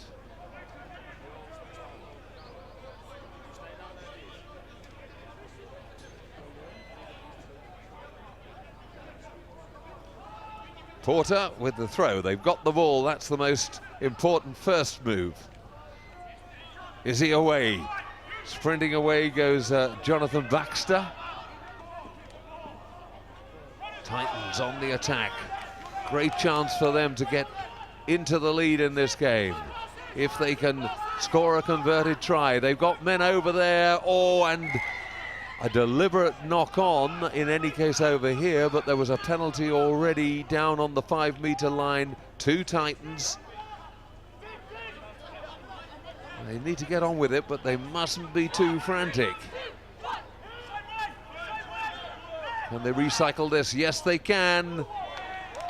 Try scored, or was it a knock on? No, try scored. It's 10-all. Titans have the score in the corner. Again, it was a wild pass. They took a chance, but that time it stuck. And Titans, having been 10-0 down, have scored the last 2 tries to bring it back to 10-all.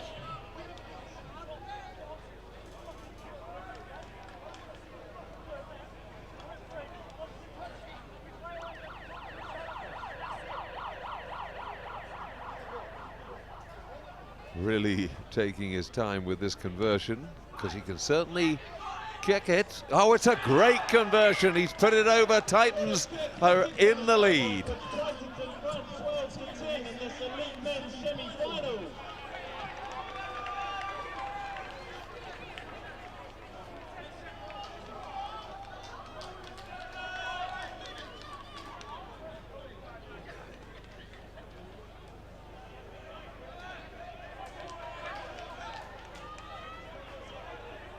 A great conversion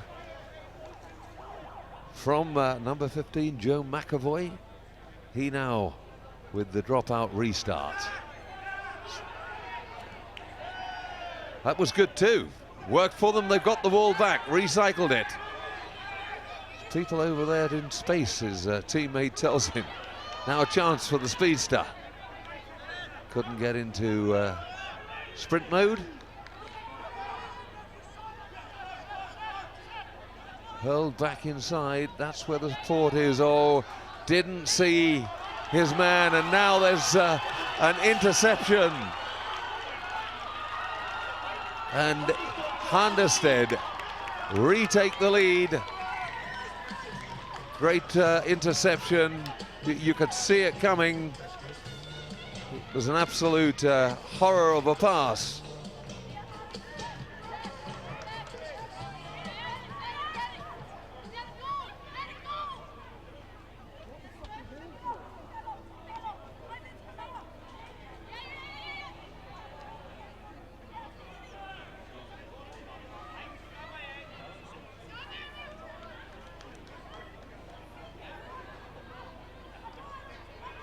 Carlisle with the conversion attempt.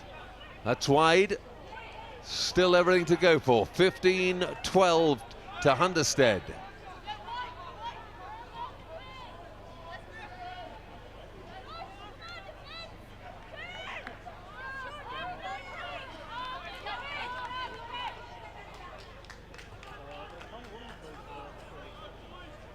Raffled Schreiber with the score.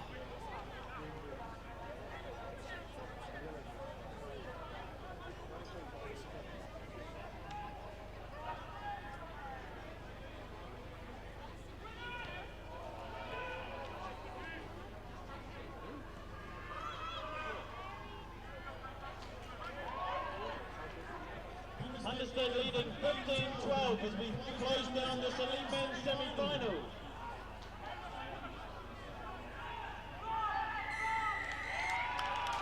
Penalty, Hunderstead going off your feet. Not allowed in the ruck, and the support players trying to get in there and seal the ball off do so illegally.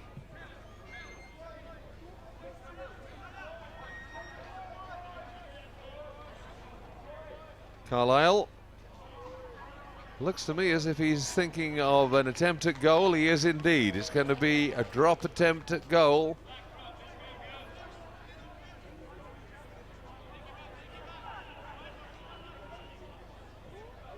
Ethan Carlisle, you can see the thinking. Didn't work, never got the elevation on it. And Titans running it back. Next time the ball goes dead, it will probably be full time, so they can't afford to make a mistake now. They've got to go the full length of the field.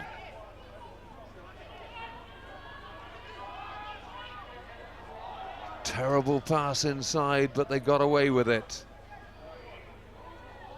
Leaper to Scott. Penalty, it's still alive. Now they've got to look for support. They've got the fast man out there now.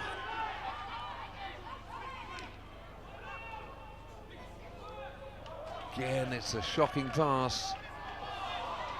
And that probably is the chance gone. 2 knock-ons. And what's the referee?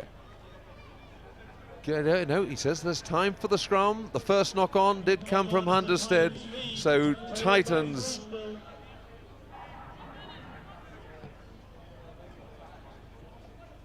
will have the put-in.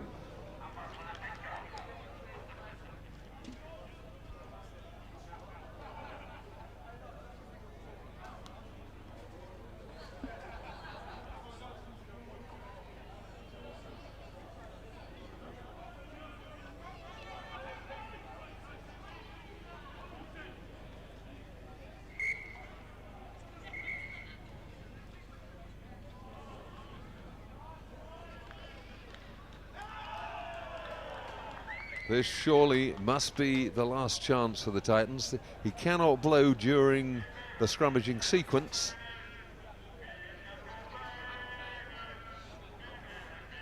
But once this ball is cleanly won, and we go to the next phase of play, the next time the ball goes dead, it will be the end. Titans have it. Desperately trying to wriggle free.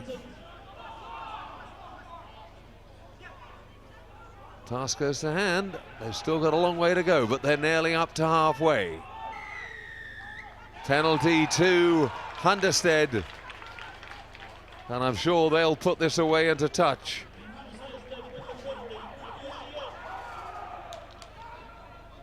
Hunderstead know they're there.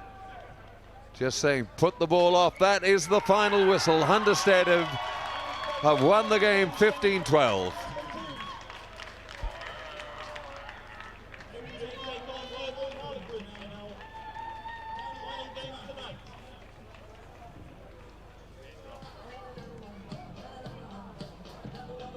So the elite final now complete. We know that it will be Wyvern Harlequins up against Hunderstead after that 15-12 victory in the semi-final over Titans RFC. Going to be a difficult one to call, but Hunderstead, I have to say, look very, very determined.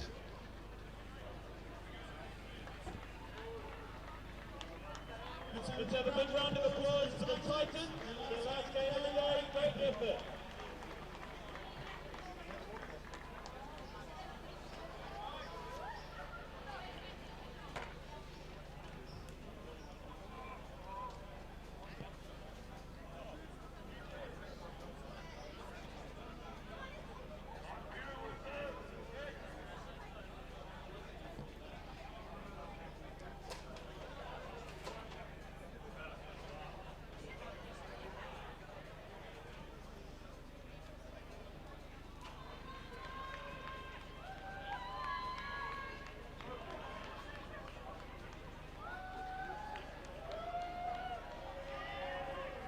Just come a bit further away.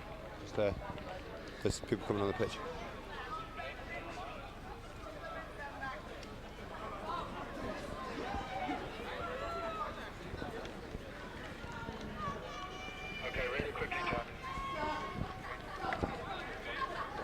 Hi, I'm here with Ducky from Hunderstead. Fantastic win in the semi-final. You really pumped at the end of it as well. It's a fantastic game. Yeah, it was a lot tougher than we expected. We really had to defend a lot from the whole game. There are some big fellas out there, and the weather is not my side for sure. So we are just absolutely excited for the winning. Yeah. The two Danish clubs this year have been a fantastic addition to the competition. How much have you enjoyed the Ibiza 10’s? It's a great setup. It's really good to see some world-class rugby all over. So it's been enjoyable. Yeah. You've definitely been the crowd favourite, so I'm pretty sure you'll get the home back in the final. So you guys are excited for that? Let's hope we can live up to it. Yeah. Well, fantastic. Good luck in the final, and I hope you go well. Yeah. Thank you. Cheers. Thanks, Ducky. Thank you.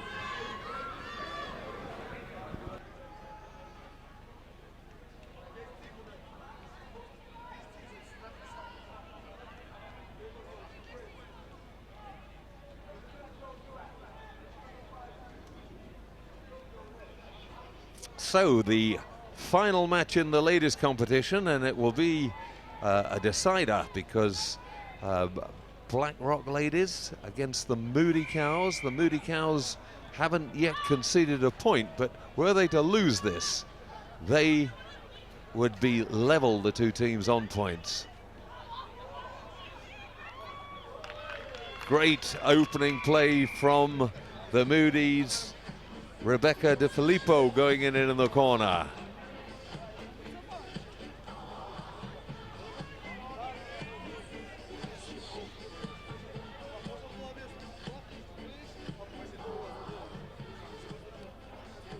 The conversion attempt. Bryony Cleal doesn't make it.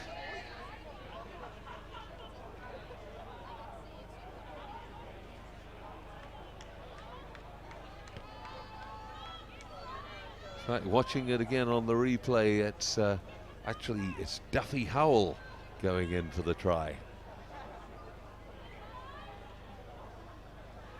And back to the restart. Now it's gone 10. Well, I don't know why they've called that back. It went through the 10-meter mark.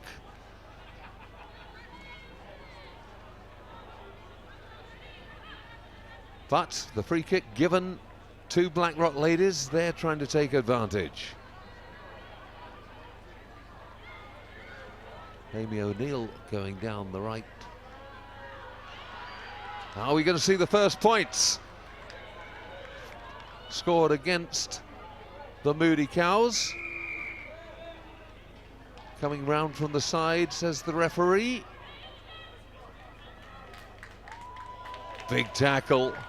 Beautiful tackle, executed it well.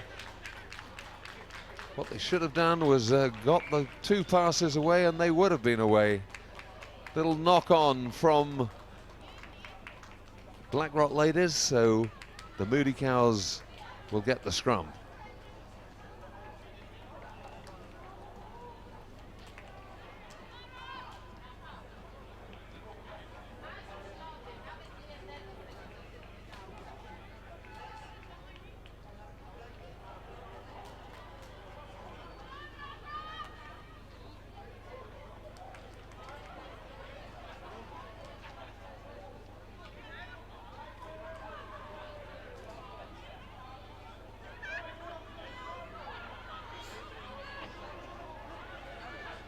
Just good straight running, taking the Moody Cows out of danger.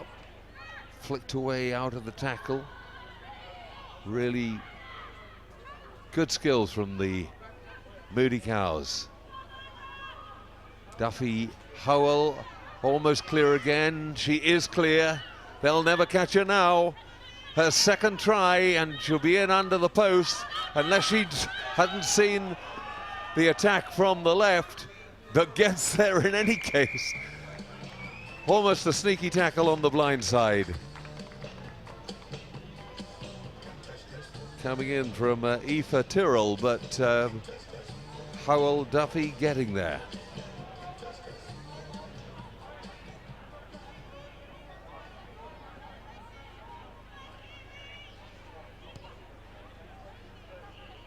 Misses the conversion from right in front.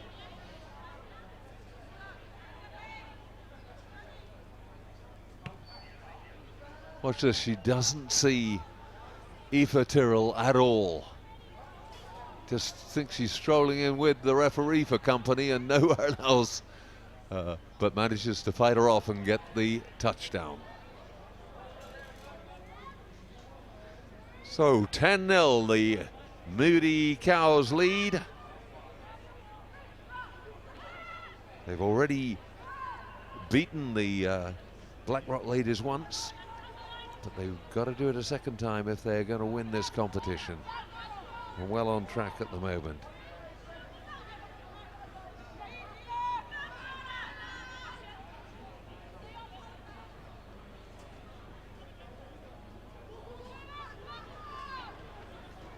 Good solid tackling from the Moody Cows.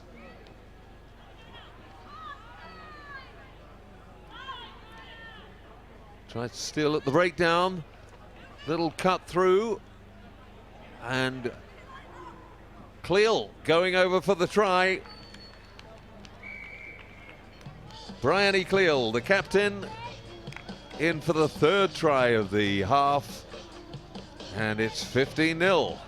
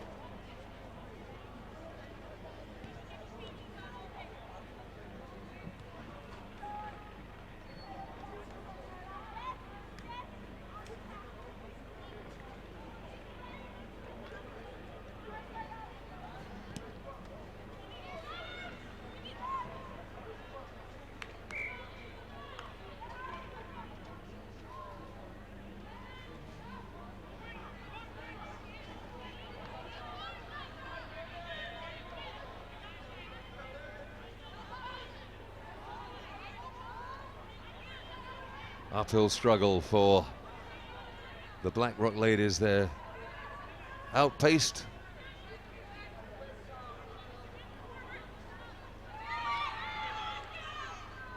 And the tackling from the Moody Cows quite fierce.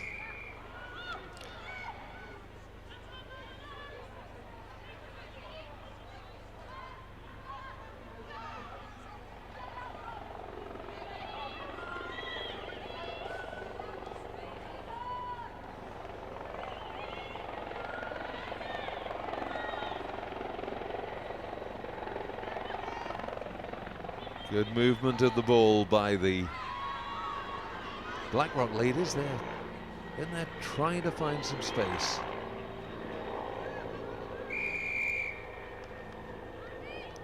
Holding on the floor.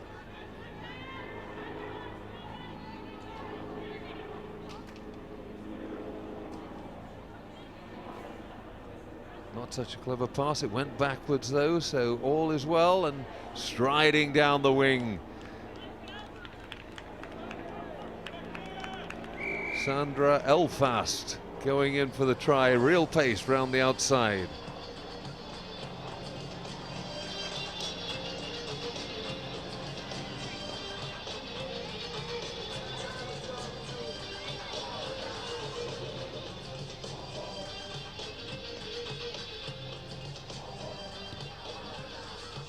And this time the conversion's good too, so it's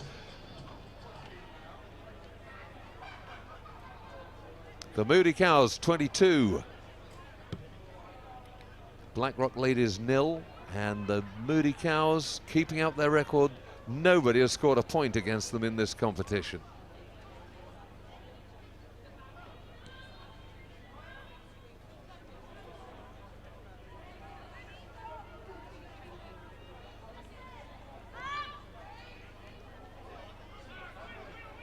Nicely taken by the Raid Holohan.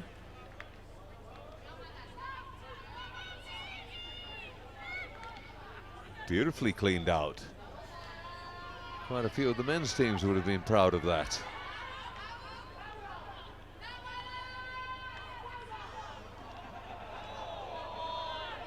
You don't get past Brandy Cleal easily.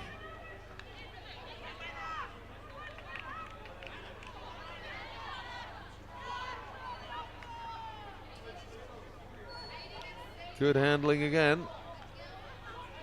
So why do they always go for the miss pass?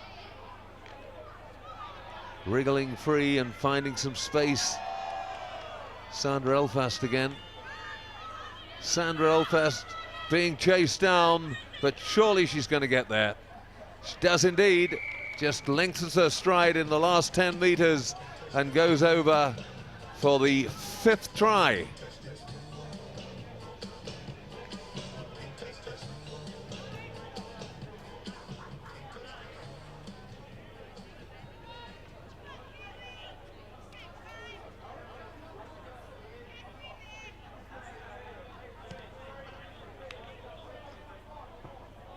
The conversion fails, so it is Moody Cows 27, Blackrock Ladies 0 at half-time.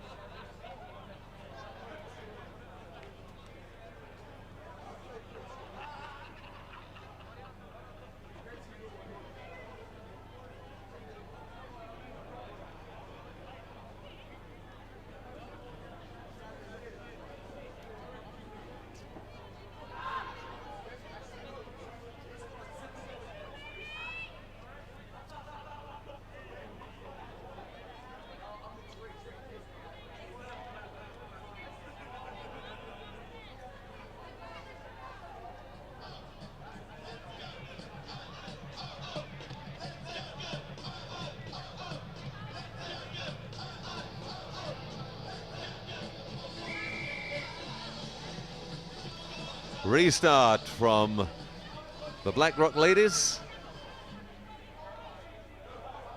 Moody Cows well in control. Good strong tackling from the Irish girls though.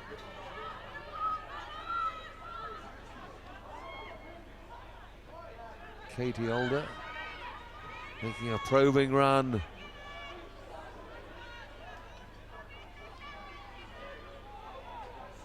All too easy.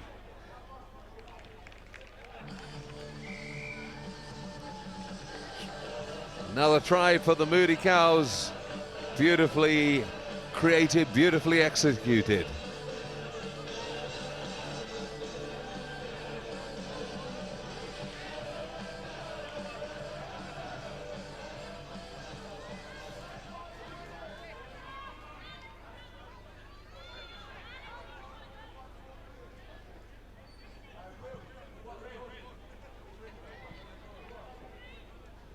(32-0). It's been the story of the tournament all the way through. They've been too strong for everybody else.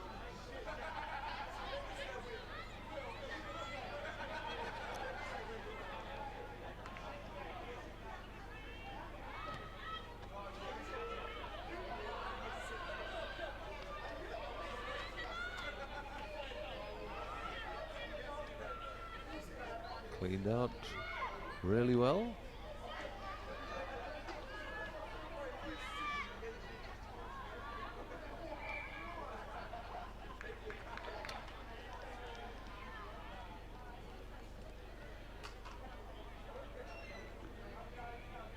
Garnet McKinder scoring that last try. Just really quick, very elusive. Blackrock, 32-0.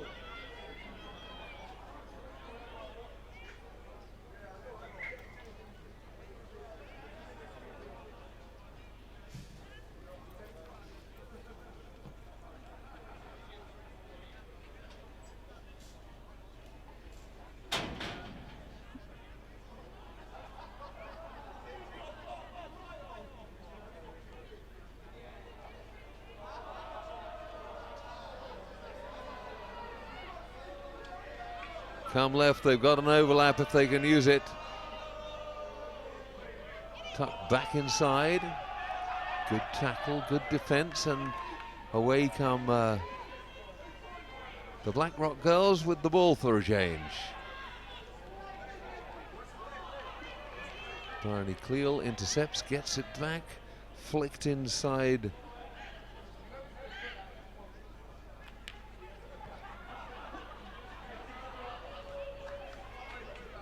Desperately held on to. Is she hauled into touch or not?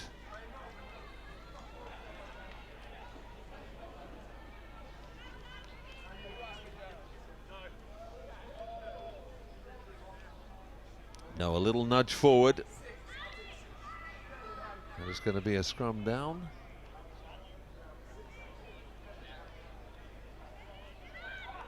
Blackrock ladies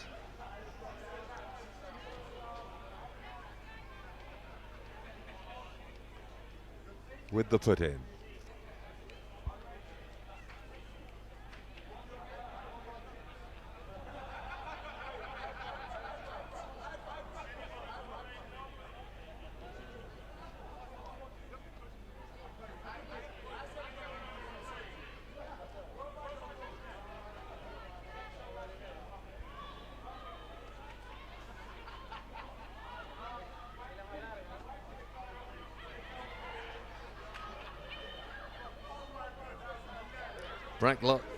Blackrock ladies really fighting away, determined not to give up in this.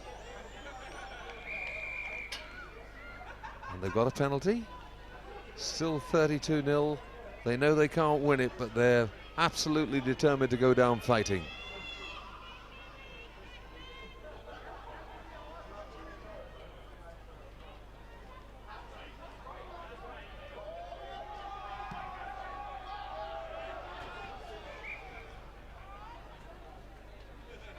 From the penalty, they'll have to throw in at the line out.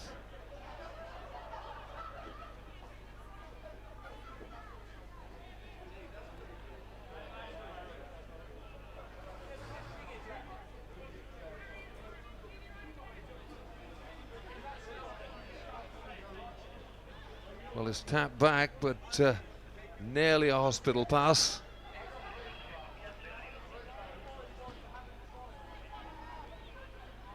Very spirited performance from the Blackrock ladies.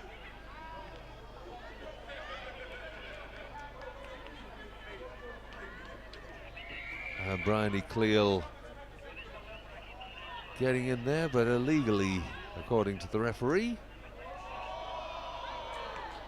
Michelle Claffey taking a big tackle, but getting the ball away. 2-on-1 out there if they can do it.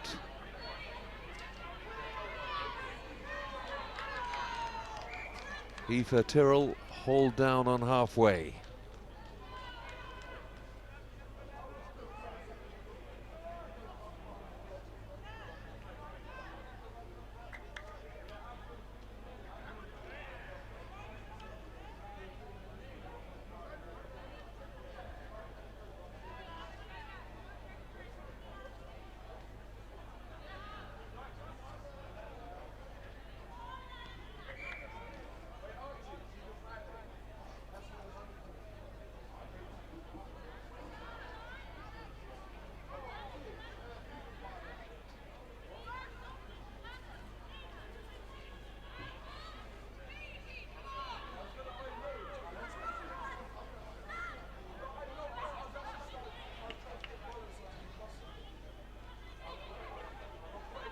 Tyrrell looking for a space, there's nowhere to go, gets swallowed up by the Moody Cows defence. Manages though to recycle the ball. Gets it wide to Amy O'Neill.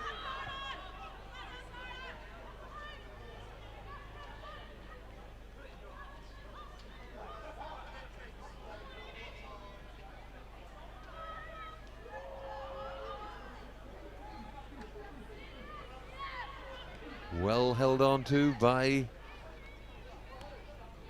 the Blackrock side. Penalty again to them. You're offside, says the referee.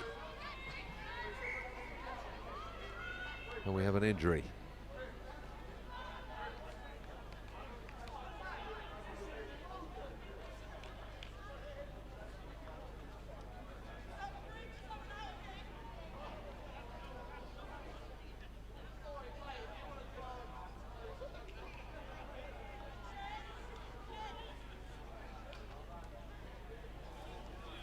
Fortunately, not too much. Bit of a jarred knee and being carried off.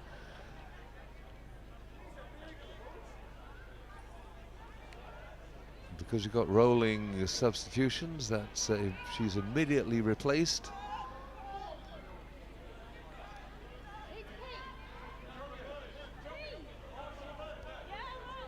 Been a great effort in this second half by the Blackrock ladies. Looked as if they could concede 50 on the evidence of the first half, but they've been very, very determined. Something said there at half-time about we're not going to give this one away, and they've fought and fought and fought.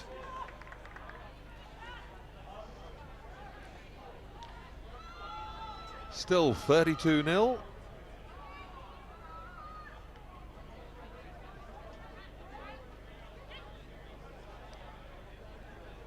Carla Dunn with the throw-in. That's Tyrrell getting the pass out to Carrie Hanley.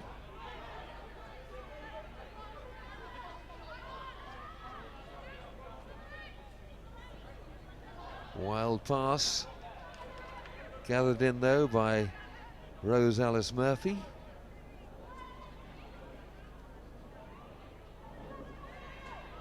Comes all the way back to Carla Dunn. Oh, and there was a little tap forward.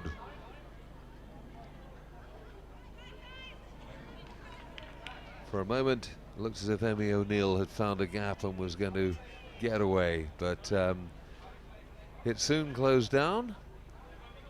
So the feed goes back to the Moody Cows. Can they do something with this time? Katie Older, the scrum half.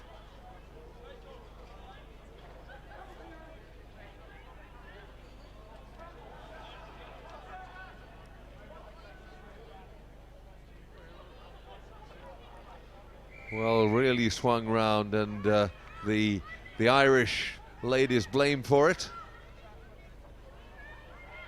Katie Older gets that one away to Gemma Rowland, and over goes the captain, Bryony Cleal, for a celebration try. 37-0, the Moody Cows lead.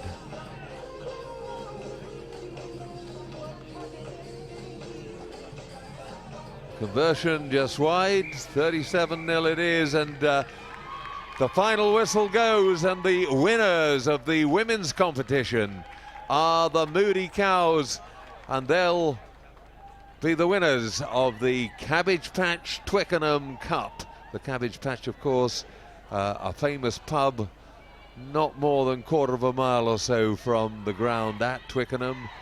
The old name for Twickenham was the Cabbage Patch when it started, before it became a rugby field, and hence the name of the pub and the connection. They really have been in a class of their own during this tournament. There we can see the confirmation. The Moody Cows played 6, of course there was one default game in there, but as you can see, what an incredible record. 6 out of 6 for them, and 226 points for, none against. Blackrock ladies stay in second place, having won 4 and lost 2. The Royal Signals go to third because Hippies Tilburg couldn't field a team today and defaulted twice, so the Royal Signals ladies getting a win over them, and that takes them above them into third place. But the star team here in every way, the Moody Cows, 6 out of 6, and that incredible points situation where they did not allow a score against them.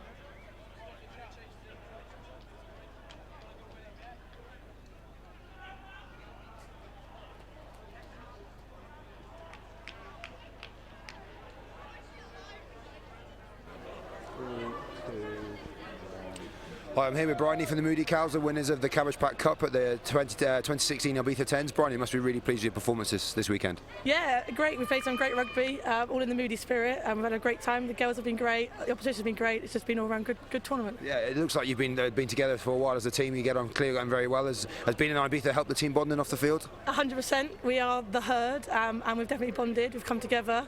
We've had our team meals, we've had our team socials. Yeah, and we've really got a friendship when you see it in our rugby. Yeah, you can definitely see that. The way you interact off the field and play on the field is fantastic. What would you say to anyone that's watching this back at home thinking about coming out to Ibiza next year for the tournament? Hundy P, come, yeah, it's a great, you got the sun, you got the rugby, all in all, absolutely smashing few days. Yeah, well, congratulations, it was great to watch you play some fantastic rugby, and hope to see you next year. Yeah, thank you. Thank you.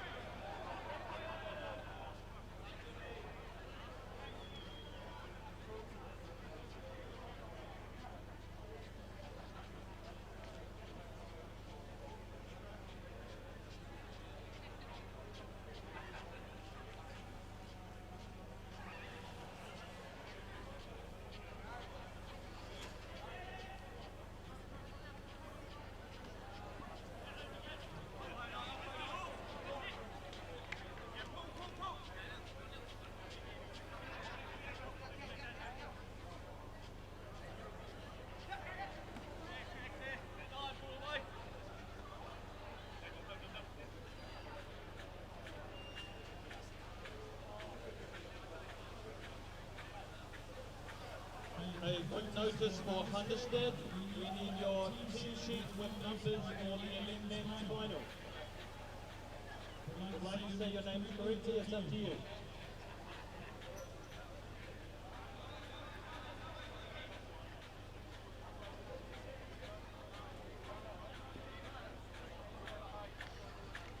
Michael Hone Larson, please come to the media box.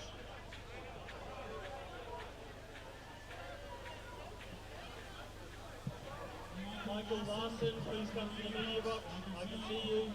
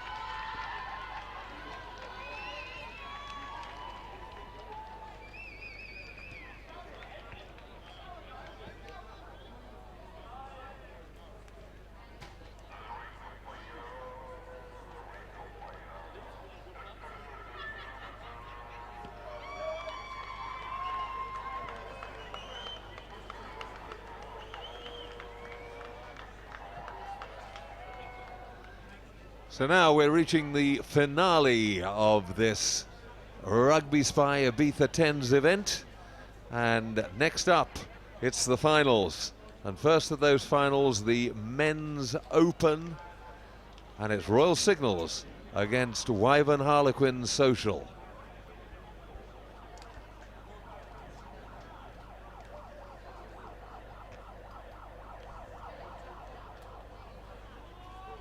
Referee for this one, Sam Phillips.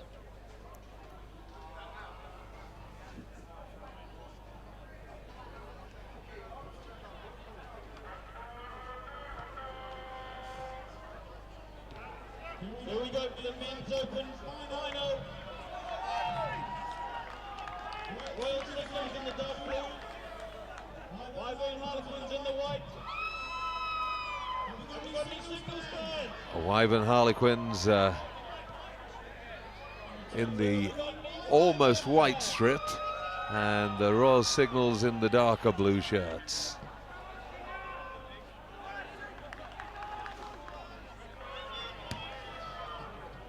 It's the Royal Signals to kick off the final of the men's open. Wyvern Harlequins social side still play some pretty skilled rugby. Liam Channels taking it back inside, setting it up at the ruck. The kick goes in.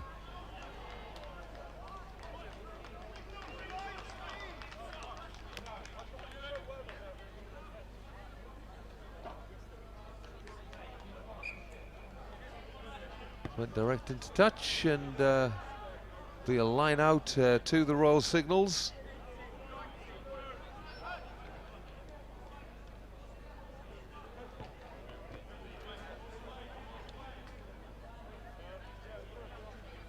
Just looking for the all-important ball, and then Matt Dawson will be the man to throw at the line out.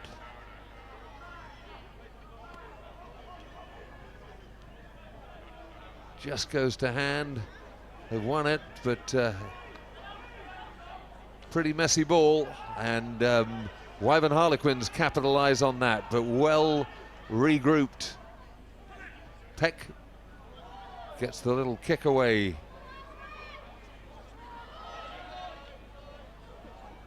Just got it away before he was in touch. And a nudge forward from the Royal Signals. So scrum down to Wyvern Harlequins.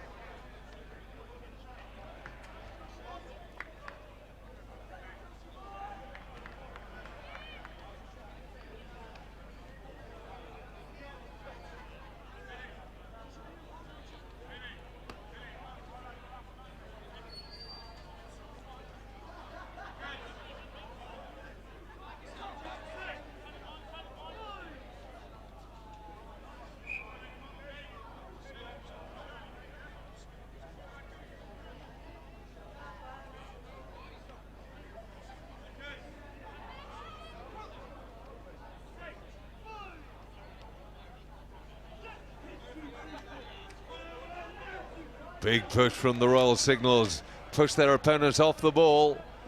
Oh, the pass was poor though from Dave Holmyard, and away come the Harlequins. Can they work a 2-on-1?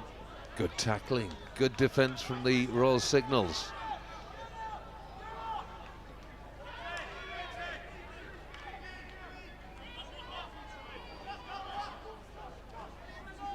No way through.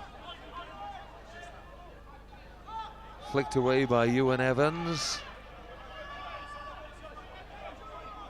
Looks as if his main weapon's going to be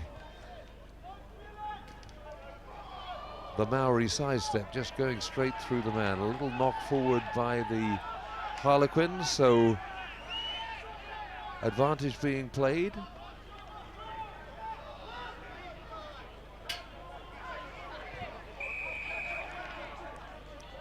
Release the tackle player, says the referee. didn't release, penalty to the Royal Signals.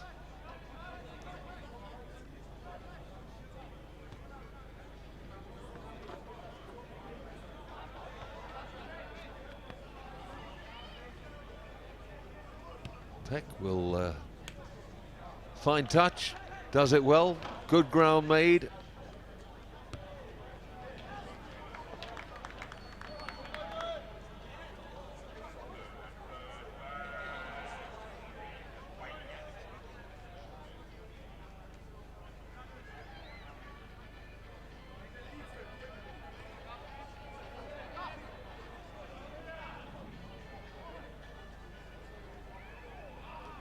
Straight over the top, but it went into the hands of a surprised Wyvern Harlequins prop there at the back, and manages to put it away. The kick goes through, the chase is on.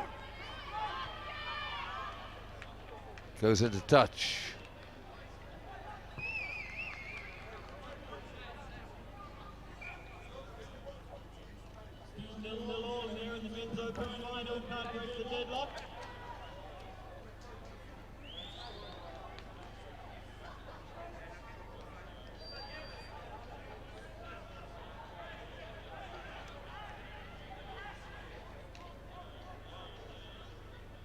Well gathered in by the Signals. Peck again going for the big boot. He's got a terrific boot on him. That's a massive kick. Got that right down to within a couple of meters of the Wyvern Harlequins line. But they're running it back now. Liam Channel, that was thinking for a moment he was going to be in. Guy Evans manages to rescue it.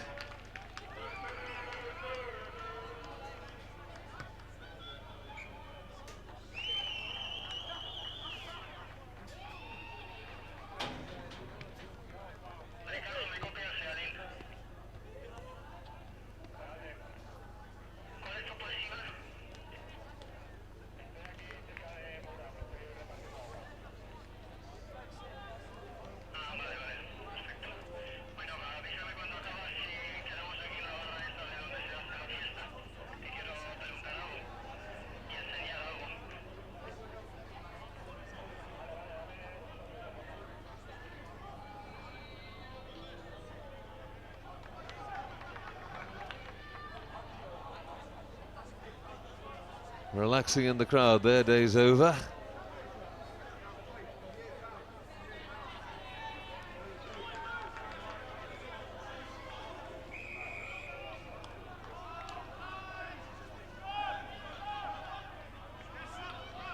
Harlequins with the quickly taken one. Out it goes to Liam Channels.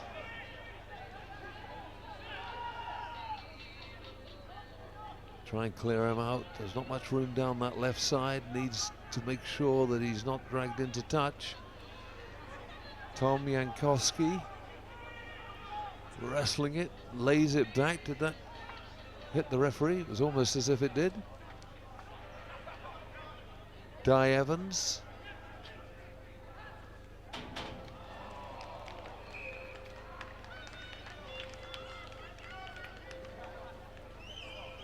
Little nudge forward, Royal Signals will get the put in.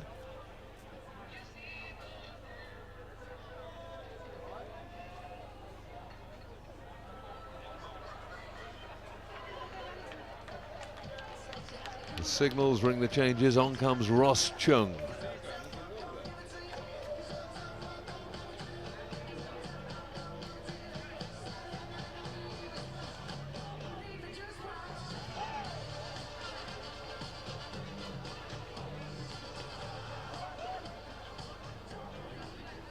Nathan Jones with the feed, but just picked up by Chris Hitchcock. He must have thought he was in for the first score, but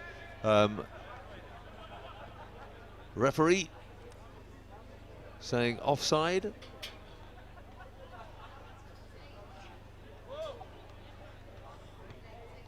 Another chance for Josh Peck to clear his lines.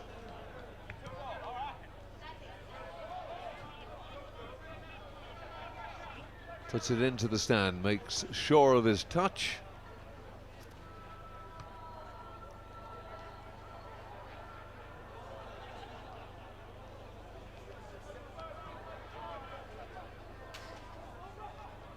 And again, the throw is too long, and it's the Wyvern Harlequins who come up with the ball. Chris Hitchcock getting it away beautifully. Big drive on from Tom Jankowski. Quickly taken. No one's going to stop him. In goes Liam Chennels for the first score of the final.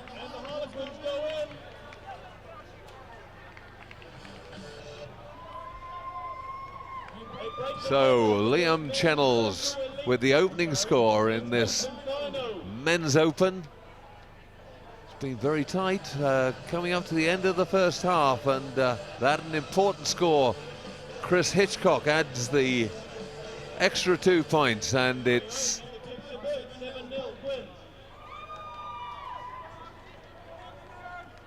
Wyvern Harlequins 7, and it's the Royal Signals 0.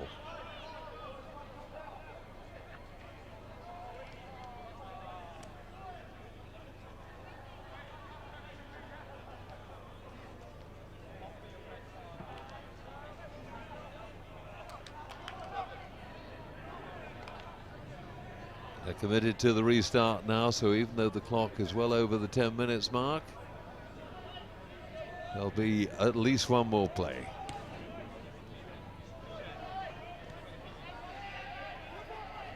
Hitchcock hoists it high, deflected into touch.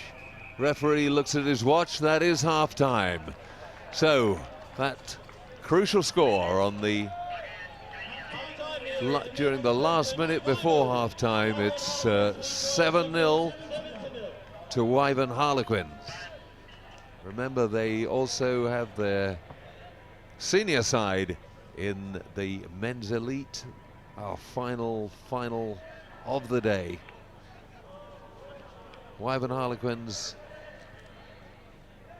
really have sent strong sides into this. They're an invitation team managed by Simon Baines, a Brit who's based in Bahrain, and they're regulars at the Dubai Sevens.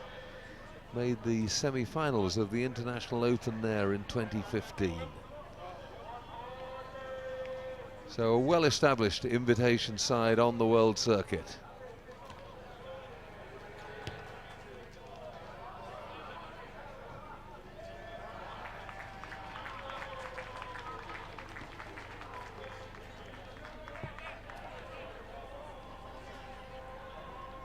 Don't forget, we have a Dinosaur race coming up with players on the line.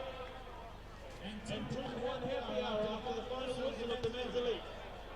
There we are, it's as simple as that. Just Liam Chennels more on the ball than anyone else, took it quickly and drove himself over.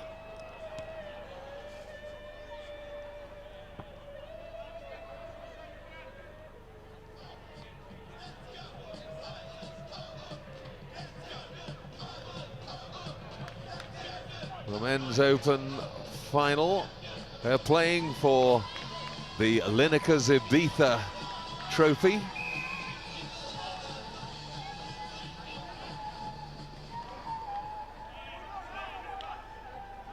Gathered in really well by Bates. But no, he's wrestled it back. I thought for a moment the Wyvern Harlequins had stolen it. Jones, poor pass away, really causing that knock on. He's complaining about the ball, I think. Yep, they want a new one.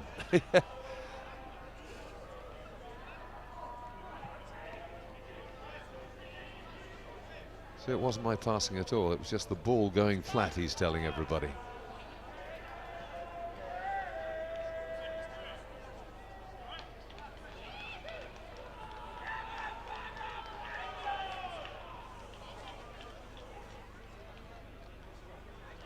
Got that one for testing. That looks nasty. For the way he's held his hand out and the yank and then the wince, I have a feeling that was a dislocated finger being put back into place.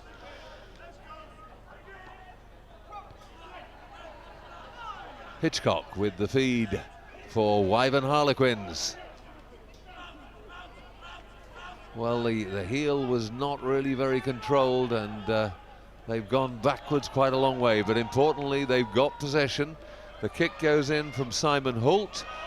Nasty bounce, but Peck eventually coming up with it. Surge down the touchline. Well, he's come in from the side, so that's got to be a penalty. Only got into that position by coming up the side of the ruck before he actually got in there. Watch this. Thinks he's going to get away with it. There he is. He's halfway up the ruck and interfering. Quite right, referee.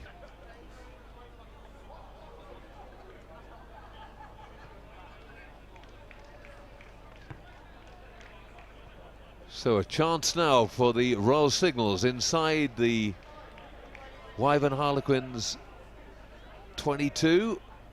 They got the ball from the line out. Peck gets it away to Briggs. Can they hold on to it now? Yep, Recite. Oh no, there was a nudge forward. Bates had it. That could have been dangerous, but unfortunately a little nudge first, and it'll be a scrum down. Wyvern Harlequins put in.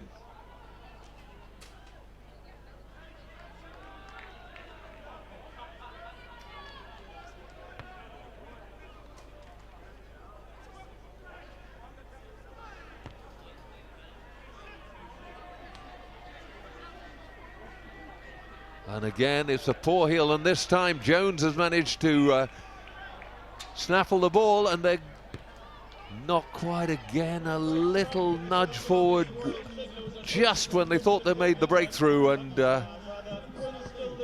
Jones does really well there to disrupt. Oh, but the pass actually forward, and just as Bates thought he was over, pulled back for the forward pass. Now again we can expect a big shove. On it comes again, and it comes out the side. Quins have it. Again, the counter ruck is really effective.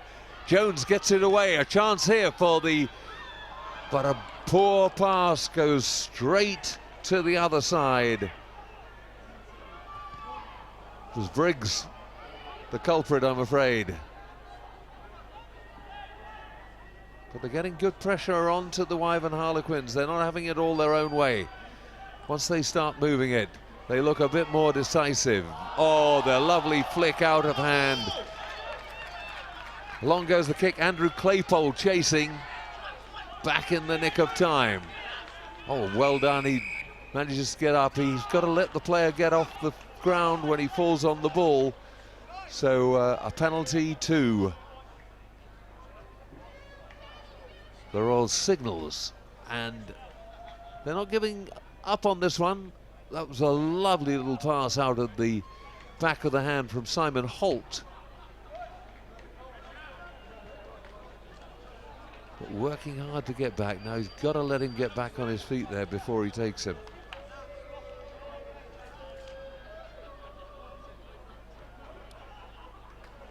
Just one converted try, the only score of this final. Wyvern Harlequins come up with the ball.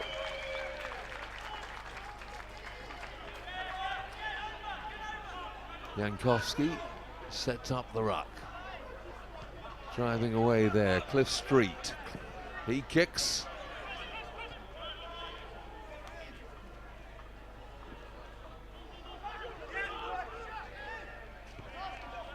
Well, he's gone off his feet now. He's got to leave it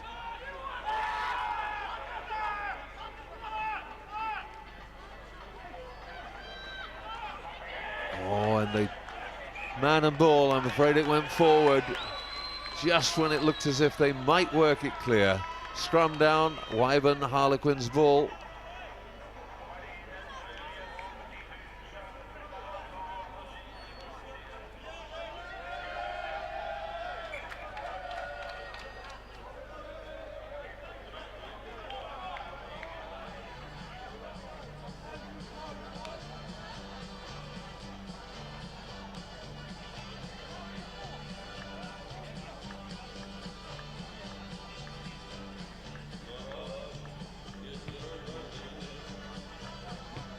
Nathan Jones, the man needing a bit of treatment and taking on board some much needed water.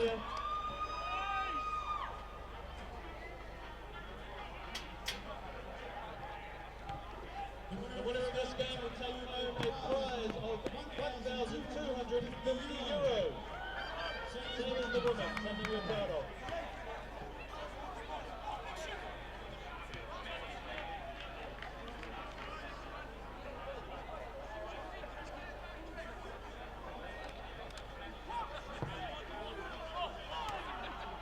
Right, we're ready to go again. Chris Hitchcock with the feed.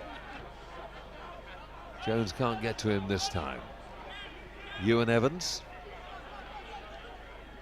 gets it wide to Liam Chennels, the try scorer. He gets the pass away. Brought down just short. Released and picked it up, so that's fine, but bundled into touch finally. Good fight. The trouble is, once the Royal Signals get the ball, they just cannot seem to find any space.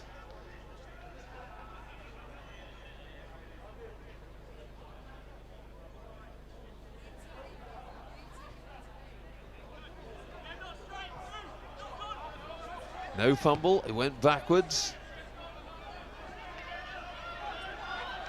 There's the big kick. Oh, it's gone nicely into touch. They'll like that. Gives them a moment to regroup. No quick throw allowed there because that's been touched by someone other than the players. Now, can Royal Signals steal the ball at this line out? If they can, they've got a chance. Well, that hit the referee. He's decided that, in fact, it made no difference, so he's allowed play on. Flick forward. One more chance. Now Signals will get possession inside the Wyvern Harlequins half. Anyone here from Texas?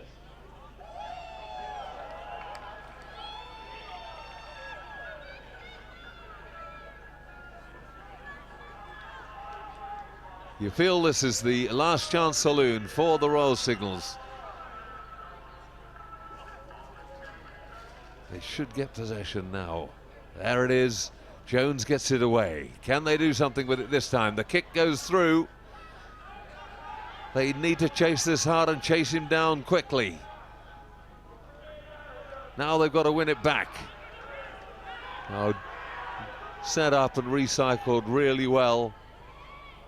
Of course, the Wyvern Harlequins can afford to kick this off. Liam Chennels, the try scorer, charging up to halfway, and they're staying in control of the ball, but a penalty. One more chance for the Royal Signals. Bates. Oh, and the knock on. Quins have it.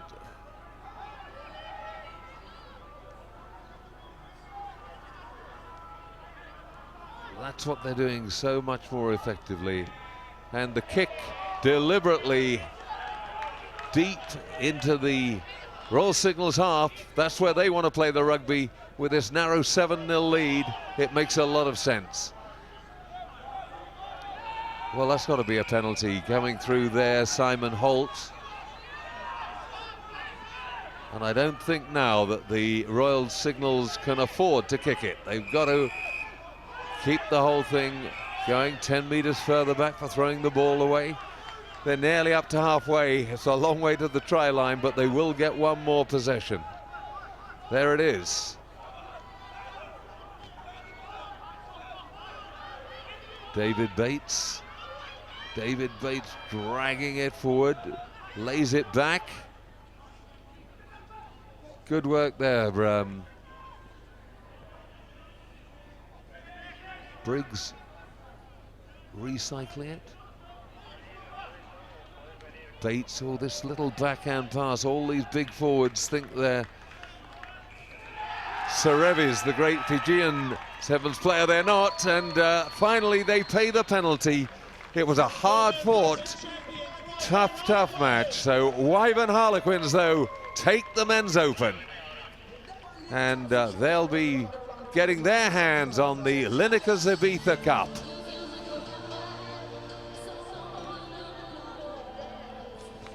Thanks to Royal Signals.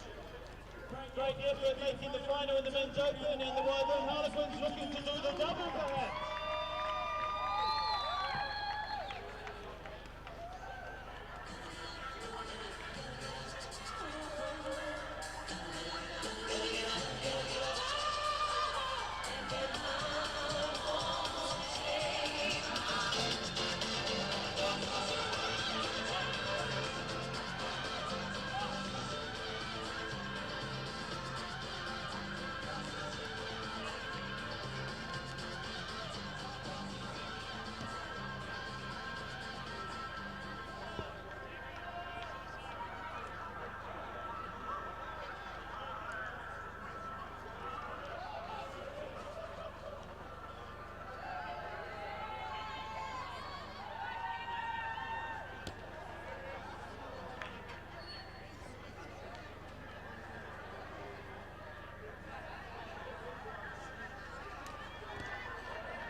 Squat.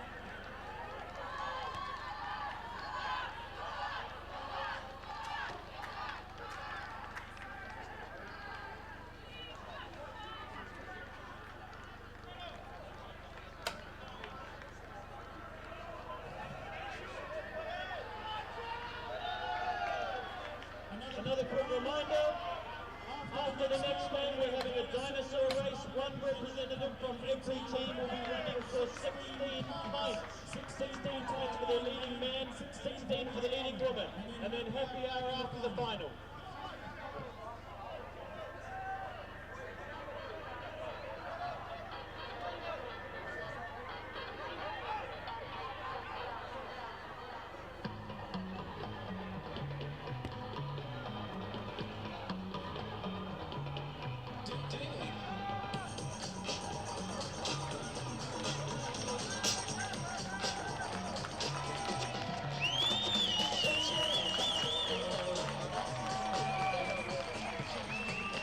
Yeah, ready? Yeah.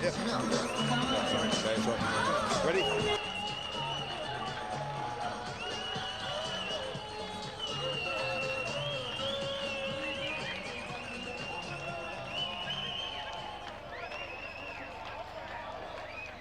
Fantastic win in the final there. You must be really pleased with that. It's quality because we've got our elite boys that are in the final next, and we just managed to have a bit of fun and then take home the bacon. So you're looking for the double? Hopefully. I think they can do it as well. They look really good. Yeah, seeing the fact we're staying in the same hotel, I see it firsthand that you've been enjoying Ibiza on and off the pitch. What would you say about the tournament so far?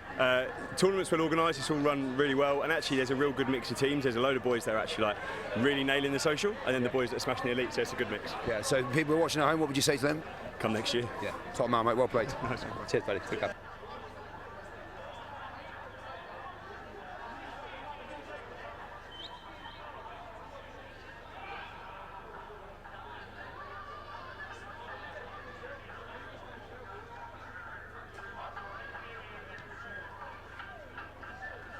So there we are, ready now for the RugbySpy Ibiza 10's plate final in the men's open. It's CSR Nanook against Icons.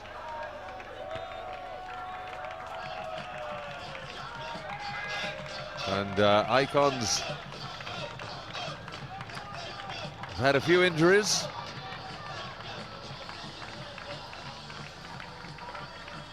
But they managed to drag in some replacement players.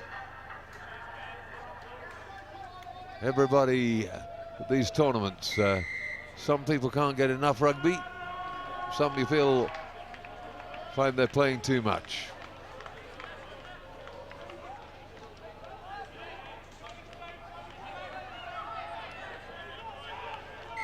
Stolen really well by Shane Kelly.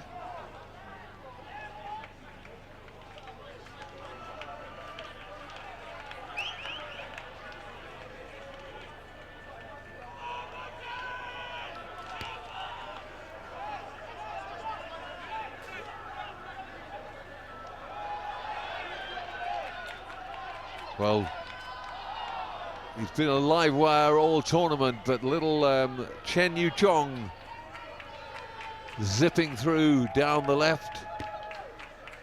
But they call back.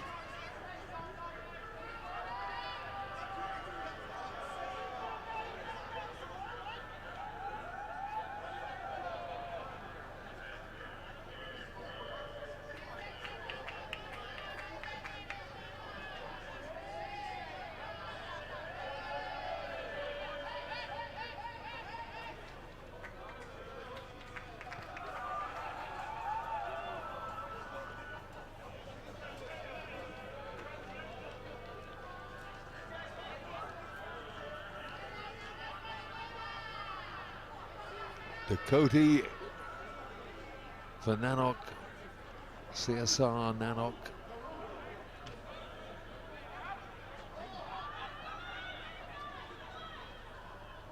On the chip to the corner, and is it going to bounce well? It is going to bounce well.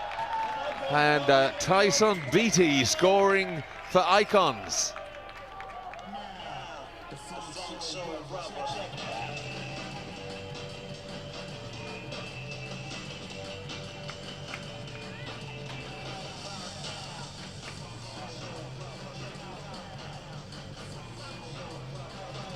Sean Stapleton with the conversion attempt.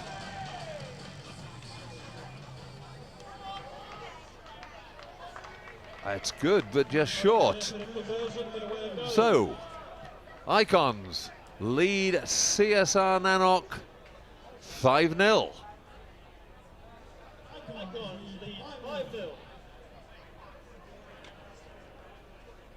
The chip was good. Just a question of whether the bounce was true, and on this occasion it was.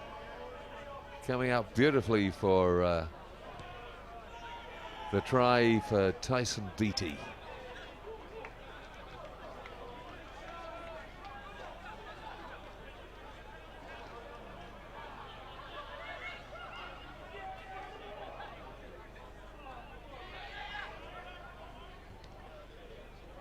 Again, the option is the little chip through. Gathered in by Darcy Borden.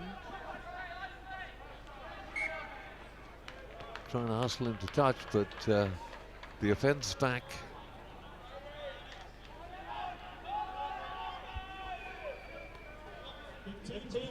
Called by the referee.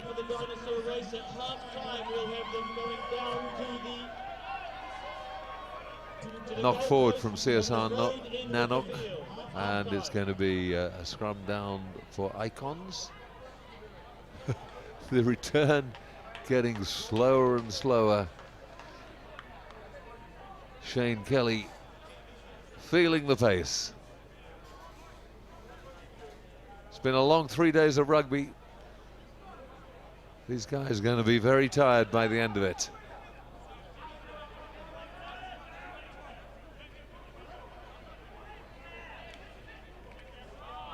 Icons, who were worried they weren't even going to be able to field a side in this final. At the moment, making the running, going really well. Sean Stapleton taking it up there. They're again inside the CSR Nanook 22.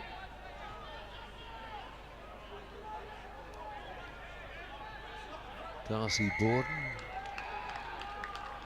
And penalised in the end for holding on the floor.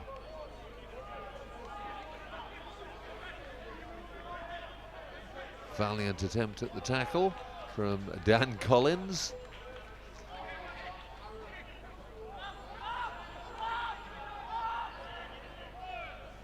It's going to be a penalty to CSR Nanook. They've taken it quickly, but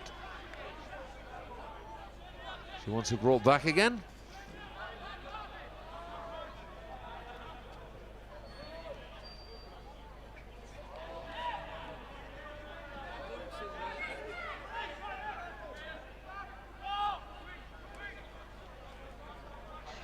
Not much of a pass,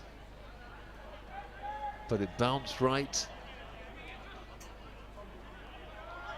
Joshua Jensen through the middle. Sets it up, and CSR Nanook come away with it. Bruising run from Shane Kelly.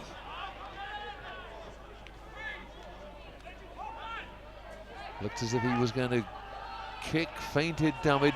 Lovely footwork. Zipping away, Angus Boya.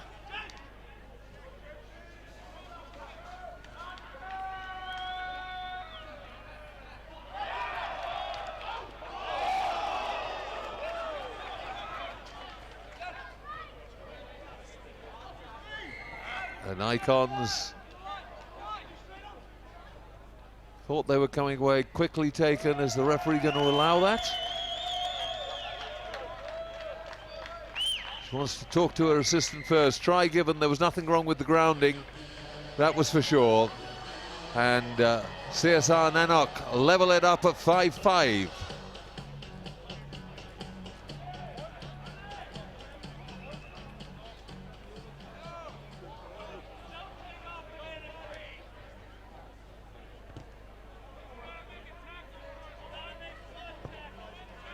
Just wide of the right post.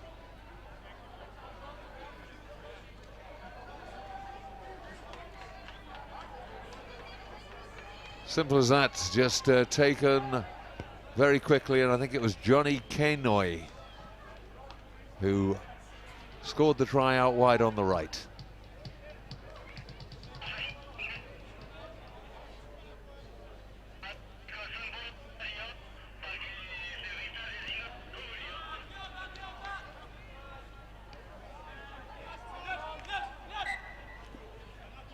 Too good to be true.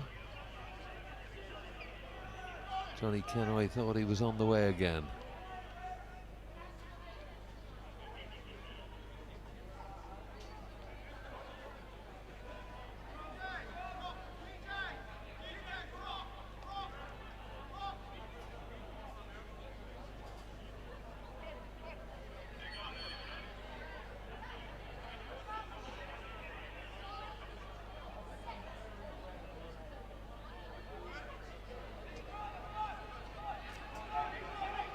Beautifully scooped up.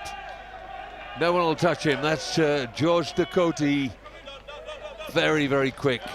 Round almost behind the post, trying to get in there. That gives CSR Nanook the lead. And a decent chance of the conversion as well.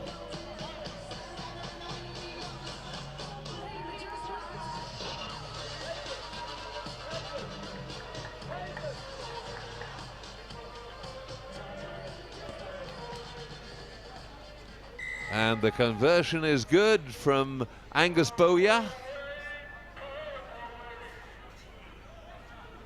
Valiant little chase, but that was Chen Yu Chong after him, and he's quick too, but the advantage was far, far too great. He had to come from the other side of the scrum, and always going to be a try. 12-5, CSR Nanook lead Icons.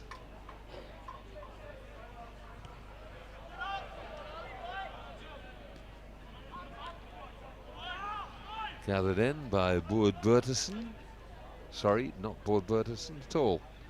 It was Tyson Beattie.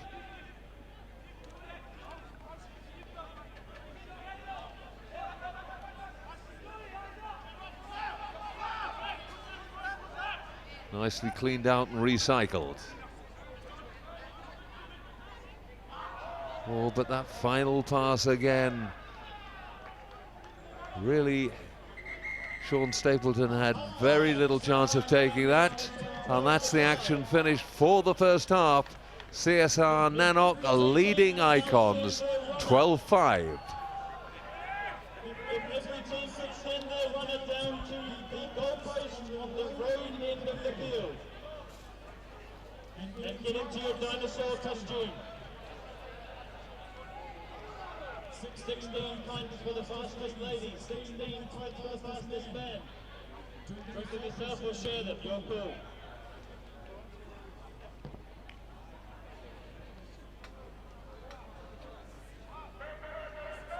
Take down now, don't miss out. Dinosaur costumes are being put on as we speak.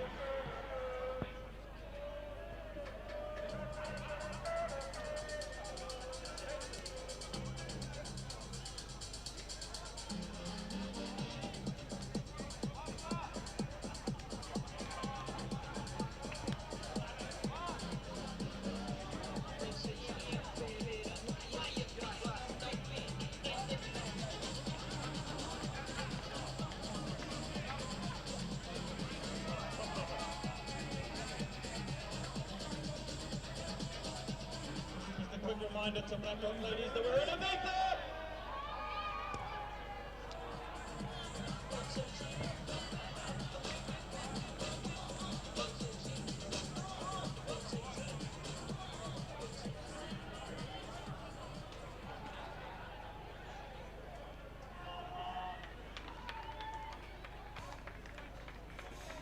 Two tries to one, CSR Nanock lead Icons. So Icons looking to make the first strike in the second half. Knock on from CSR Nanock.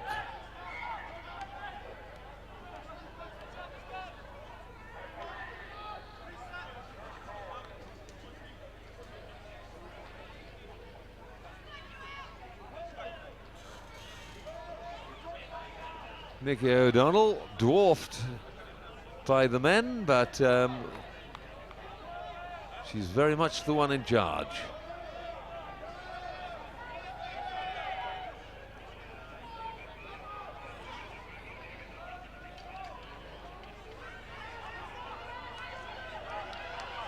Free from Icons. Josh Williams at scrum half now for them. He pushed that backwards, so absolutely nothing wrong with that.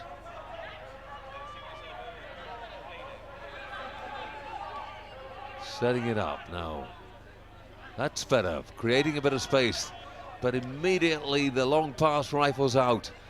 Chance here for Icons. Oh, and the little pop pass up to number 12, Darcy Bowden. Works beautifully. Try two Icons. They get within 2 points. Bowden enjoying that moment.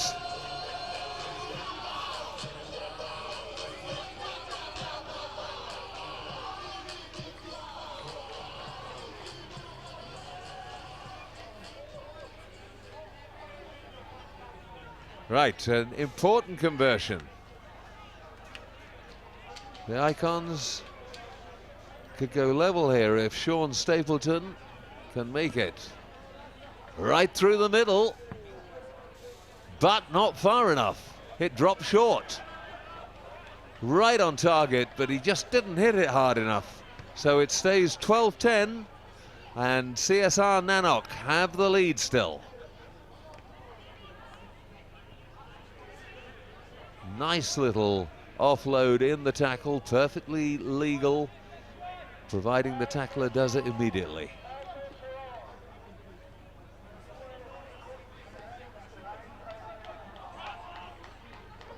Didn't go 10, but it was taken by the opposition.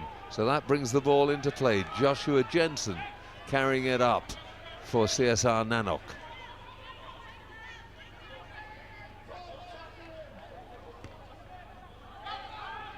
Ducking and diving.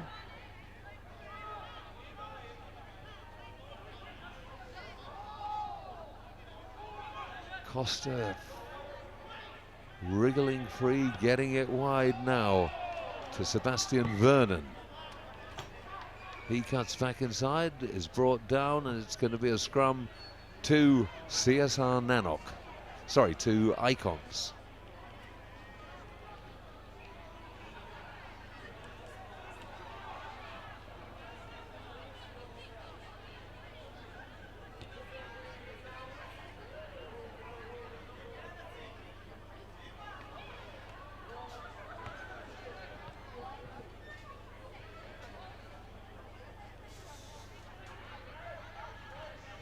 Big push, but CSR Nanook penalised. Wasn't straight enough. The referee, Nicky O'Donnell. Oh, beautiful little flick pass, but it caught his own man by surprise too. He wasn't expecting it.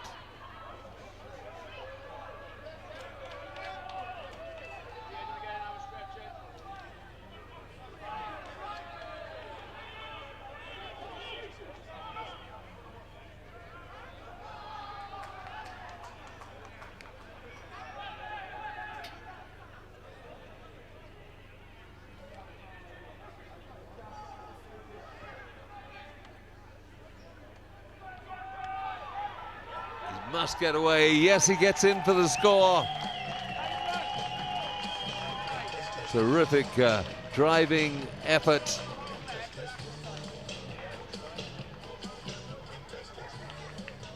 Nanook go in. 17% they lead in the plate final.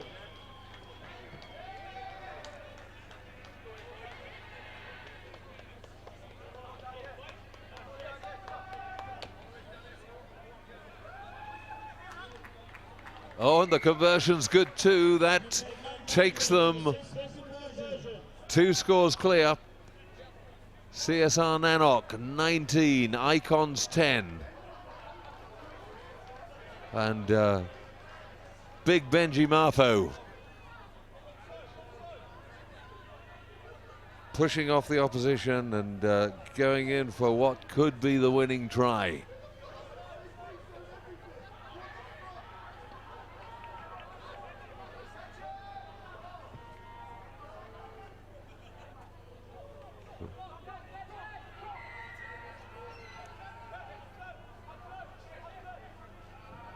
Well, the referee ruling it was a penalty, quickly taken by Icons, and that's going to be a yellow card for deliberately stopping the Icons from taking a quick penalty. It's a great kick down into the corner, but CSR Nanook will of course have the throw in. Icons desperately need to gain possession here in this area of the field if they're to have half a chance of pulling this one back. They need to try, and they need it quickly.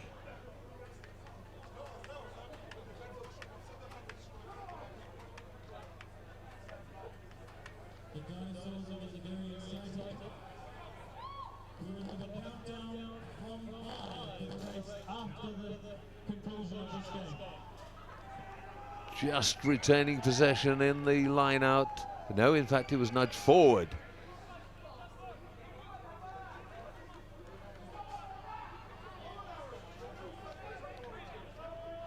Sort of situation that Chen Yu Chong really relishes. The little number 7 you can see there. The scrum half. I wouldn't be at all surprised if he goes by himself. They've got to have 5 men in the scrum. So, as one of their forwards has been sin-binned, they've got to pull in one of the backs.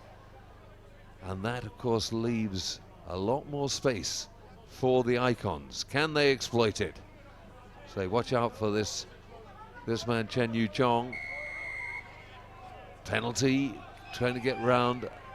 Chen Yu Chong is quickly onto it. Oh, decides to push it wide. Remember, they've got an extra man. Well, that was really a 90-to-1 shot pass.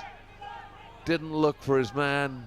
Tried to be too clever, and CSR Nanook come away with it.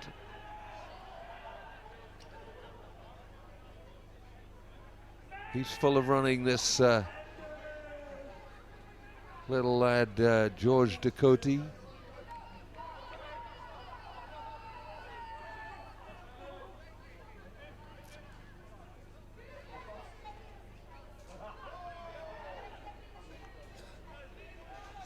Murphy takes it in, sets it up. The ball normally comes back when he's taken it in.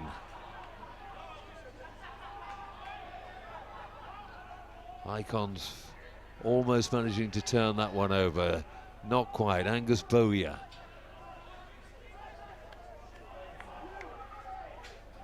And the speedster again, that's Ducote.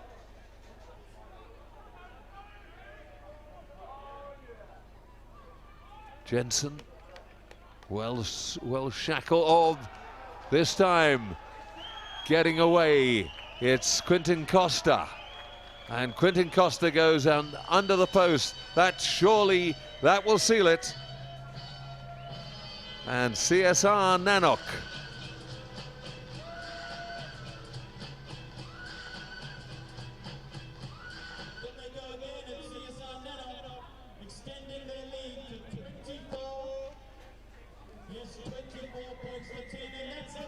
(24-10) and the final whistle blows. So CSR Nanook are our plate winners here at the Ibiza 10s. They've beaten Icons 24 points to 10.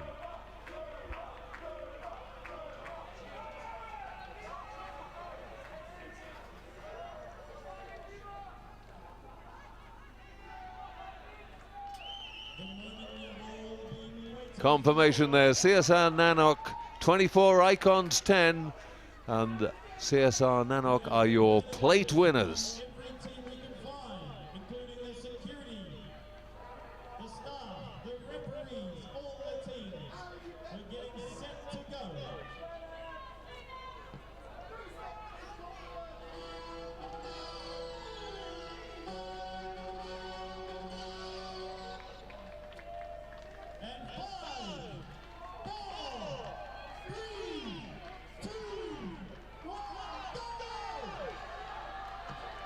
Well, this is the beer race. 16 pints on offer for the fastest woman over 150 meters. They have to go down, touch the try line, turn around and come back again in their dinosaur costumes.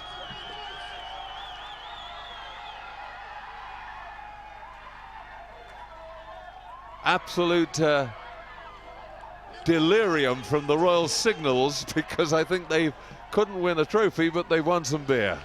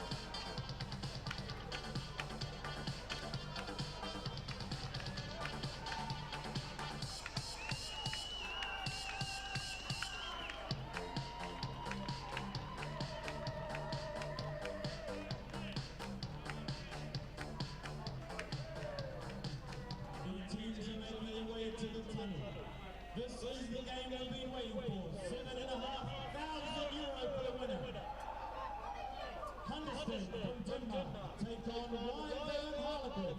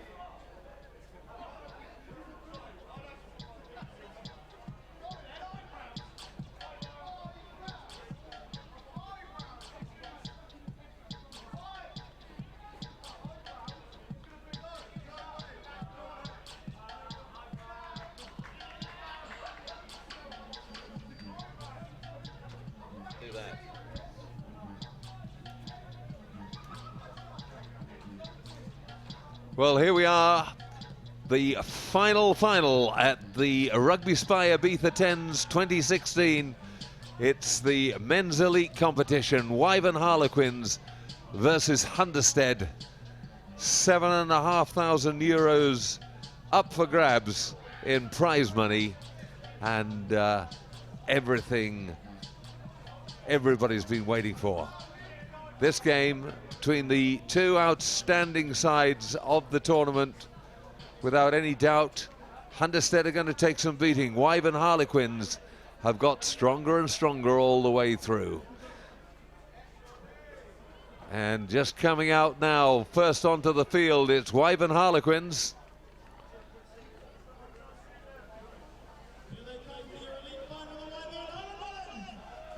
Invitation side now well established. They've played in Dubai at the Dubai Sevens.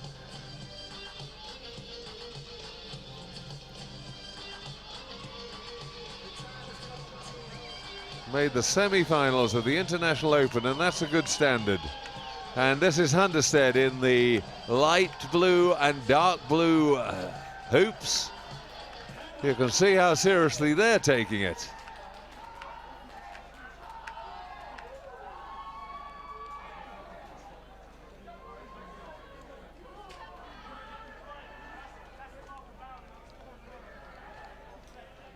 Gareth Beer there.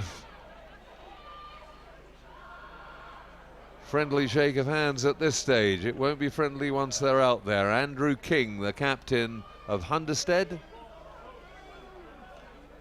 And it's Chris Morgans for Wyvern Harlequins.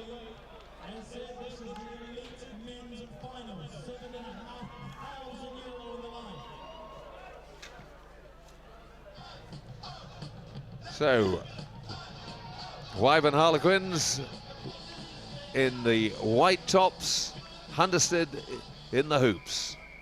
Your referee, Mike Woods, gets things underway.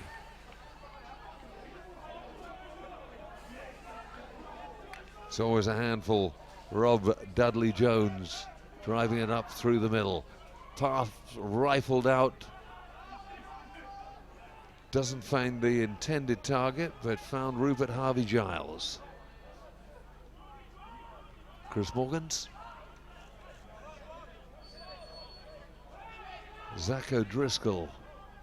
And this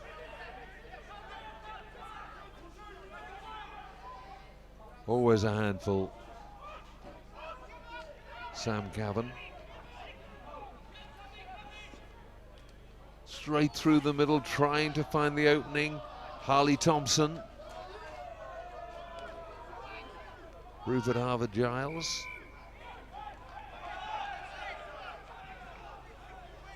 Ball kicked away, and Precious moment to reorganise gained by Hunderstead. Referee not impressed, and yellow cards him for it.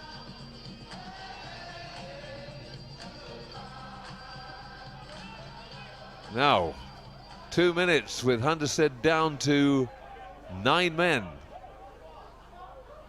Morgans. All too easy, just waited, put the big man, Gareth Beer, through the gap, and Wyvern Harlequins over by the posts.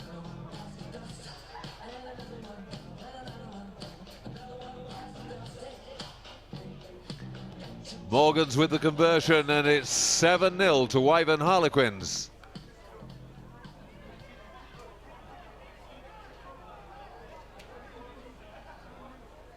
Couldn't have been simpler, could it? Good line run by Gareth Beer.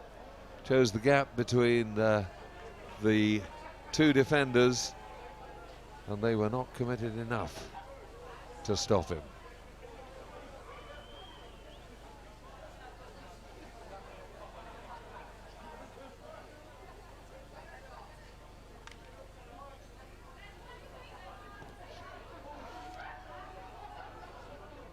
Now Hunderstead, chance to counter-attack. I don't think I've ever seen so many passes out the back of the hand.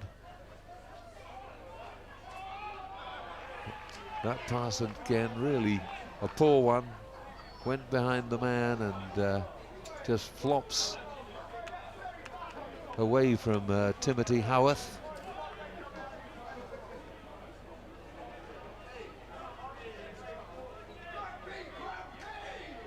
A little knock on before that, so instead of the line out, we've got a scrum with the Wyvern Harlequins put in.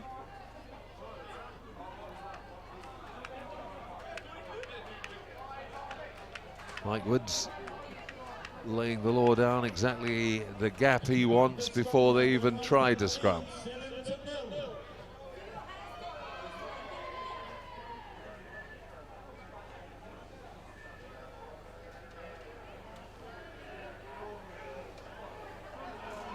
Well, they stopped pushing just a shade too early. Could the man on the grandstand on the far side please sit down in front of the camera and the white shirts on the phone? Forward pass. Scrum down, Hunderstead ball.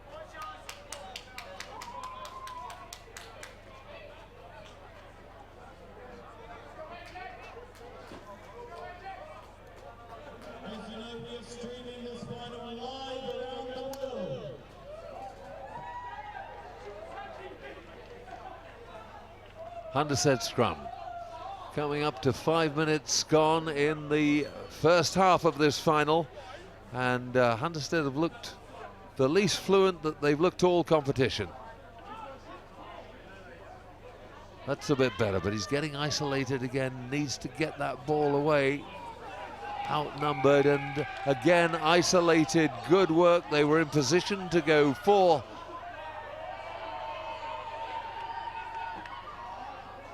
Temper's beginning to flare.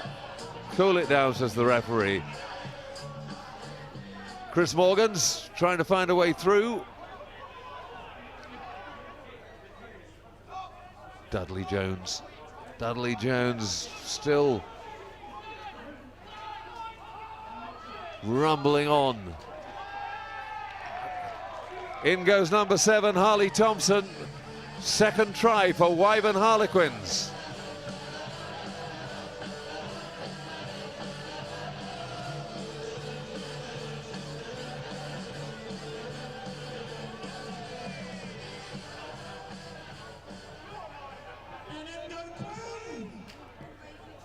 Big team talk, Byron Hutchinson there laying down the law in the Hunderstead camp.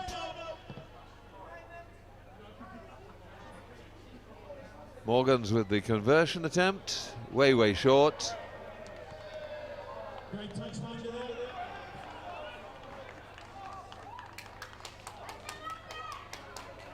Morgans making the difference, lovely little fluent pass, straight in and out without even taking a step, and that made the space.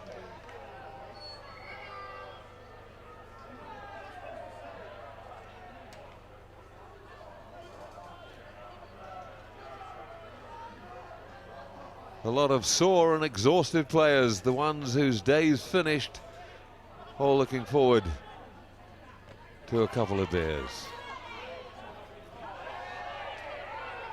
Hutchinson taking it but losing possession. Dudley Jones to Morgans. This is Cavan. Strong runner, really strong runner. Manages just to stay in field. Morgans ducking and diving, trying to get that pass away, but did well in the end to take the option of holding on to it. Setting it up again. Dudley Jones tries to go through the middle. Now they've got 3 on 2, but they wasted it.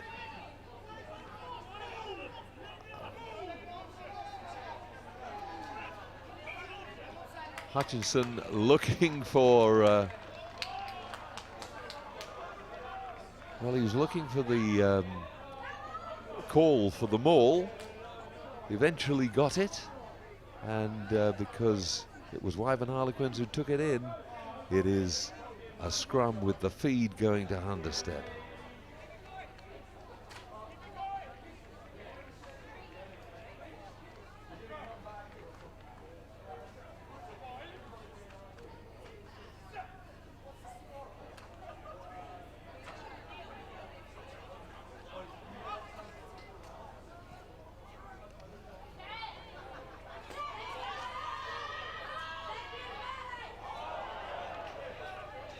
The tackling really, really strong from the Harlequins.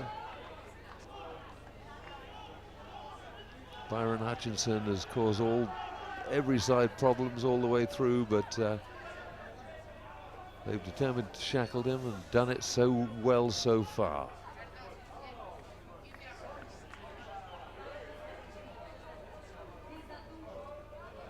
Eight and a half minutes gone. And 2 scores to 0, Wyvern Harlequins. Cavan drives in. They manage to free it. Slow ball, Dudley Jones bumps a couple off, always make a couple of yards. Morgan put into space, and Morgan's, well, did he come up the side? I thought so. The referee thought it was okay.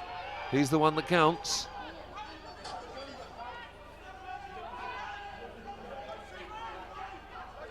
Thompson, the try scorer, setting it up again.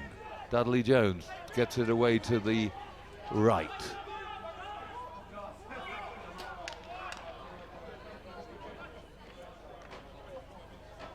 I think running into his own man, accidental obstruction, scrum down to Hunderstead.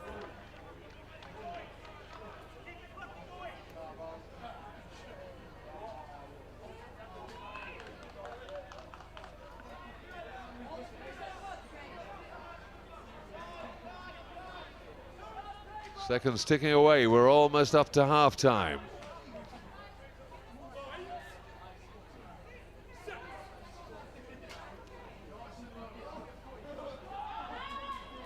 Good heel for Hunderstead. Can they get something on the board before the interval? Oh, it's a Carlisle. Wonderful break from him, and he's got plenty of gas. Great try, Ethan Carlisle.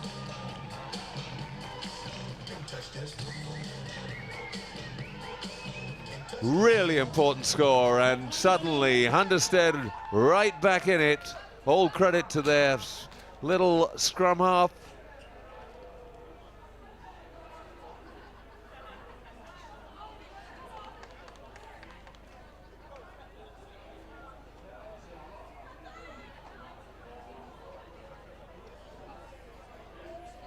Can Hutchinson add the 2 points?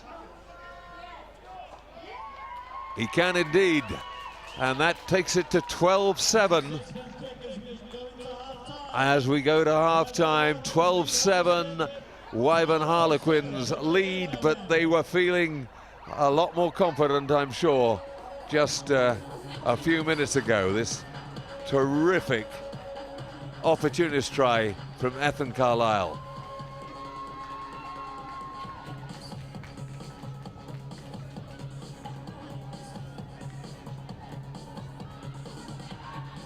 He's really got some gas.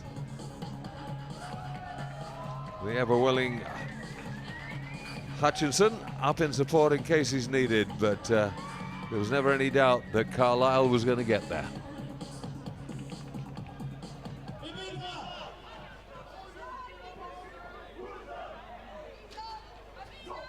Just a quick reminder, after the final whistle, happy hour starts 2-1 at the bar. Prize giving later on. Every team will get a prize.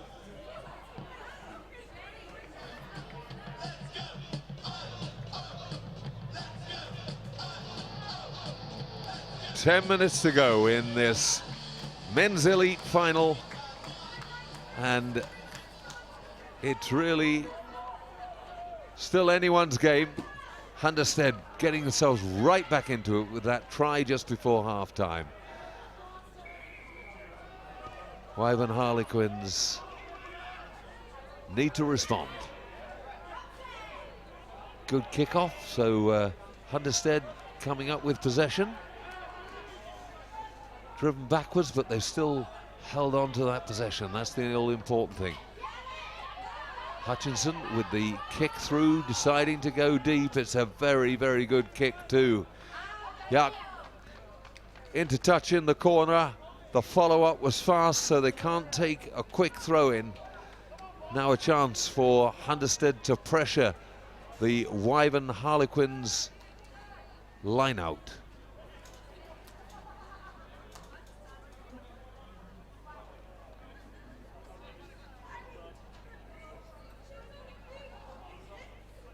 Barton just replacing his boot.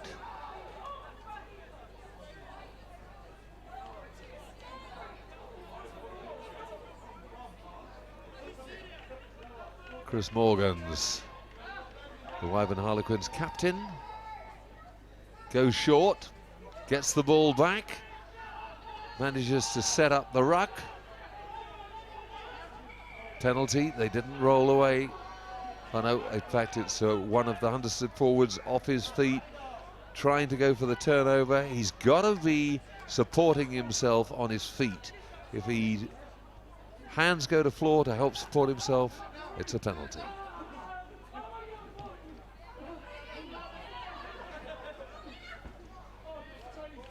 Good kick out of the danger area, and their line out just short of halfway.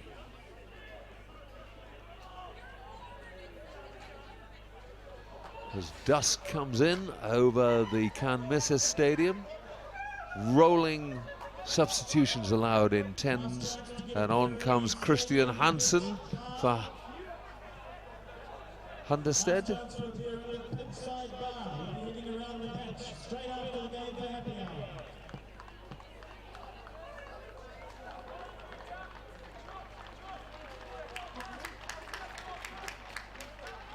The throw over the top, decent one to Barton.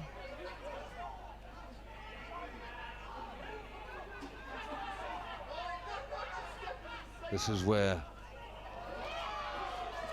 Wyvern Harlequins look at their best.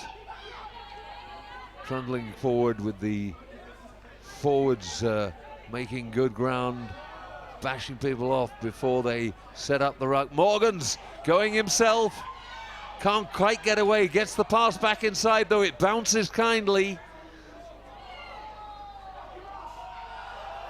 Lovely couple of side steps there.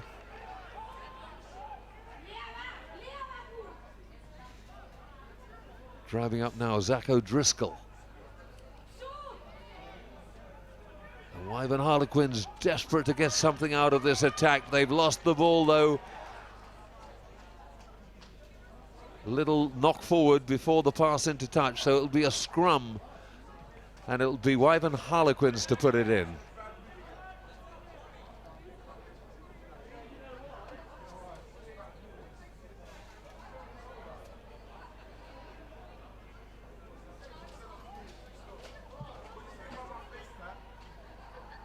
Another rolling substitution. 16 players allowed in the squad, 10 on the field at any one time, of course. Morgan's getting ready with the feed. Referee's happy. Good bounce off by Thompson. That's Dudley Jones. He sets it up. Morgan's in there delving for the ball again. Good power there on, good leg pumping. All that pass too deep and stops them in their tracks. Thompson, though, doing very well, still driving himself forward. Well, the referee, I'm sure, is playing advantage for a penalty. He is. They're in the danger area, and they've got over. They've scrambled over. It's the captain, Chris Morgans, who extends that lead, importantly, to 10 points. Wyvern Harlequins 17, Hunderstead 7, and the conversion still to come.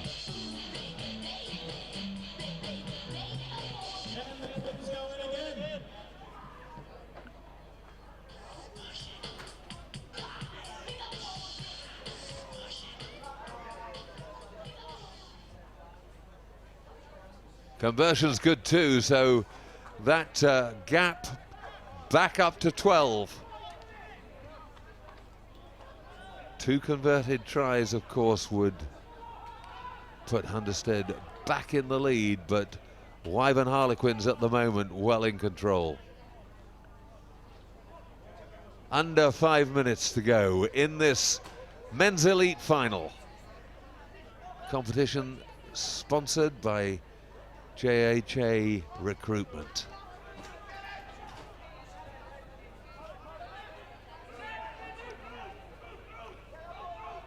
Przocki makes the catch. Cavan gathers it in, but there's been a knock on by the Wyvern Harlequins first. So scrum down, it's Hunderstead's put in. Can Carlisle find another gap and use his pace to bring them back into it again? He feeds the scrum. Gets it away to Hutchinson.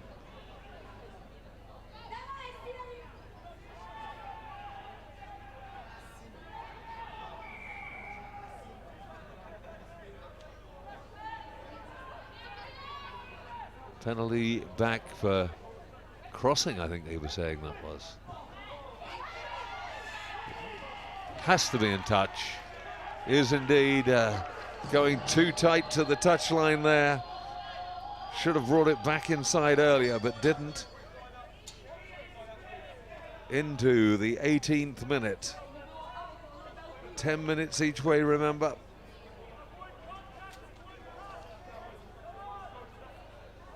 And Wyvern Harlequins controlling things. It'll be strange with the throw. Gets man and ball, but does really well to set up the ruck at the breakdown. And they're on the front foot again, rolling forward, where they like to be. Barton makes a few more yards. Off your feet in support. Not allowed so many players dive in there to try and secure the ball. Have to stay on their feet. A little flick, back pass again. Oh, twice they've lost fully 20 meters, 30 meters, just with those 2 flick out of the back of the hand passes. Again, off your feet, says the referee. And it's all kicking off. Just everybody, come on, it's been a really well behaved tournament, and we don't want at this stage problems. Liam Popham, appropriate name, as he tries to have a pop.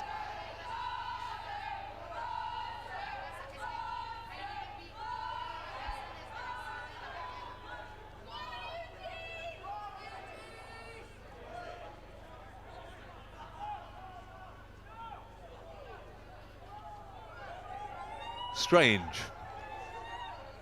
on at scrum half and decides to go to the corner sensibly.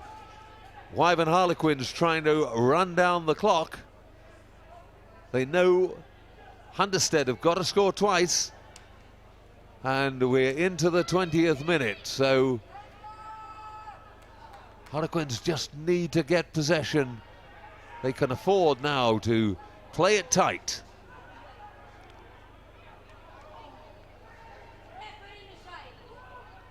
Good hard running.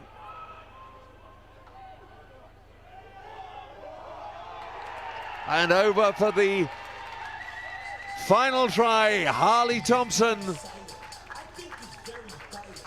Harley Thompson driving over. Terrific display from Wyvern Harlequins.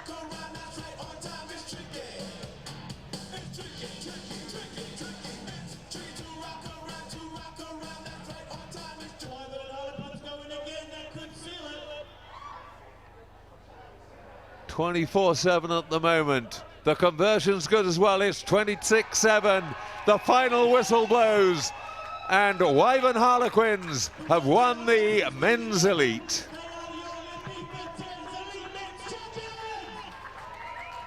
Wyvern Harlequins, the Elite Men's Champions, beating a game Hunterstead, who really met their match there in the final. Confirmation of the final score is Wyvern Harlequins 26, Hunterstead 7. And you'll be taking home €1,500.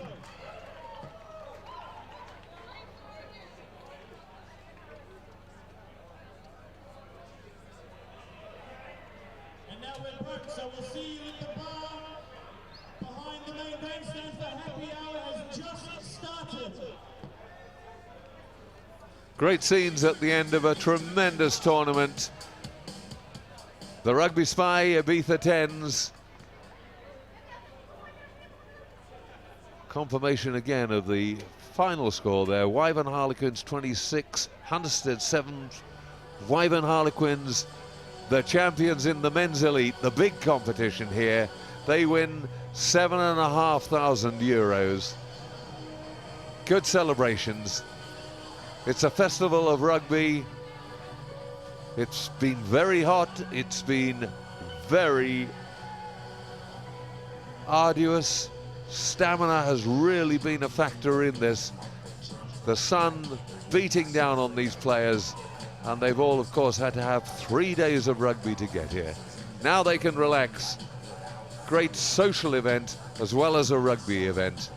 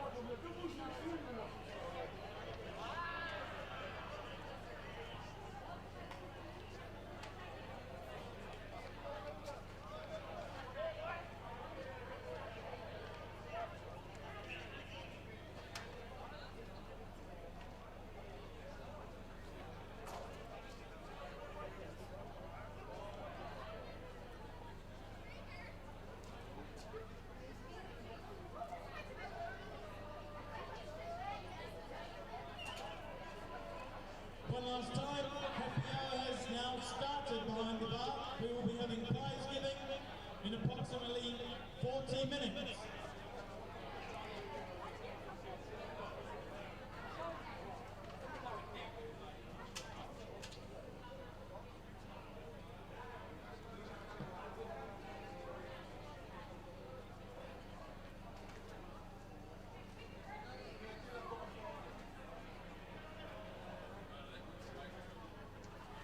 Every team will get a prize. We appreciate if we can all make the effort to go across. It's been great having you. And we're almost there.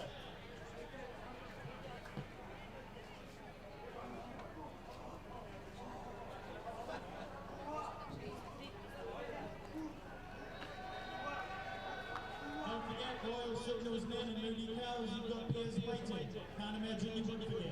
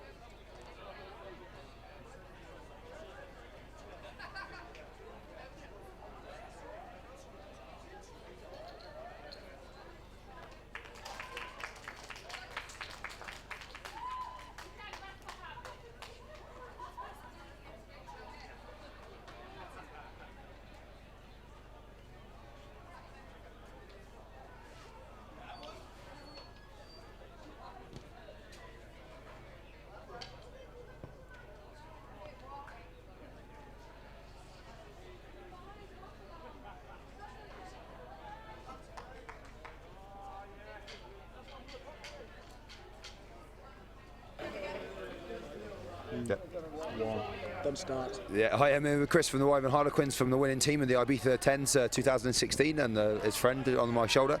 Chris, really pleased with that, you must be? Oh, definitely. We can't complain with having the double, the social and their open team both win, so it's going to be a good night tonight. Yeah, it's a fantastic performance by both the teams. How was the team bond that's gone on off the field helped the performance on the pitch? Oh, definitely. I think the longer we've been together throughout the week, we've been better, and you can see that in the performances from both the open team and the social team, that the more games we played, the better we have gone. And like tonight, we lost that in the first game, but to be honest, we put a good performance in tonight as well as same in the social. Yeah, there's a fantastic team you managed to put out with some great individual players. What have you thought about the quality of the tournament so far? Be good. To be fair, they're all teams group games. Like I said, we're only a couple of points in it all the way, so obviously the standard's quite good. The fact that the team have finished fourth in our group beat the top guy in the other group, so it must have been a close tournament all the way through and a high standard. So there's only one thing left to do now, is to celebrate with one quiet bit and then probably 10 noisy ones. Is that what the Quins are going to do? Well, I'm sure see. I'm sure there's something sorted out for later, but I'm sure we'll have a good time, especially with the prize money that our guy has said we can have. Yeah. Jason.